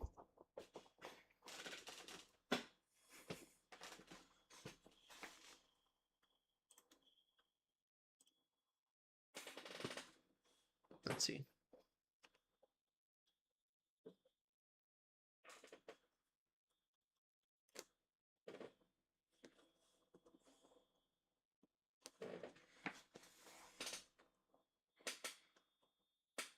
Let's see, will this just spawn you back on the ground where you begin, or will it actually do something else?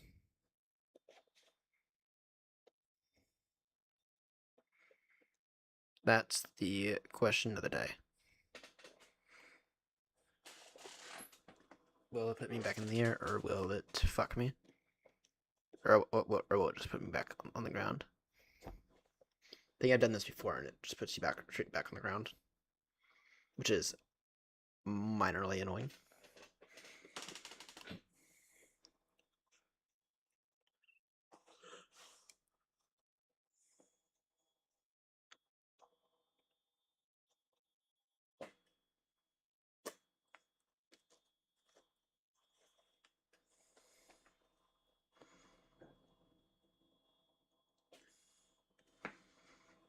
Reading new scenery files.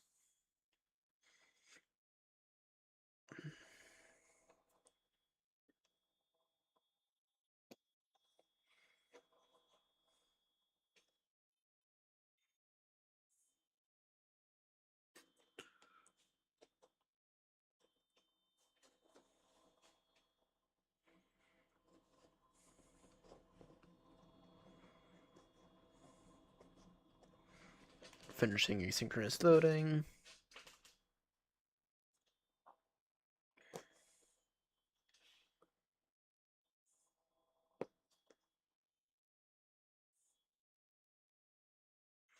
Done with the preloading. Just find out. Where does it put us? Does it fuck me or does it save me? Playing real weather.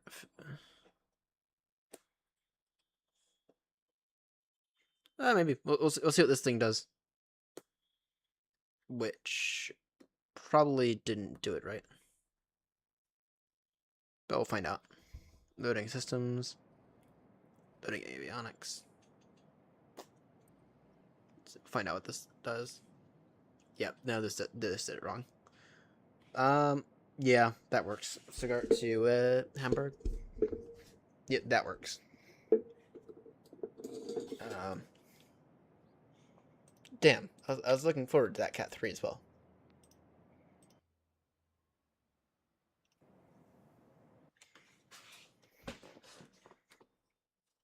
Oh, wait, why did I just... Oh. Should I do...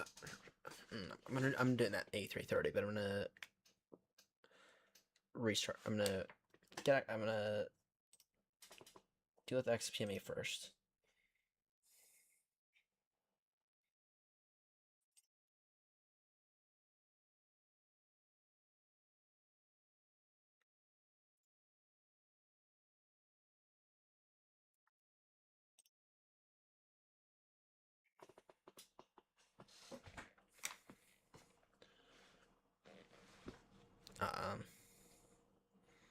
Let's see here. Well, I guess we could still run X-Plane without this. And we just did, so. Yeah, that's a bummer. That's annoying.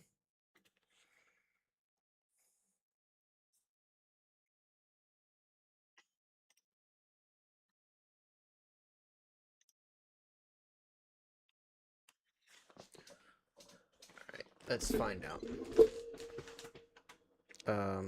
Let's see what we can do here. Tune this down to that.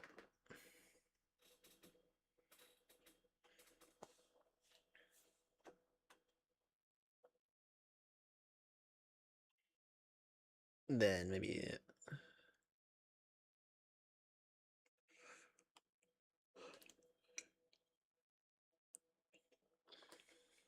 you can leave that right there.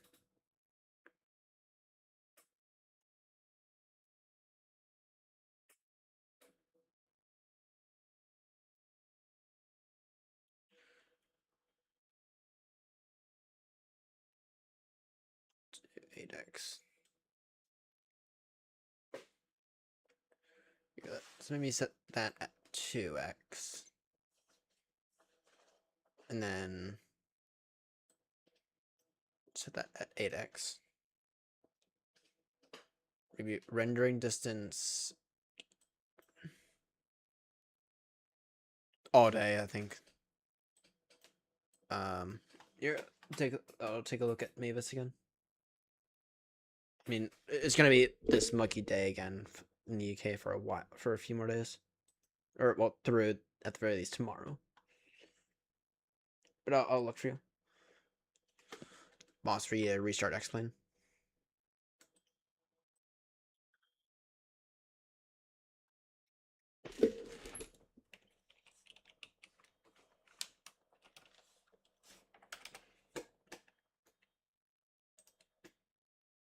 Let's see.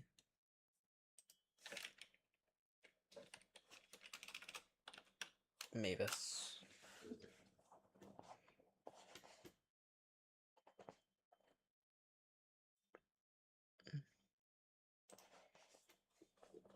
Weather. Driver service visibility.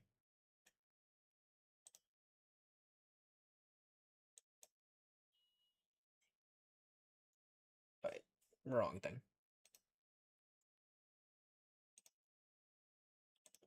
Cloud base.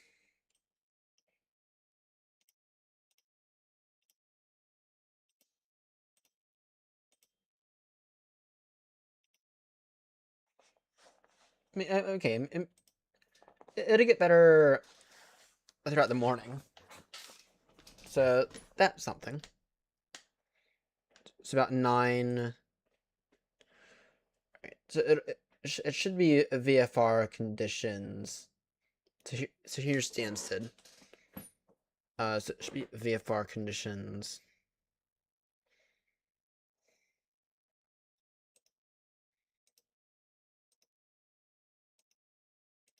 Maybe not, or maybe by the second half of today.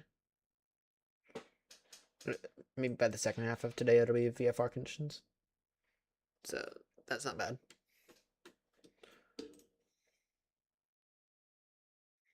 All right. So, anyways, so we said Stuttgart to Hamburg.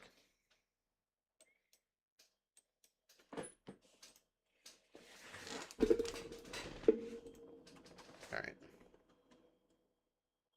Take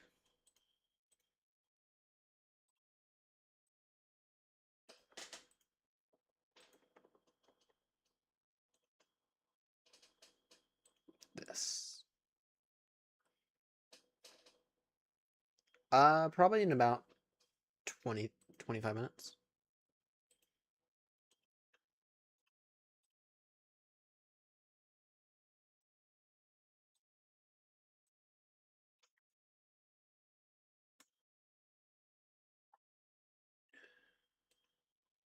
Yeah, we can aim for that.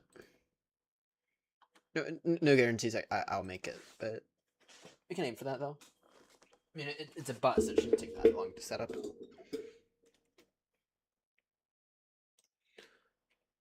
EGS or TDS.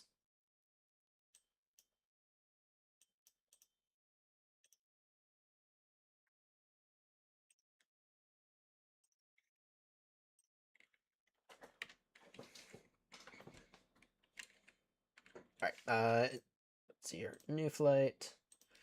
Airline.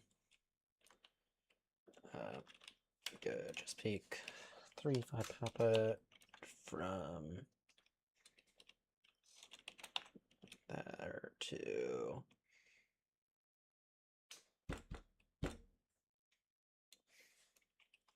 arrive in Hamburg. So 8DDH.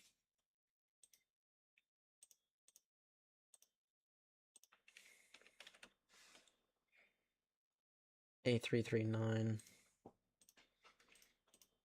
Take the Tullus. Generate flight.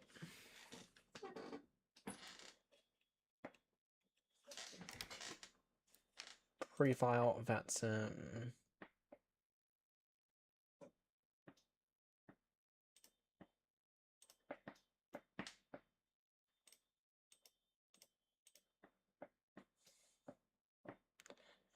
And then I might need to. I think I need to download this flight plan actually.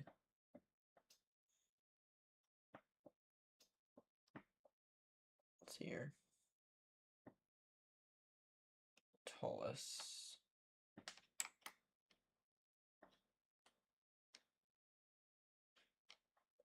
No.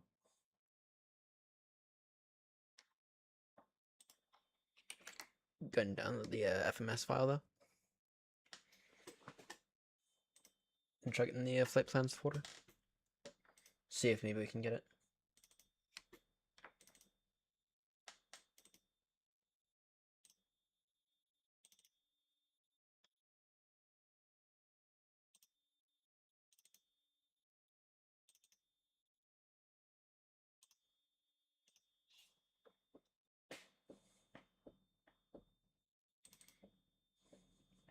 No, not custom data. Outputs, FMS plans.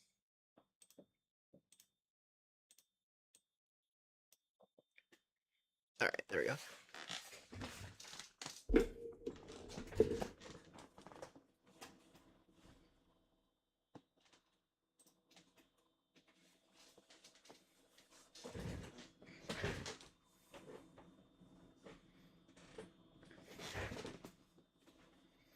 Now I will warn you, this might take me extra time to push today because I suck with pushing, and I explain.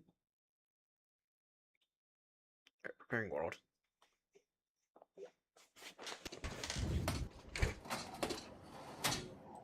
Wait, what? I loaded that. Wait. Damn it. Damn it. Main menu. New flight.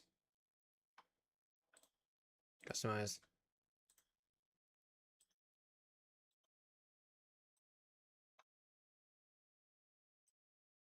Whoops. Going to stunning start for this.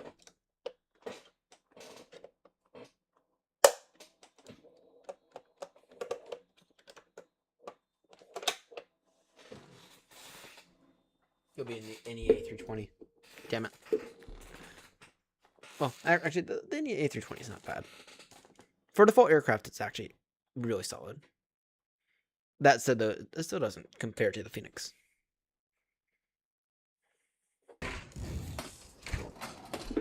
Did I really just do the same thing again?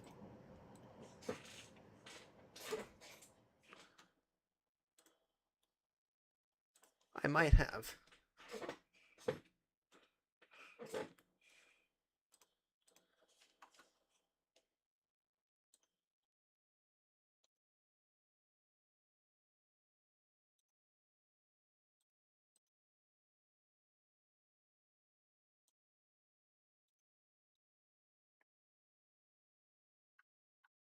Makes sense.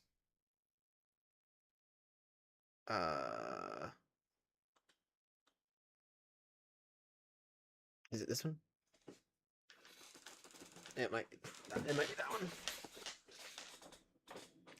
I should probably go through and rename all these, and just tell me next time which one I should use.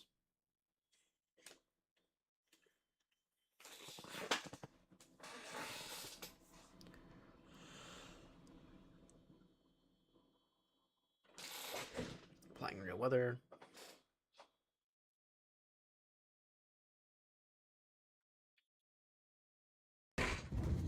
There we go. Connect.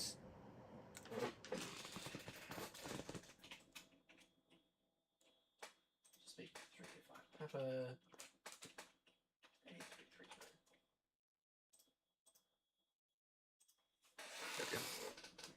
There we go.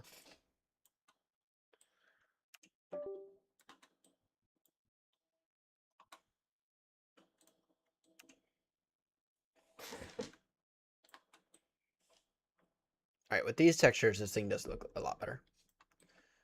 Right, anyway, external power on, batteries on, APU battery to on, crew supply on.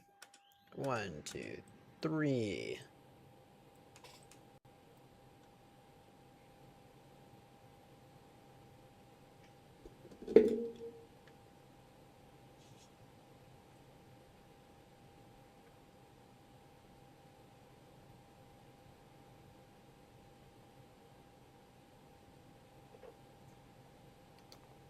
Alright, net.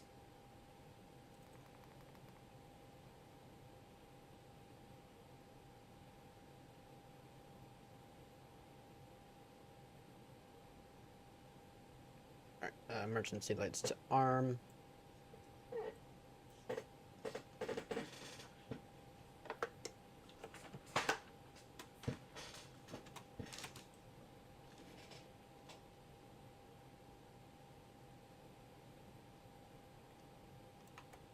Alright. Let's see here. What would be TTS TTH 01.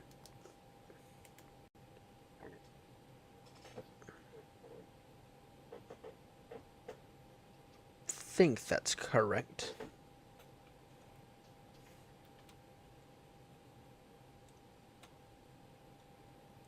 Zero.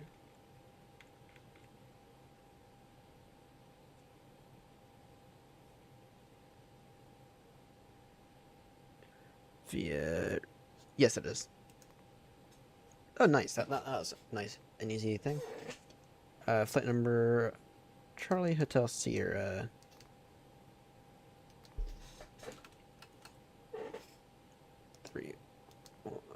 Three, 5. Papa. Total passengers of 375. Cost index of. Damn, we're full. 30. Cruising of 3. Is 350 high for this flight? I feel like it might be a little high. Anytime I go in.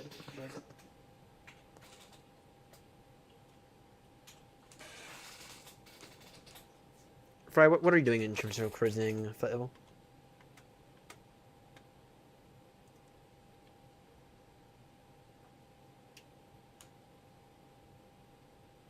You're going 3-3.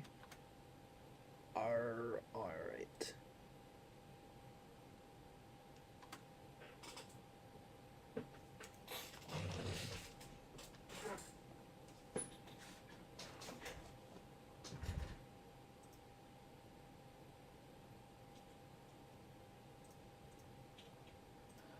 Just download the profile for this thing.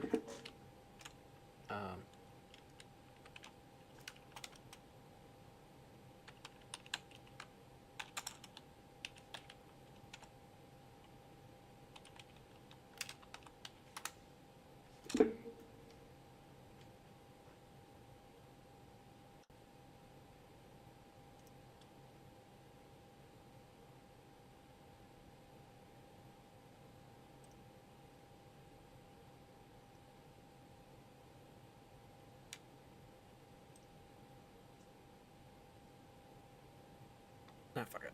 I'll just use the mega testing one. Since I'm already used to it. There we go. Alright, so you're going 3-3. What's the distance then?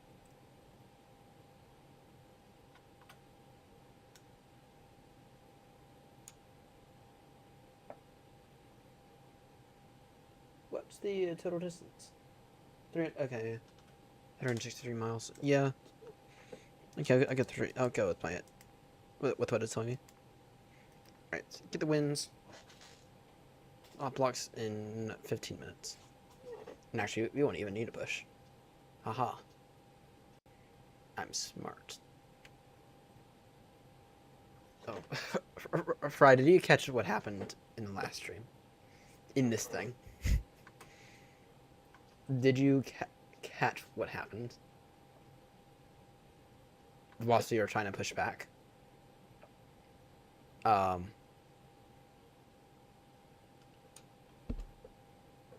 It was funny. It was funny. You know how GSX can be a bit of a buffoon at times? Because this was... It was... I'm gonna have to pull... I'm gonna pull it up. I'm gonna pull up a clip real quickly.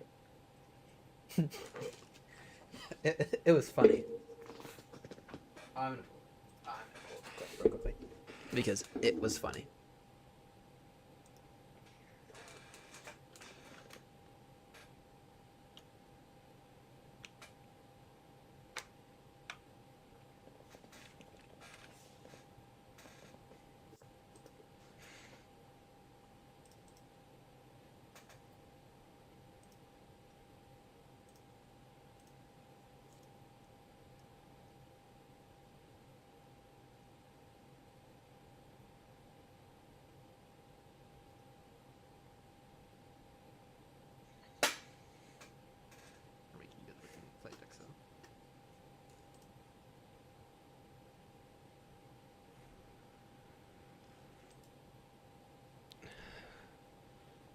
Alright. Starting pushback, and you may start the engine. Alright, here you go. This is what happened in the last, in the previous stream. If it'll load correctly.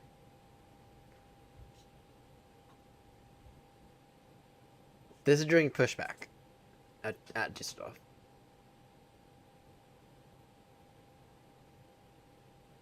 If stuff will load. It's been a bad day for technology. There you go. What the hell are you doing?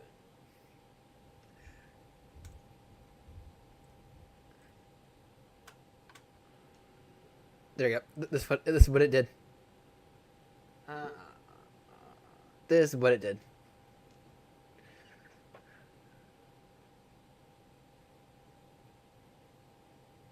It literally began doing donuts when it came to pushback. Anyway, let's actually focus on getting this thing set up, shall we? The thing doesn't take long now, so it's fine. Alright, in terms of our load sheet, in terms of weight and balance, did it already load?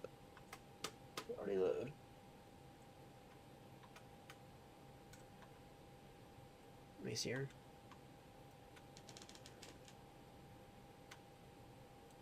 PDF.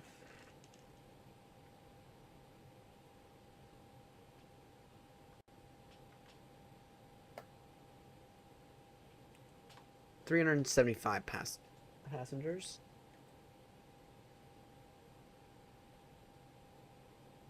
In terms of our total weight.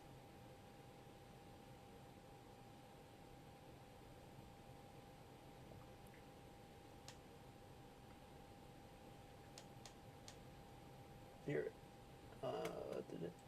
did it self-assign stuff, or no?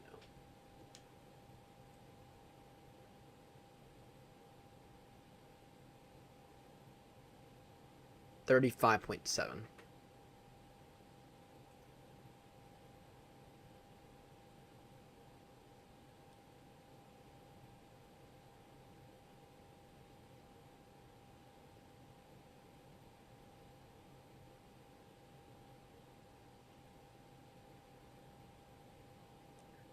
And then total fuel that we're bringing. Oh, wait. No, it should be, sorry, it should be 37.5. 36 then.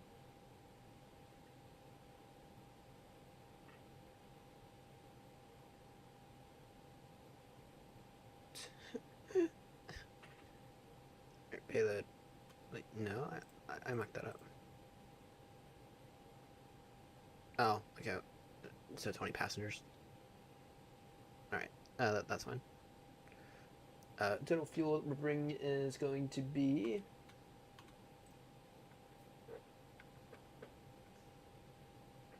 Time for some quick math.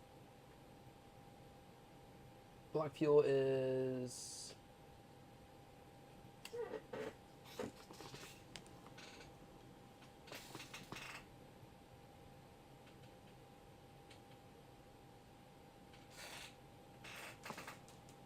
So FinRes is 6150 plus 17.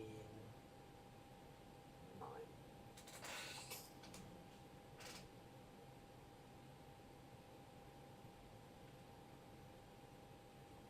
20. That seems like a lot of fuel to bring in this thing. They should be.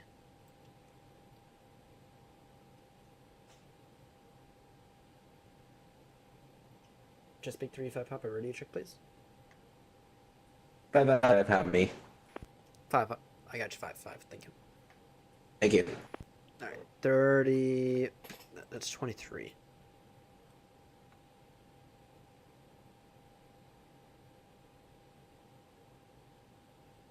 Uh.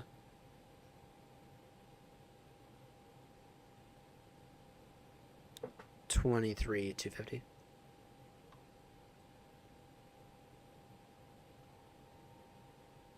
All right.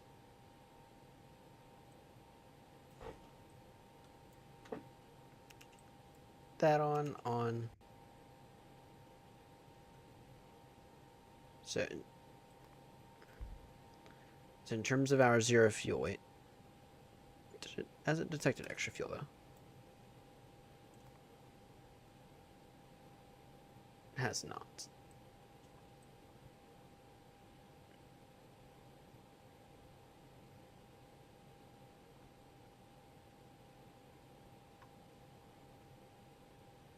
Oh, come on. You're telling me I have to put it in like this.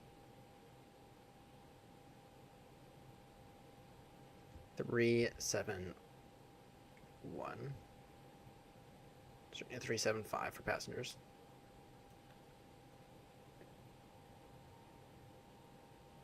Noted.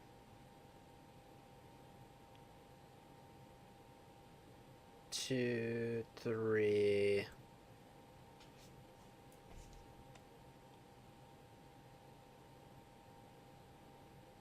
Two, 3, 150. 2, 3, 2. That works.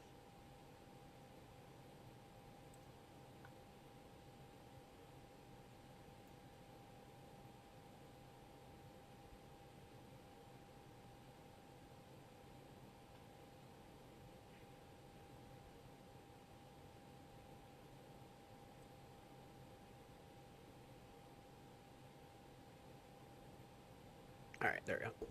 That works. So our zero fuel weight is what exactly? Stuttgart traffic, Hero Wings 5-6 Romeo, stand 1-5, Type A320, push and start facing east on Mike. Stuttgart traffic. 172. It's actually exactly 172. All right, there we go. 5, 4, 3, 2, 1.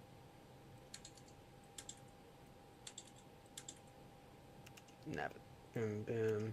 Just throw in some departure information, and we are good to go.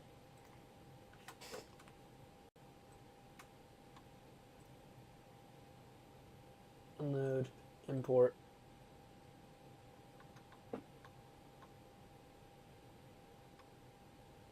Runway 07.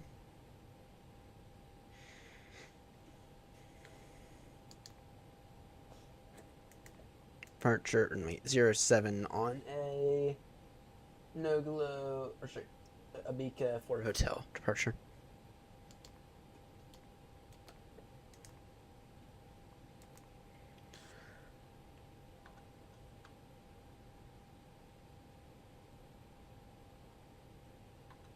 And that's gonna that doesn't help us out at all.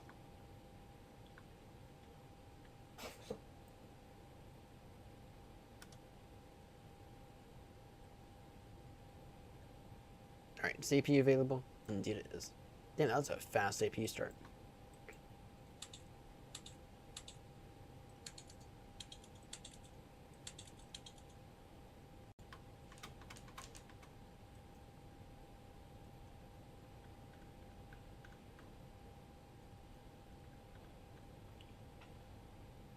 Start traffic, Chesapeake 385, Papa Heavy, stand 5-4.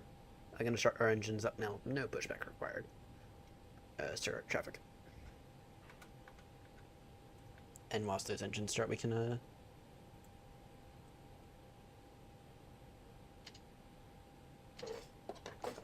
have I not relinked it? Whatever. I have a lot of control I still need set up in this thing.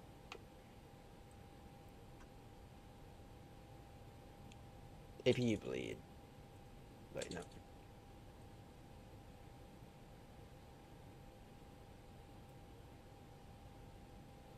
Did I not start up in position?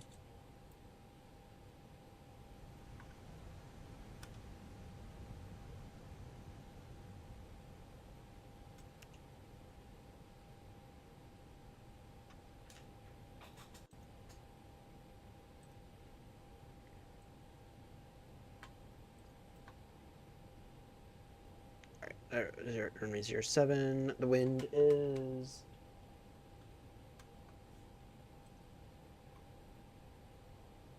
All right. Same thing. Still gets the message across. Don't want to hear it.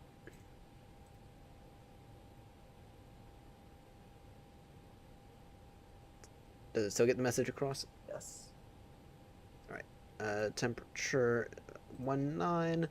QNH 1022.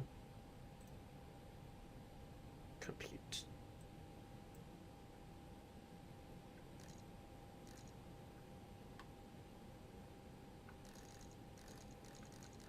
All right, 1022.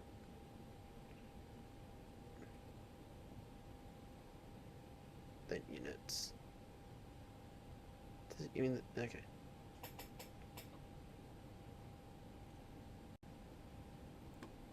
You know, that's fine.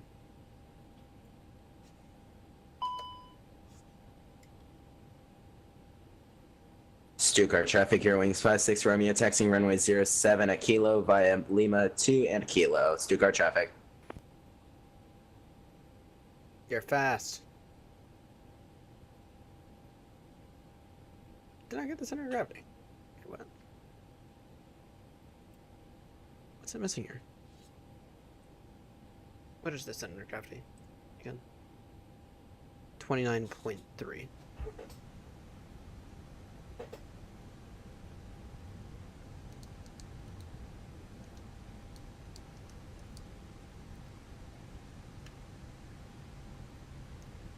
There we go.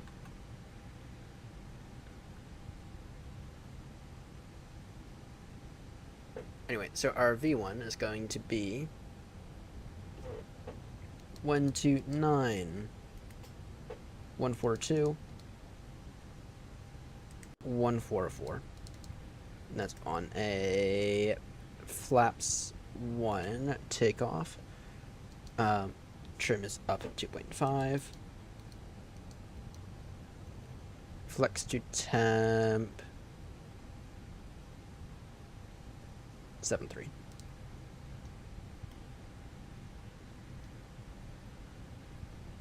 Wait, 7.3F.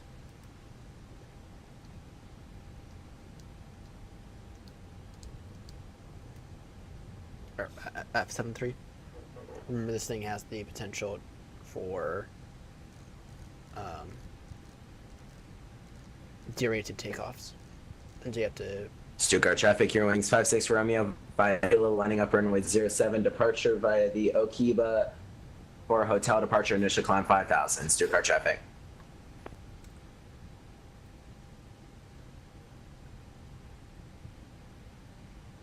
Give her an old livery. Stuttgart traffic, just pick 35 Papa will be in taxi now, holding point Kilo for runway 07 via November and Kilo. Stuttgart traffic. That's like taxi.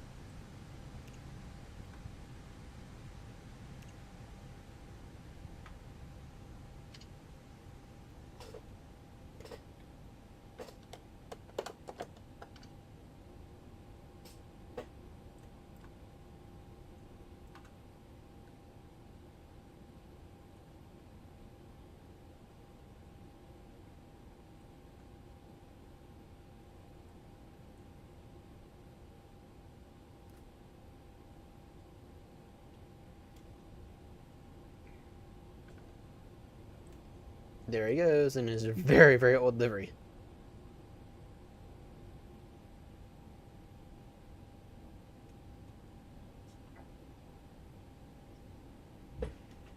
Someone's gonna need to make some fresh liveries, or some fresh equivalent of VMRs for X-Men at some point. Just to say it.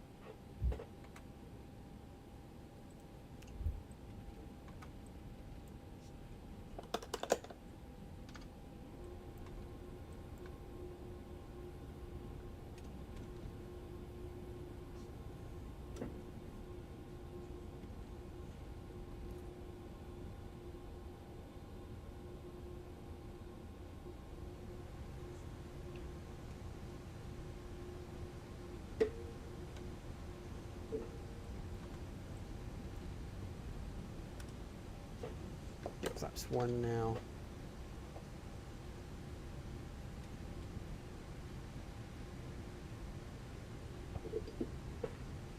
Stuttgart traffic, Euro Wings 56 Romeo, airborne passing 2800, continuing now flight level 130, Stuttgart traffic.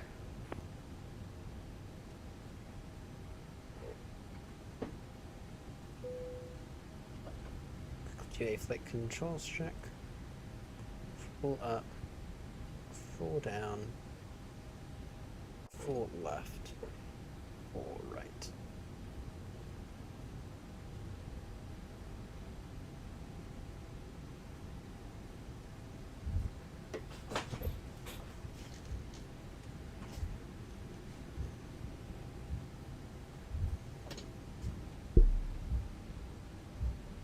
Stuttgart traffic, just big 3-5 Papa Heavy, lining up now runway 07.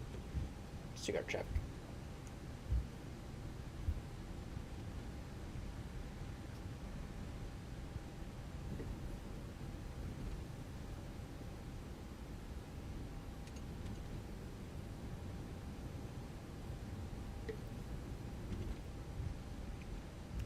It's on, Strobe is on.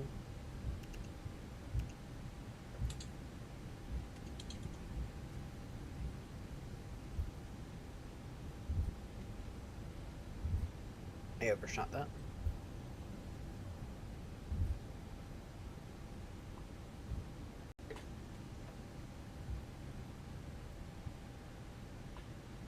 Only marginally. Point out. This.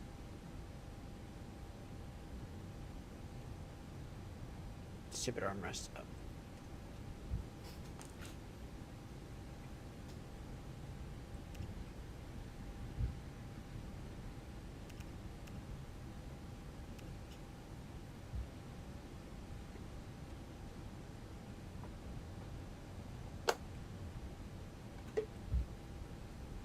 Arm those.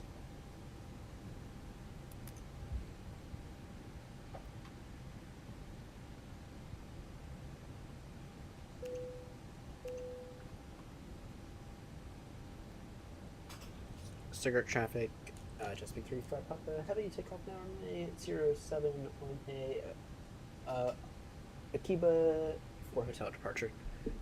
Stuttgart traffic.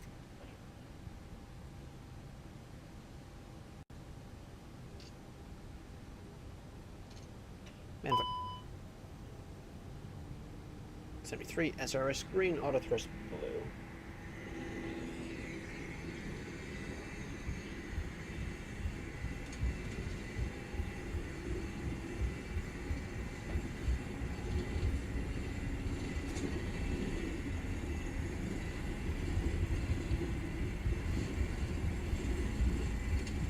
Knots.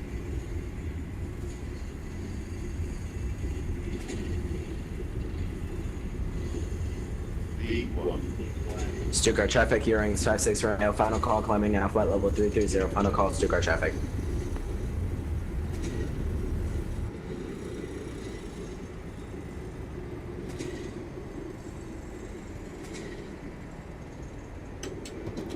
I was reading gear up.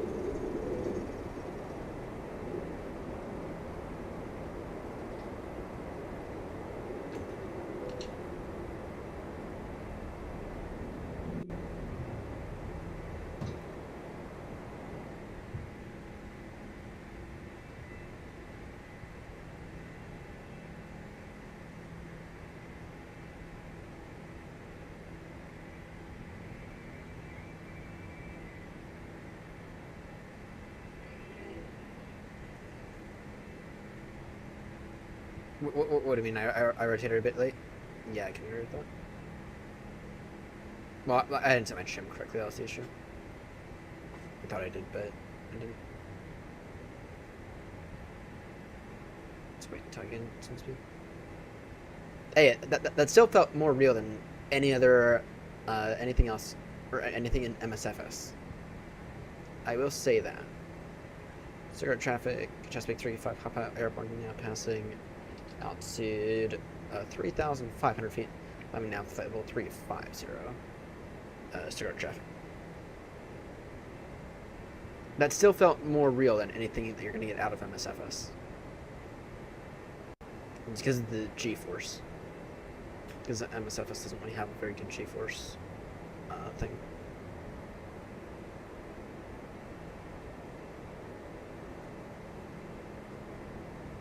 I mean, you can actually feel the your eyes can physically see the acceleration.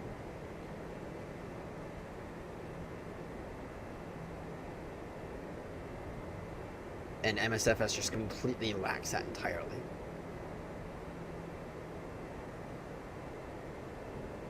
Don't know what it is, but these takeoffs, they actually feel genuinely very real. Autopilot on. Center pressure.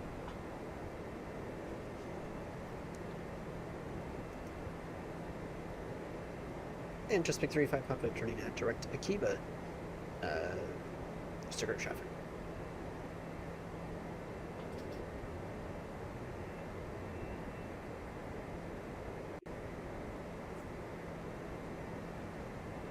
Then all that elevation looks very real as well, doesn't it? It may not look the best, but it looks real. Or the elevation looks proper instead of MSFS, which at times can just be very, very flat.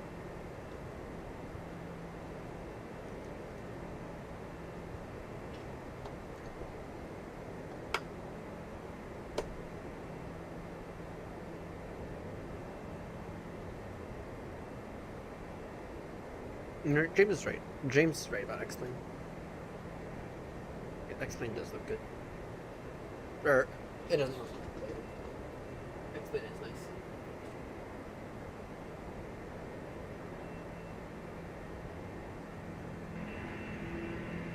Oh, fuck it. I'll do that later.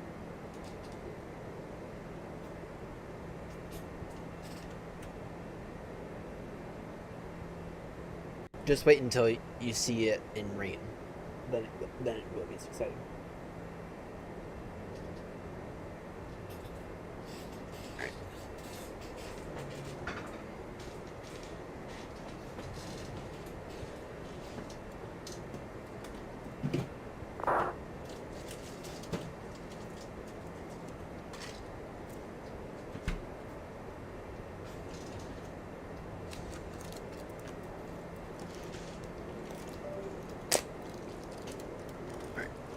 as well grab a bite to eat while I can. ETA 6:41. It's not bad.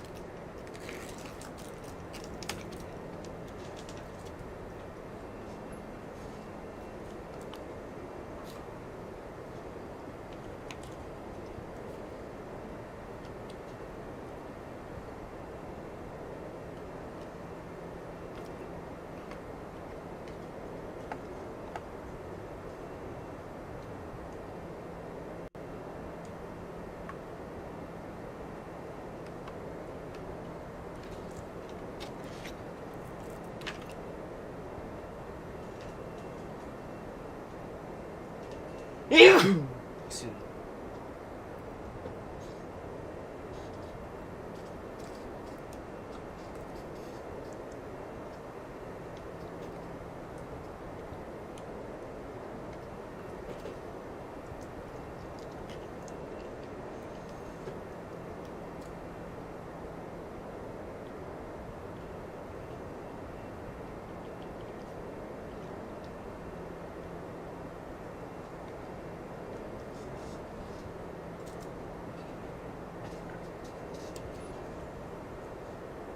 So we are past 10,000. Landing lights off. Return off. Landing lights off.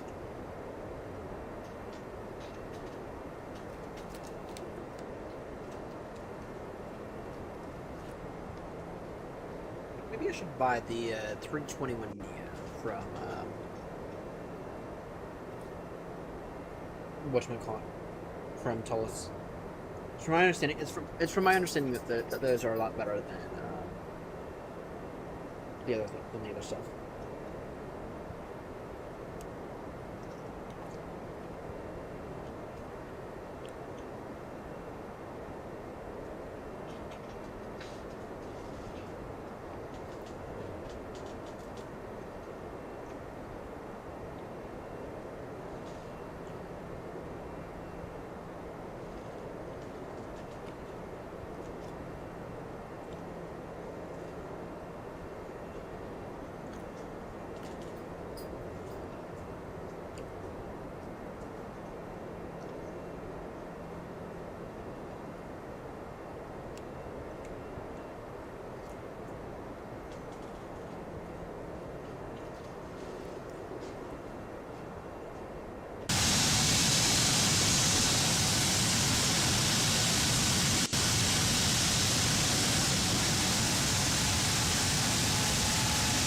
The next fight I did in this thing will be in Houston.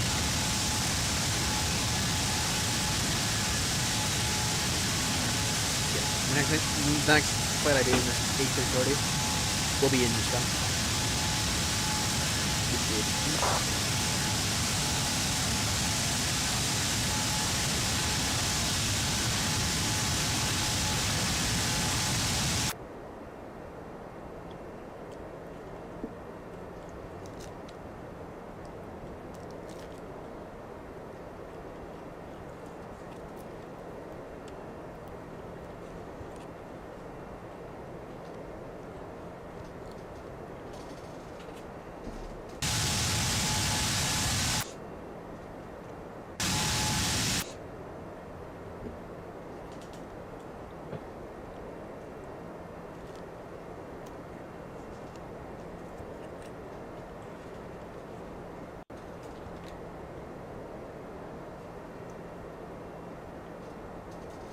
So it's not bad. Salad's not bad. Which you might think, working at a fast food restaurant, I don't eat a lot of salad. But at least try to eat some.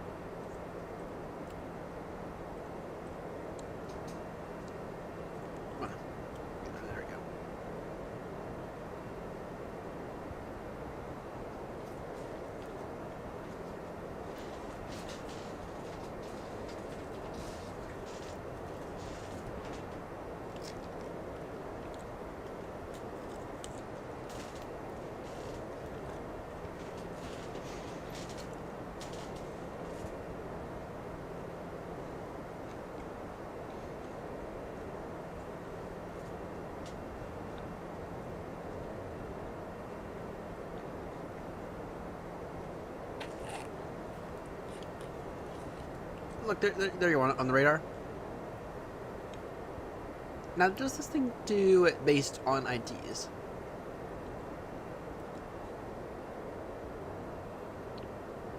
Can you configure this thing to do it ID based? I doubt it.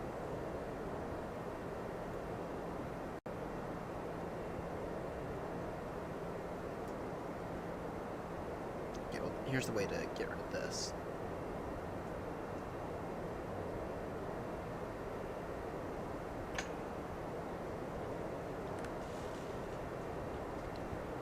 If I can make this maybe a tad higher, that'd be a little helpful.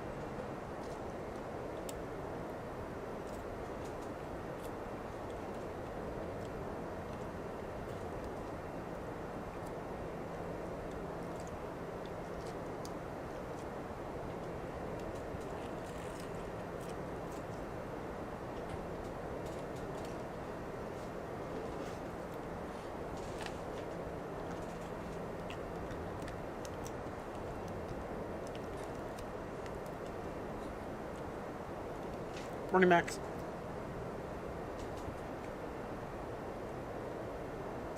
Not bad. Not bad. It's been really busy recently. Been busy with work. Been busy with trying to move. Looking for houses, looking for jobs. Looking like it's gonna be the Manchester area. Looking like it's gonna be Manchester or Leeds. So. Yep, back in the A330-900 because the 757, though I like it, I had a sim crash and I know how to get this thing up and running quickly. So, figured, screw it. Get back to the bus for a minute.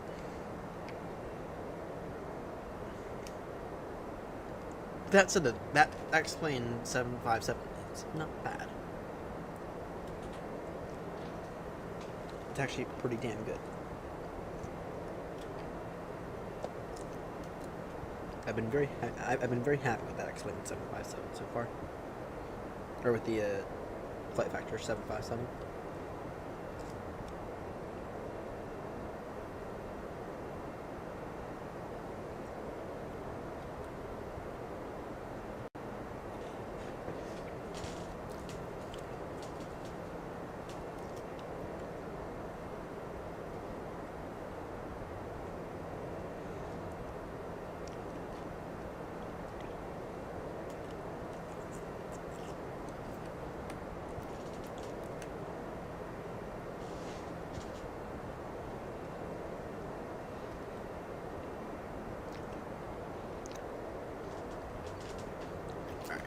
Let's see here. Rod, do you have any arrival information for, whatchamacallit? For Hamburg?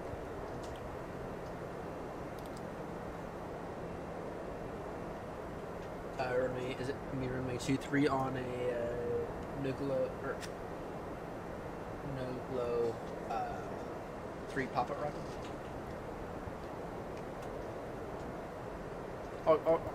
All good, nice. All good.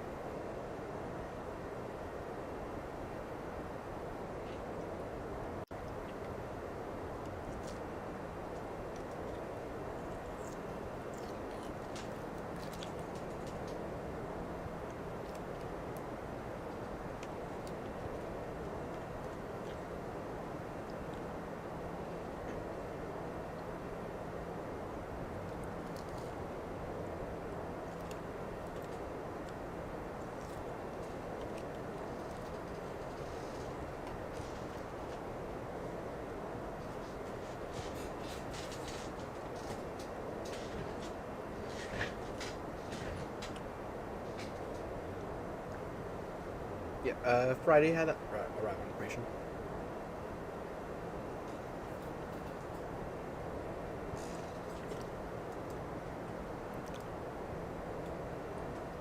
I have runway 23 on a no glow 3 Papa.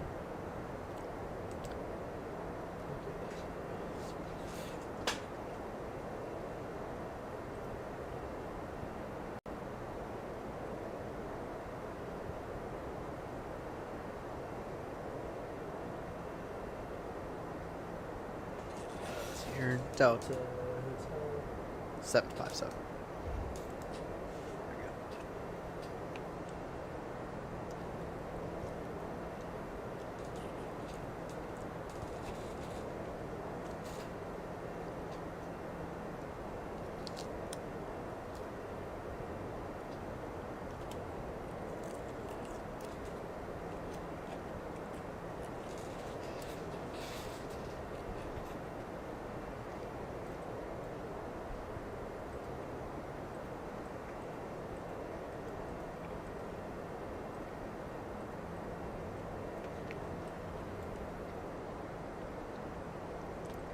That feels like that would hit me in the head. That really does feel as if it would hit me in the head.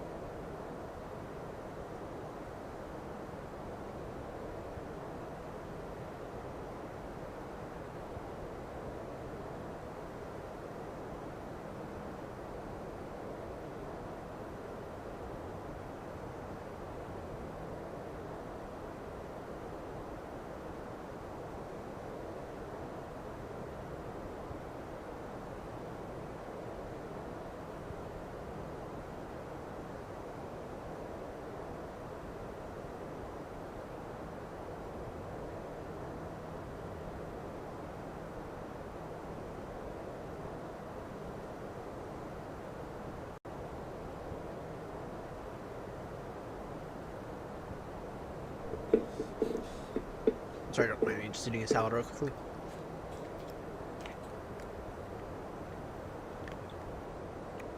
Shit, I forgot. I know I forgot something at the grocery store. Forgot crisps.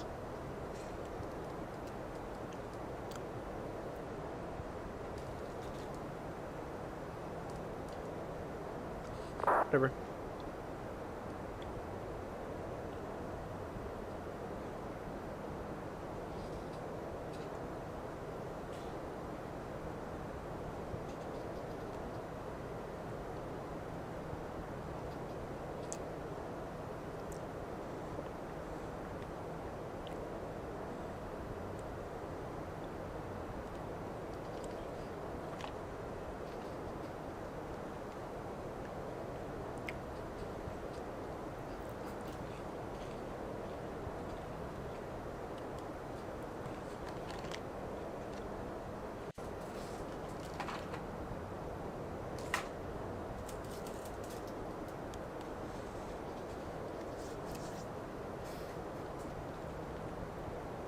get this. We're gonna be arriving into whatchamacallit, into Hamburg with 18 tons of fuel remaining.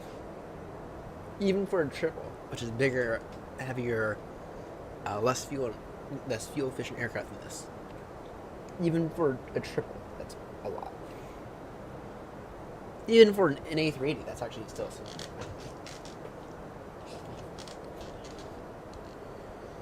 Fry, if you're with us, or if you're still here, what is your ground speed? Because I'm curious. Just for my information.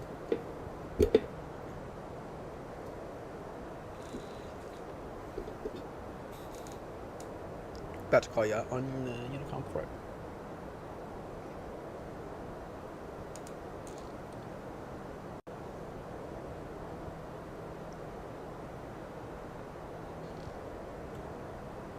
Eurowings 56 Romeo. May I ask what your ground speed is? This is the air Baltimore behind you.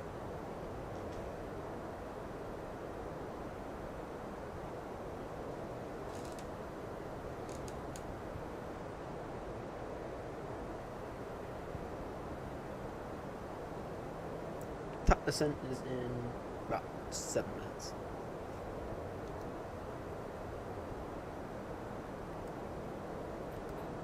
QNH.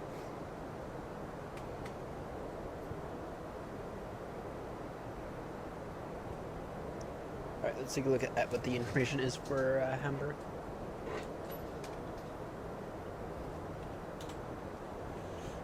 Wind 250 degrees at 4 knots. 250 degrees, 4 knots. QNH 101. Temperature 20. Borrow. Let's find out what that is. Visibility's looking fine. Scattered at 900, so you have to be cautious of that. But should, with an airport elevation of 43 feet, we should be well within our limits. For Cat 1, it'll be 272 on the Barrow.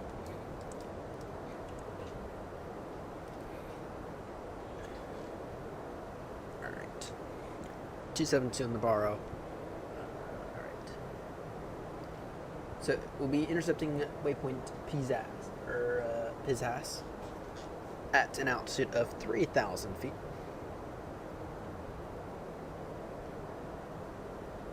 Which most likely means, actually, I'll go direct from Fry if you don't get in the way. What it means is I'll probably actually go direct from maybe Delta Hotel 642. Probably take that direct to Pizaz. And then let's join up. Then, instead of having to do the extra shit.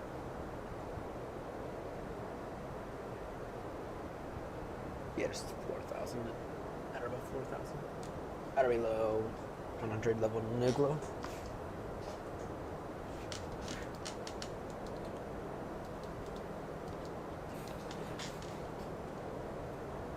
So, yeah, yeah, that's what I aim for, I think.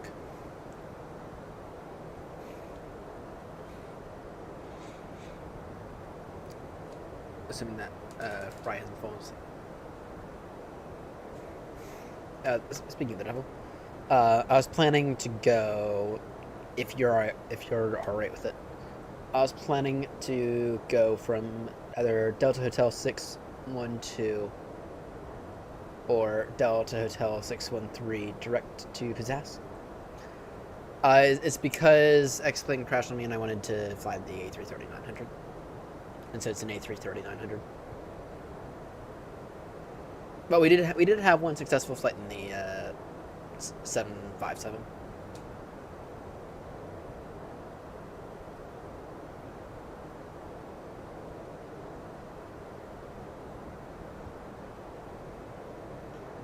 It's still X-Plane. They'll explain the menu bar.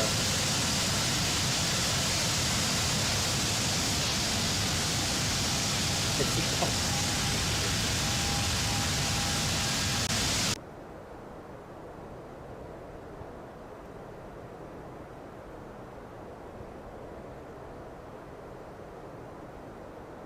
Alright,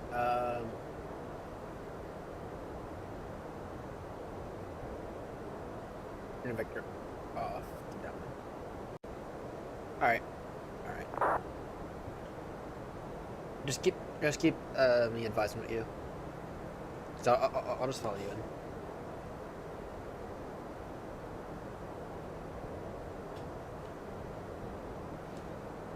Because this approach is, or this rifle kind of sucks. There's a lot of unnecessary space, which, okay, in real world I can understand why it would be there. Just for the extra traffic separation, but as simmers, it's kind of annoying for us.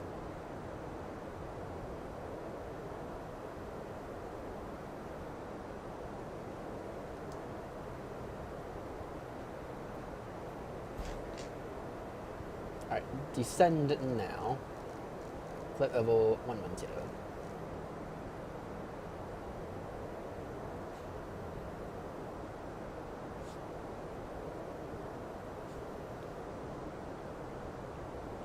Hamburg traffic, test peak 3-5 Papa, beginning descent now down to flight level 110. Hamburg traffic.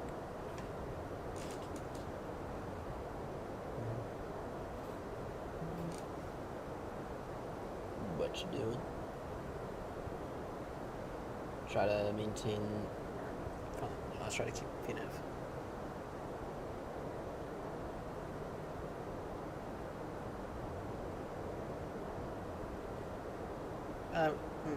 Makes sense. Makes sense.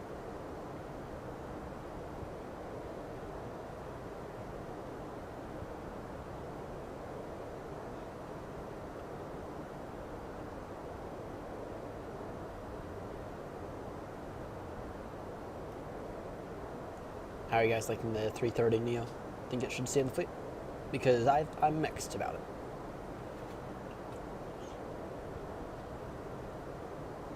I'm very mixed on whether or not it should remain in the fleet. Here's good. Maybe that fuse. This is a little bit better. Control shift 1.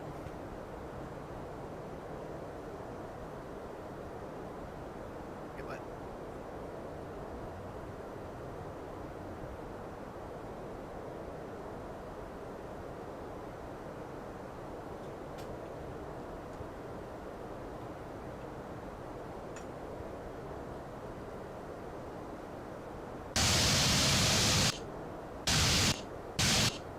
Why is that? I mucked this up.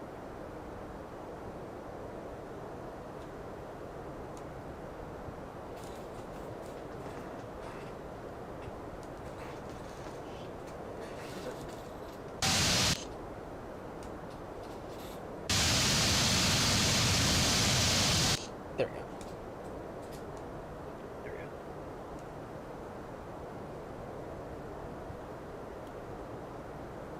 Alright, and this is going to go ahead and reestablish our rate of descent as we pick up the nav further in the green dot altitude.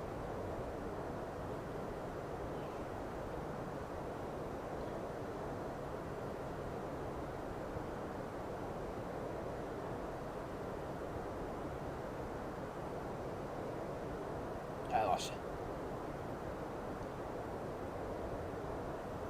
Hamburg traffic, Eurowings 56 Romeo descending out of flight level 330 for flight level 200 on the Olgo 3 Papa arrival. Hamburg traffic. Lost you again. There you go. This here is what's known as mega zoom.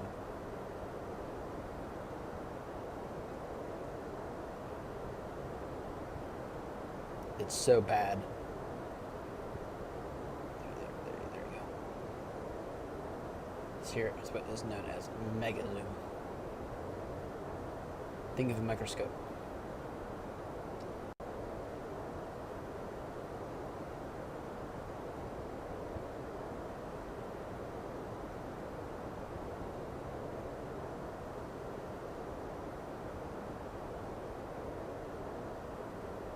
There you go, right there's a nice, beautiful view.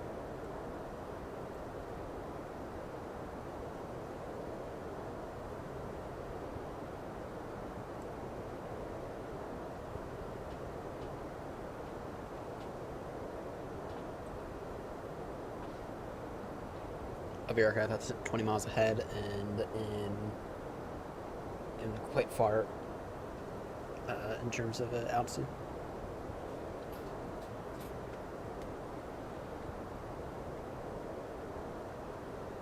Try to see this again seamlessly.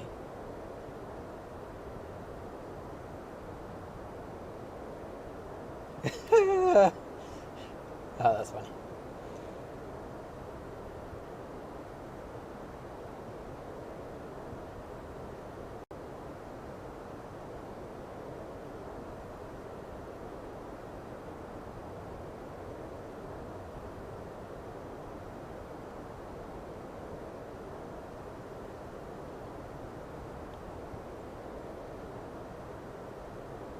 How the fuck?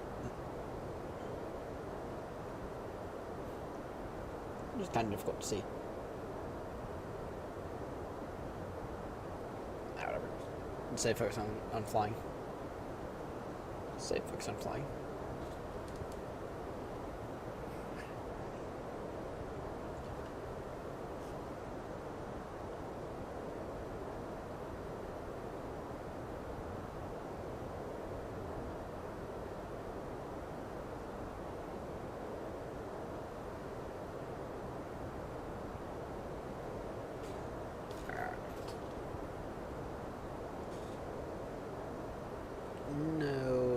No control yet.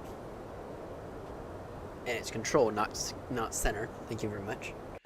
I would buy the correct thing, please. We shall all call it by the correct thing. That being control.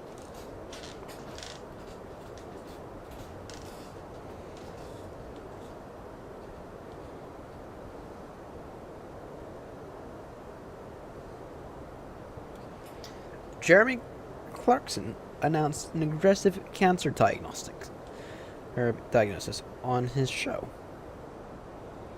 Brutal. Absolutely brutal.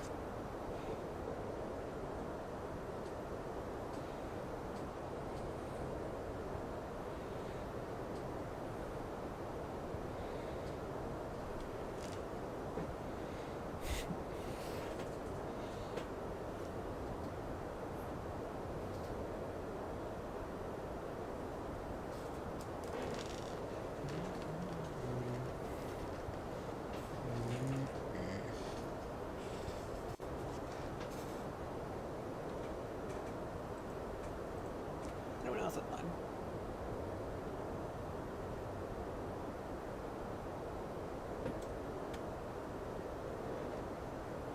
No, not yet.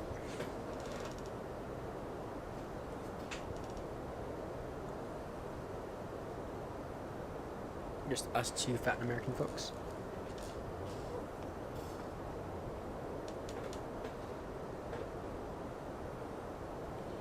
Alright, passing 2-4 now for 1-1.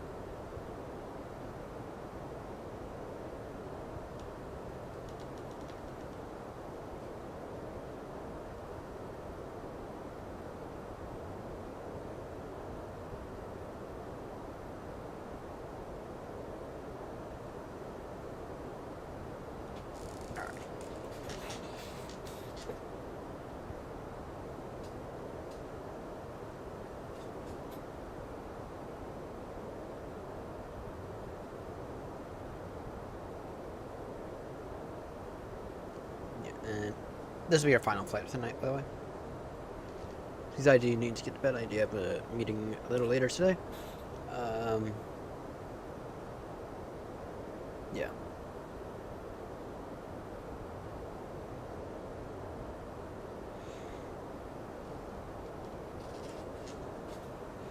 And I also need to knock out more P1 stuff. I'm gonna be cracking down on my P1 over the course of the next few weeks. By the way, hopefully I should have my P1 within about 2-3 weeks.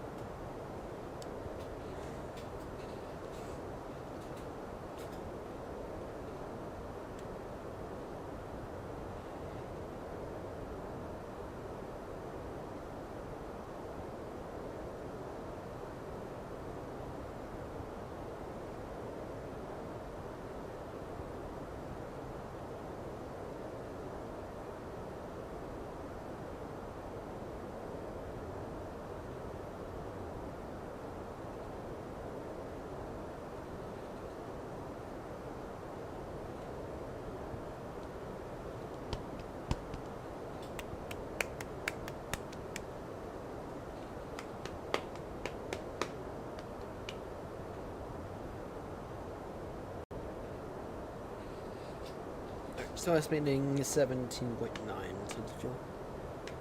I'm gonna get there.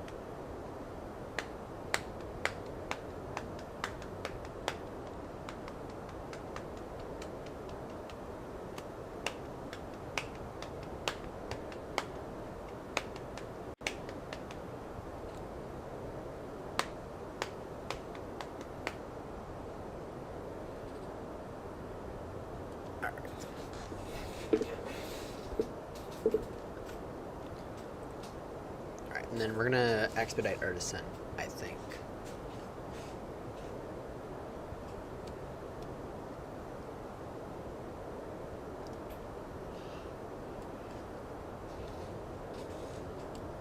But expedite our descent once we hit this upcoming waypoint of no go.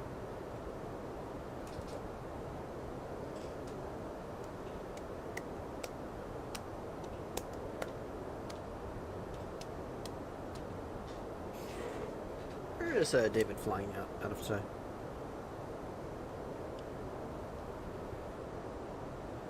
Hamburg traffic, your wings 56 Romeo, final descent now 3000. Hamburg traffic.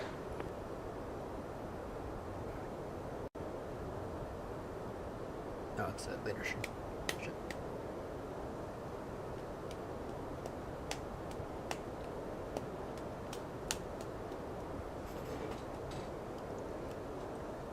See if I can see now. No, no. This cloud visibility is just a little bit rough.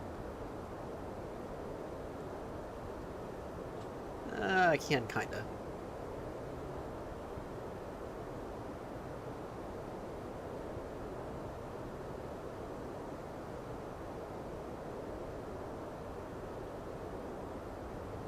All the way down there.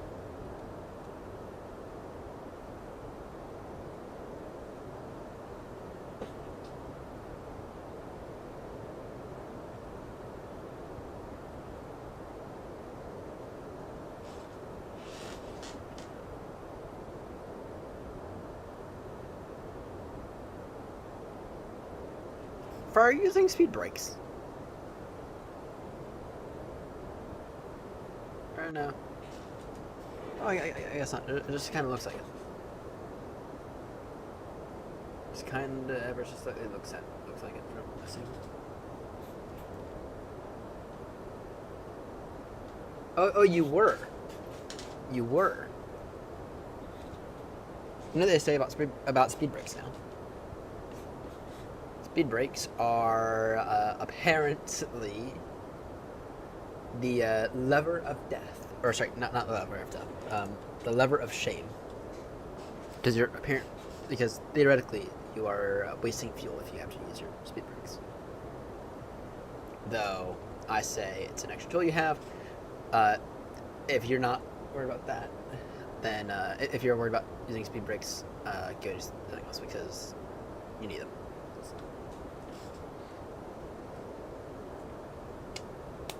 Yep. Agreed.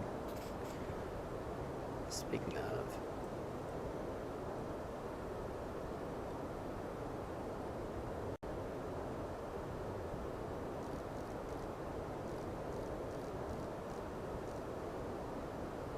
Hamburg traffic, Chesapeake 35 Papa reducing now speed 250 knots, descending now altitude.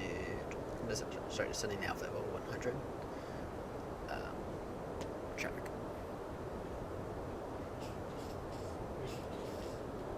Hamburg traffic, Eurowings 56 Romeo, turning down left downwind runway 23, Hamburg traffic. Yeah, I'm gonna do. Cleared now.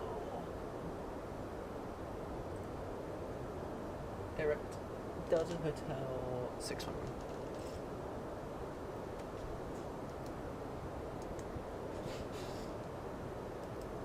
Hamburg traffic, Chesapeake 35 Papa, further descent now altitude 3,000 feet, turning now direct Delta Hotel 611, Hamburg traffic. Look at me, now I'm using my speed brakes.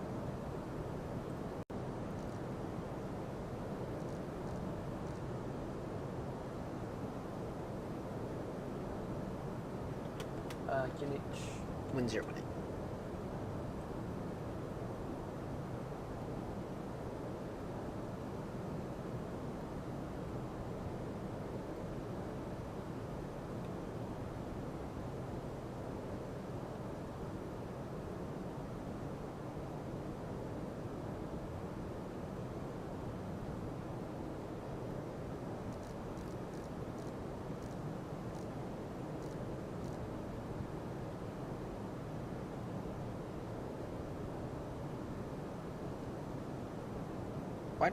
Why are you facing towards me?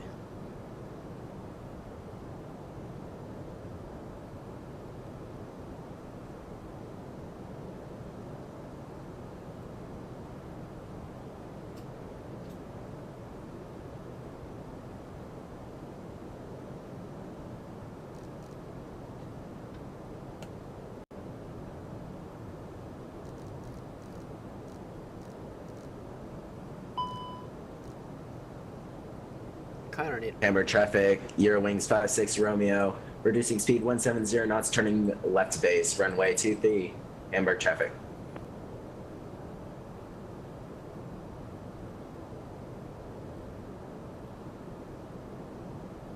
Come on.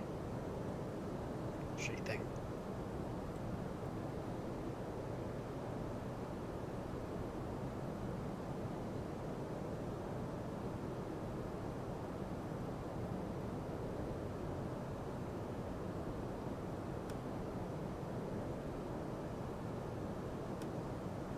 Come on now. There we go. Which one's your money?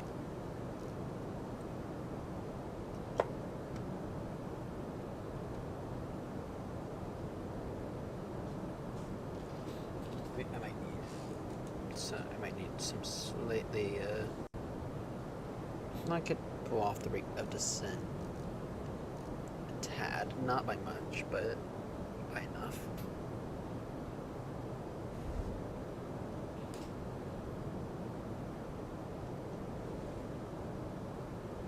Need to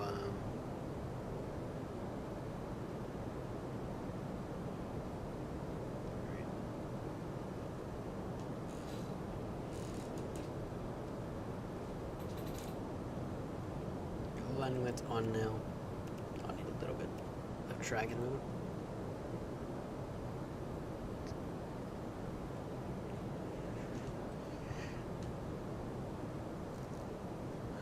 Hamburg traffic, your wings 5-6 Romeo, turning final now, runway 23. Hamburg traffic.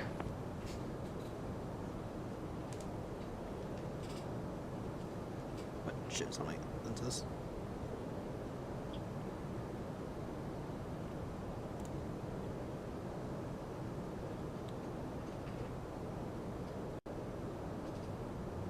Yep, still in there.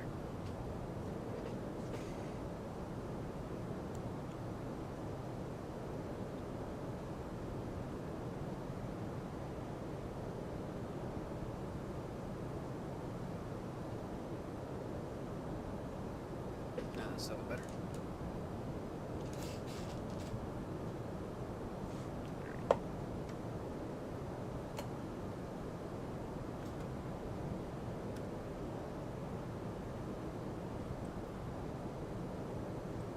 So can we see it? Hamburg traffic, just pick 35 Papa, turning down now runway 23. Got about 20 miles to run. Hamburg traffic. Alright, I'm gonna go ahead and get the gear down now just because I'm a little fast. Could use the drag.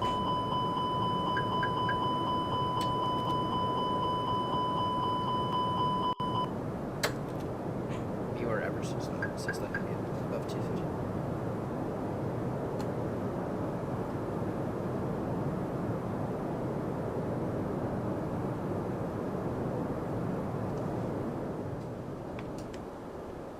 Getting the gear down appears to have worked. We direct. Hamburg traffic, Eurowings 5-6 Romeo, fully established on the ILS runway 23, reducing final approach speed. Hamburg traffic. Hamburg traffic, Chesapeake 35 Papa turning now, direct to Pisasse. Joining up on the ILS approach for runway 23, reducing now speed 160 knots. Hamburg traffic.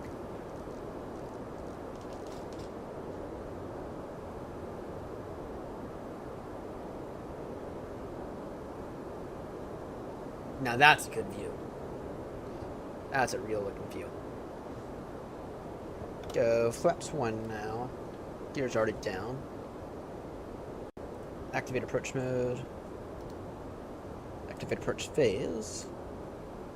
Approach phase activated. And we can go speed 1.8. We can go speed 1.70 knots for now.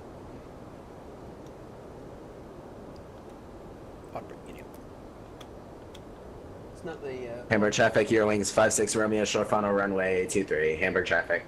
actually we can go out brake flow and be fine for an A330. Flaps 2.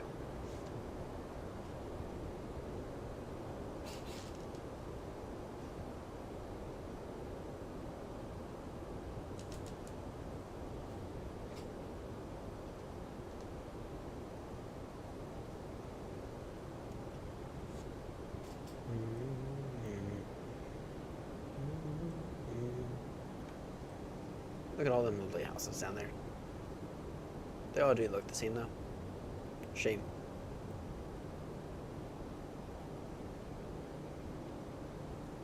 Shame actually that you guys can add a bit more variation.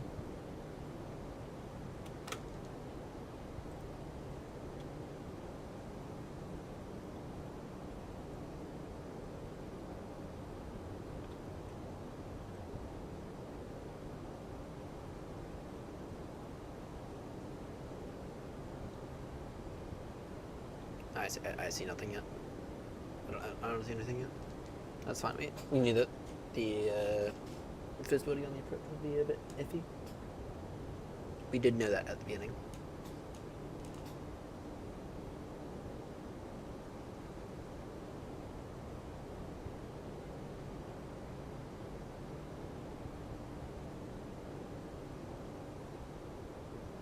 Hamburg traffic, Chesapeake 35 Papa, fully established now. ILS approach, runway 23. 9 miles to run. Hamburg traffic.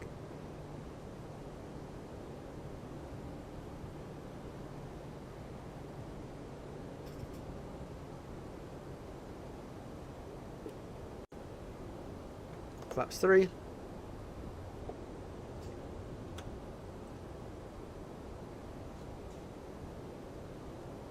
Gear's already down. Do a speed 170. I do 170 till 5. Final is going to be 145. 2,500. Heard. Noted. Yeah, flop's full now, actually.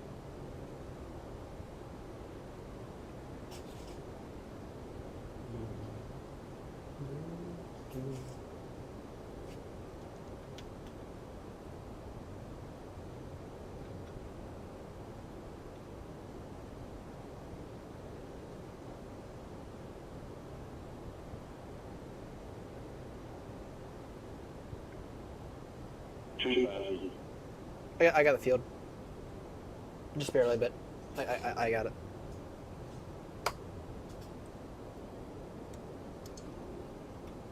Who's in sight?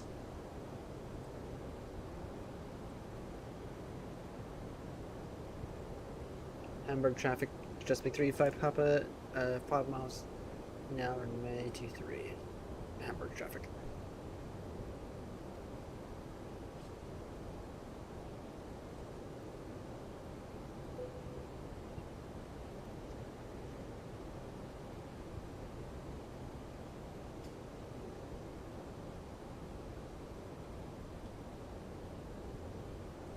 Take a step by hand in a moment. $12,000. Got the field in sight.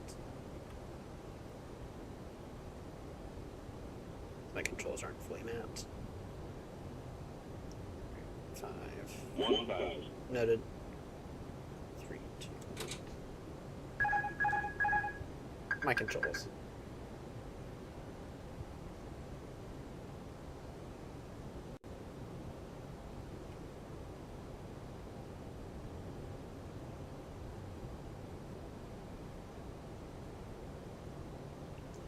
Final call Hamburg traffic, just big 35 Papa, short final now May 23 final call Hamburg.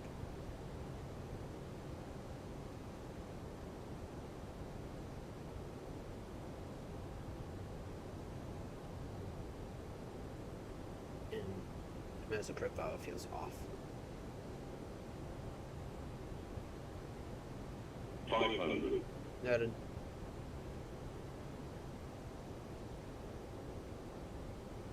Little high.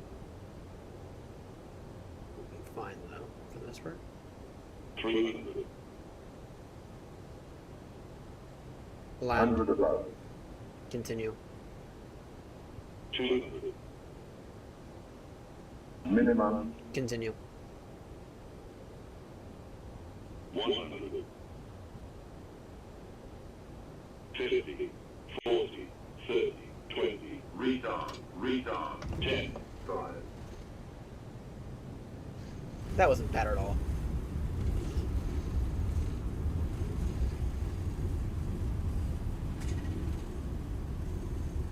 Maybe a slight bit of underflare, but that wasn't bad at all.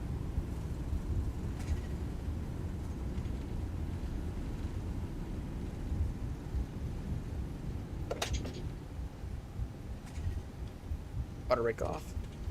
Roll out.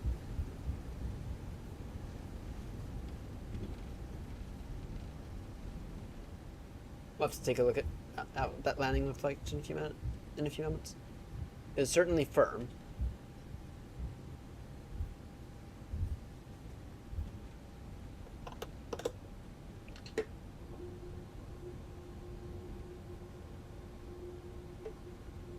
Don't get me wrong, it's certainly firm. But that's good. Hamburg traffic, just be 35 hopping out clear of the runway. Taxiing parking. Hamburg traffic.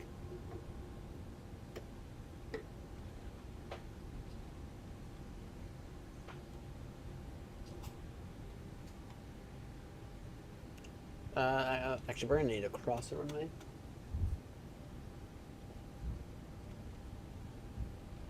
Yeah, we're gonna need to cross our 9 units.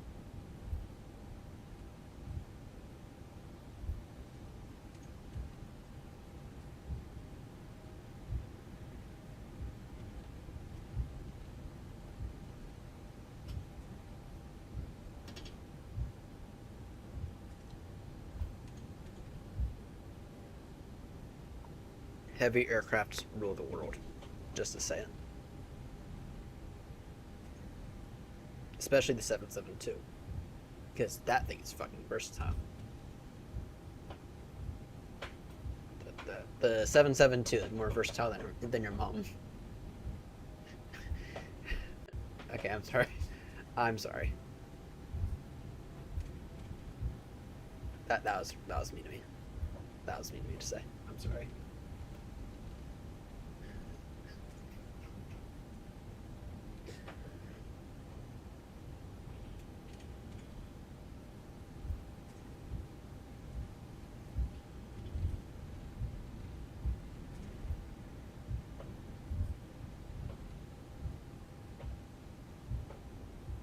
Really?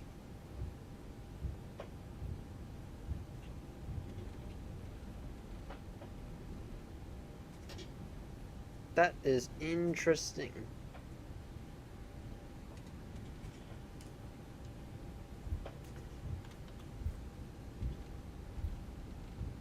And VATSIM radar showed me perfectly on center line.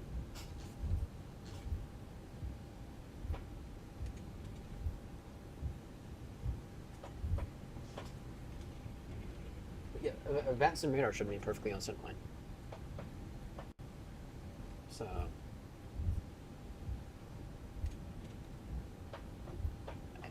I hate to say that's not that's an issue on the rendering side. That's not a between X-Plane and VATSIM. It's a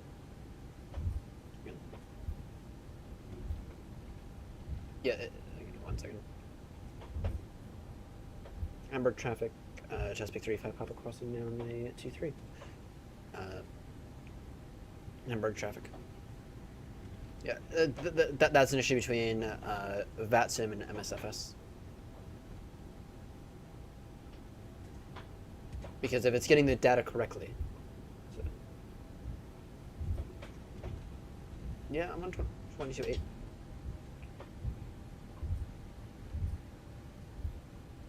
Hamburg traffic, Chesapeake 35 Papa, now clear of all runways.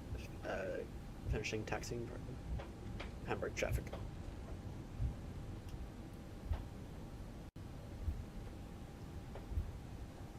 Can you hear me whilst I was on approach?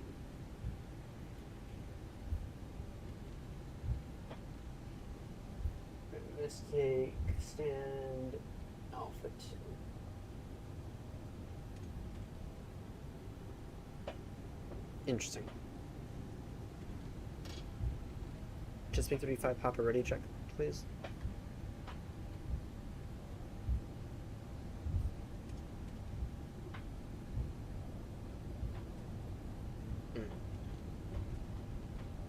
Maybe there's an issue going on your end. I don't know. 4, 3, 2, 1.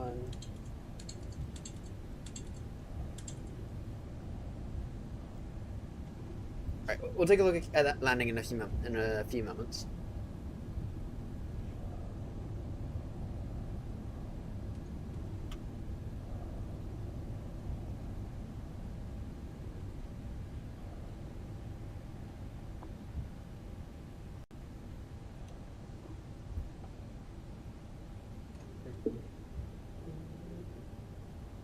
Stand 02.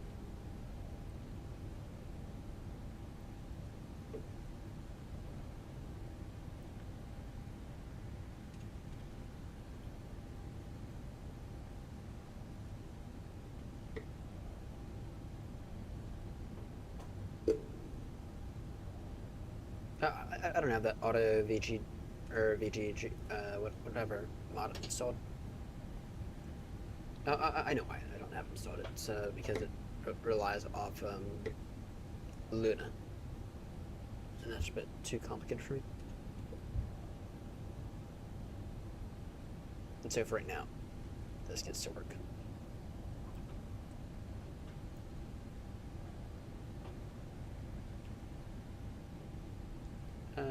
Show me a bit more.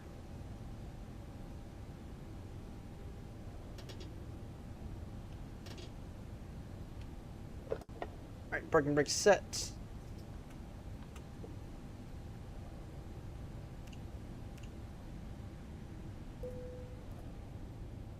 Alright, let's take a look at what that landing looks like. Now watch this, Fry.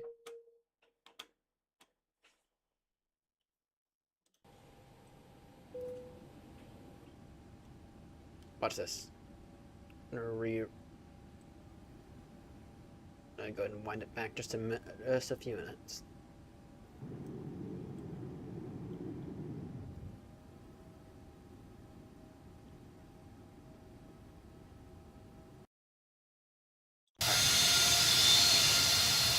Alright, watch this. Runway.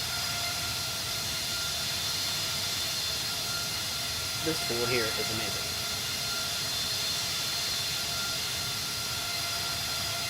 Maybe, I think they... Oh, sorry.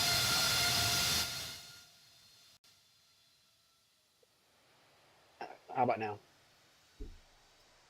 Sorry, not my fault. Alright, it's here.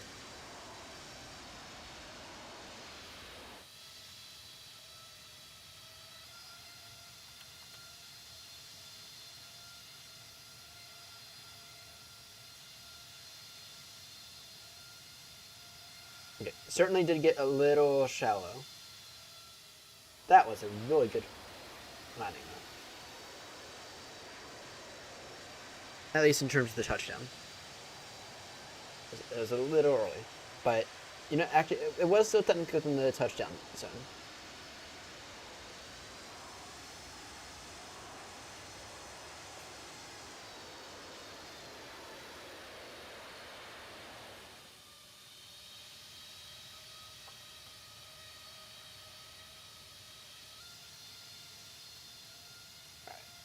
Yeah, it was still technically within the touchdown zone because the touchdown zone begins about here.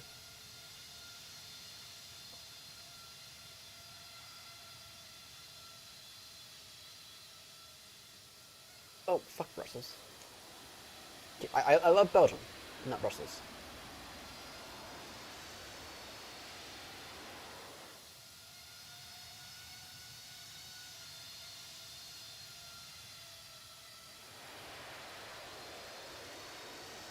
Overall, that was a solid landing. Especially for my only second time landing, or flying this thing. Morning, Ross! Right, and then we were also dead center on center line as well. So. Alright. Flight. Should we do anything else for tonight? Thinking no.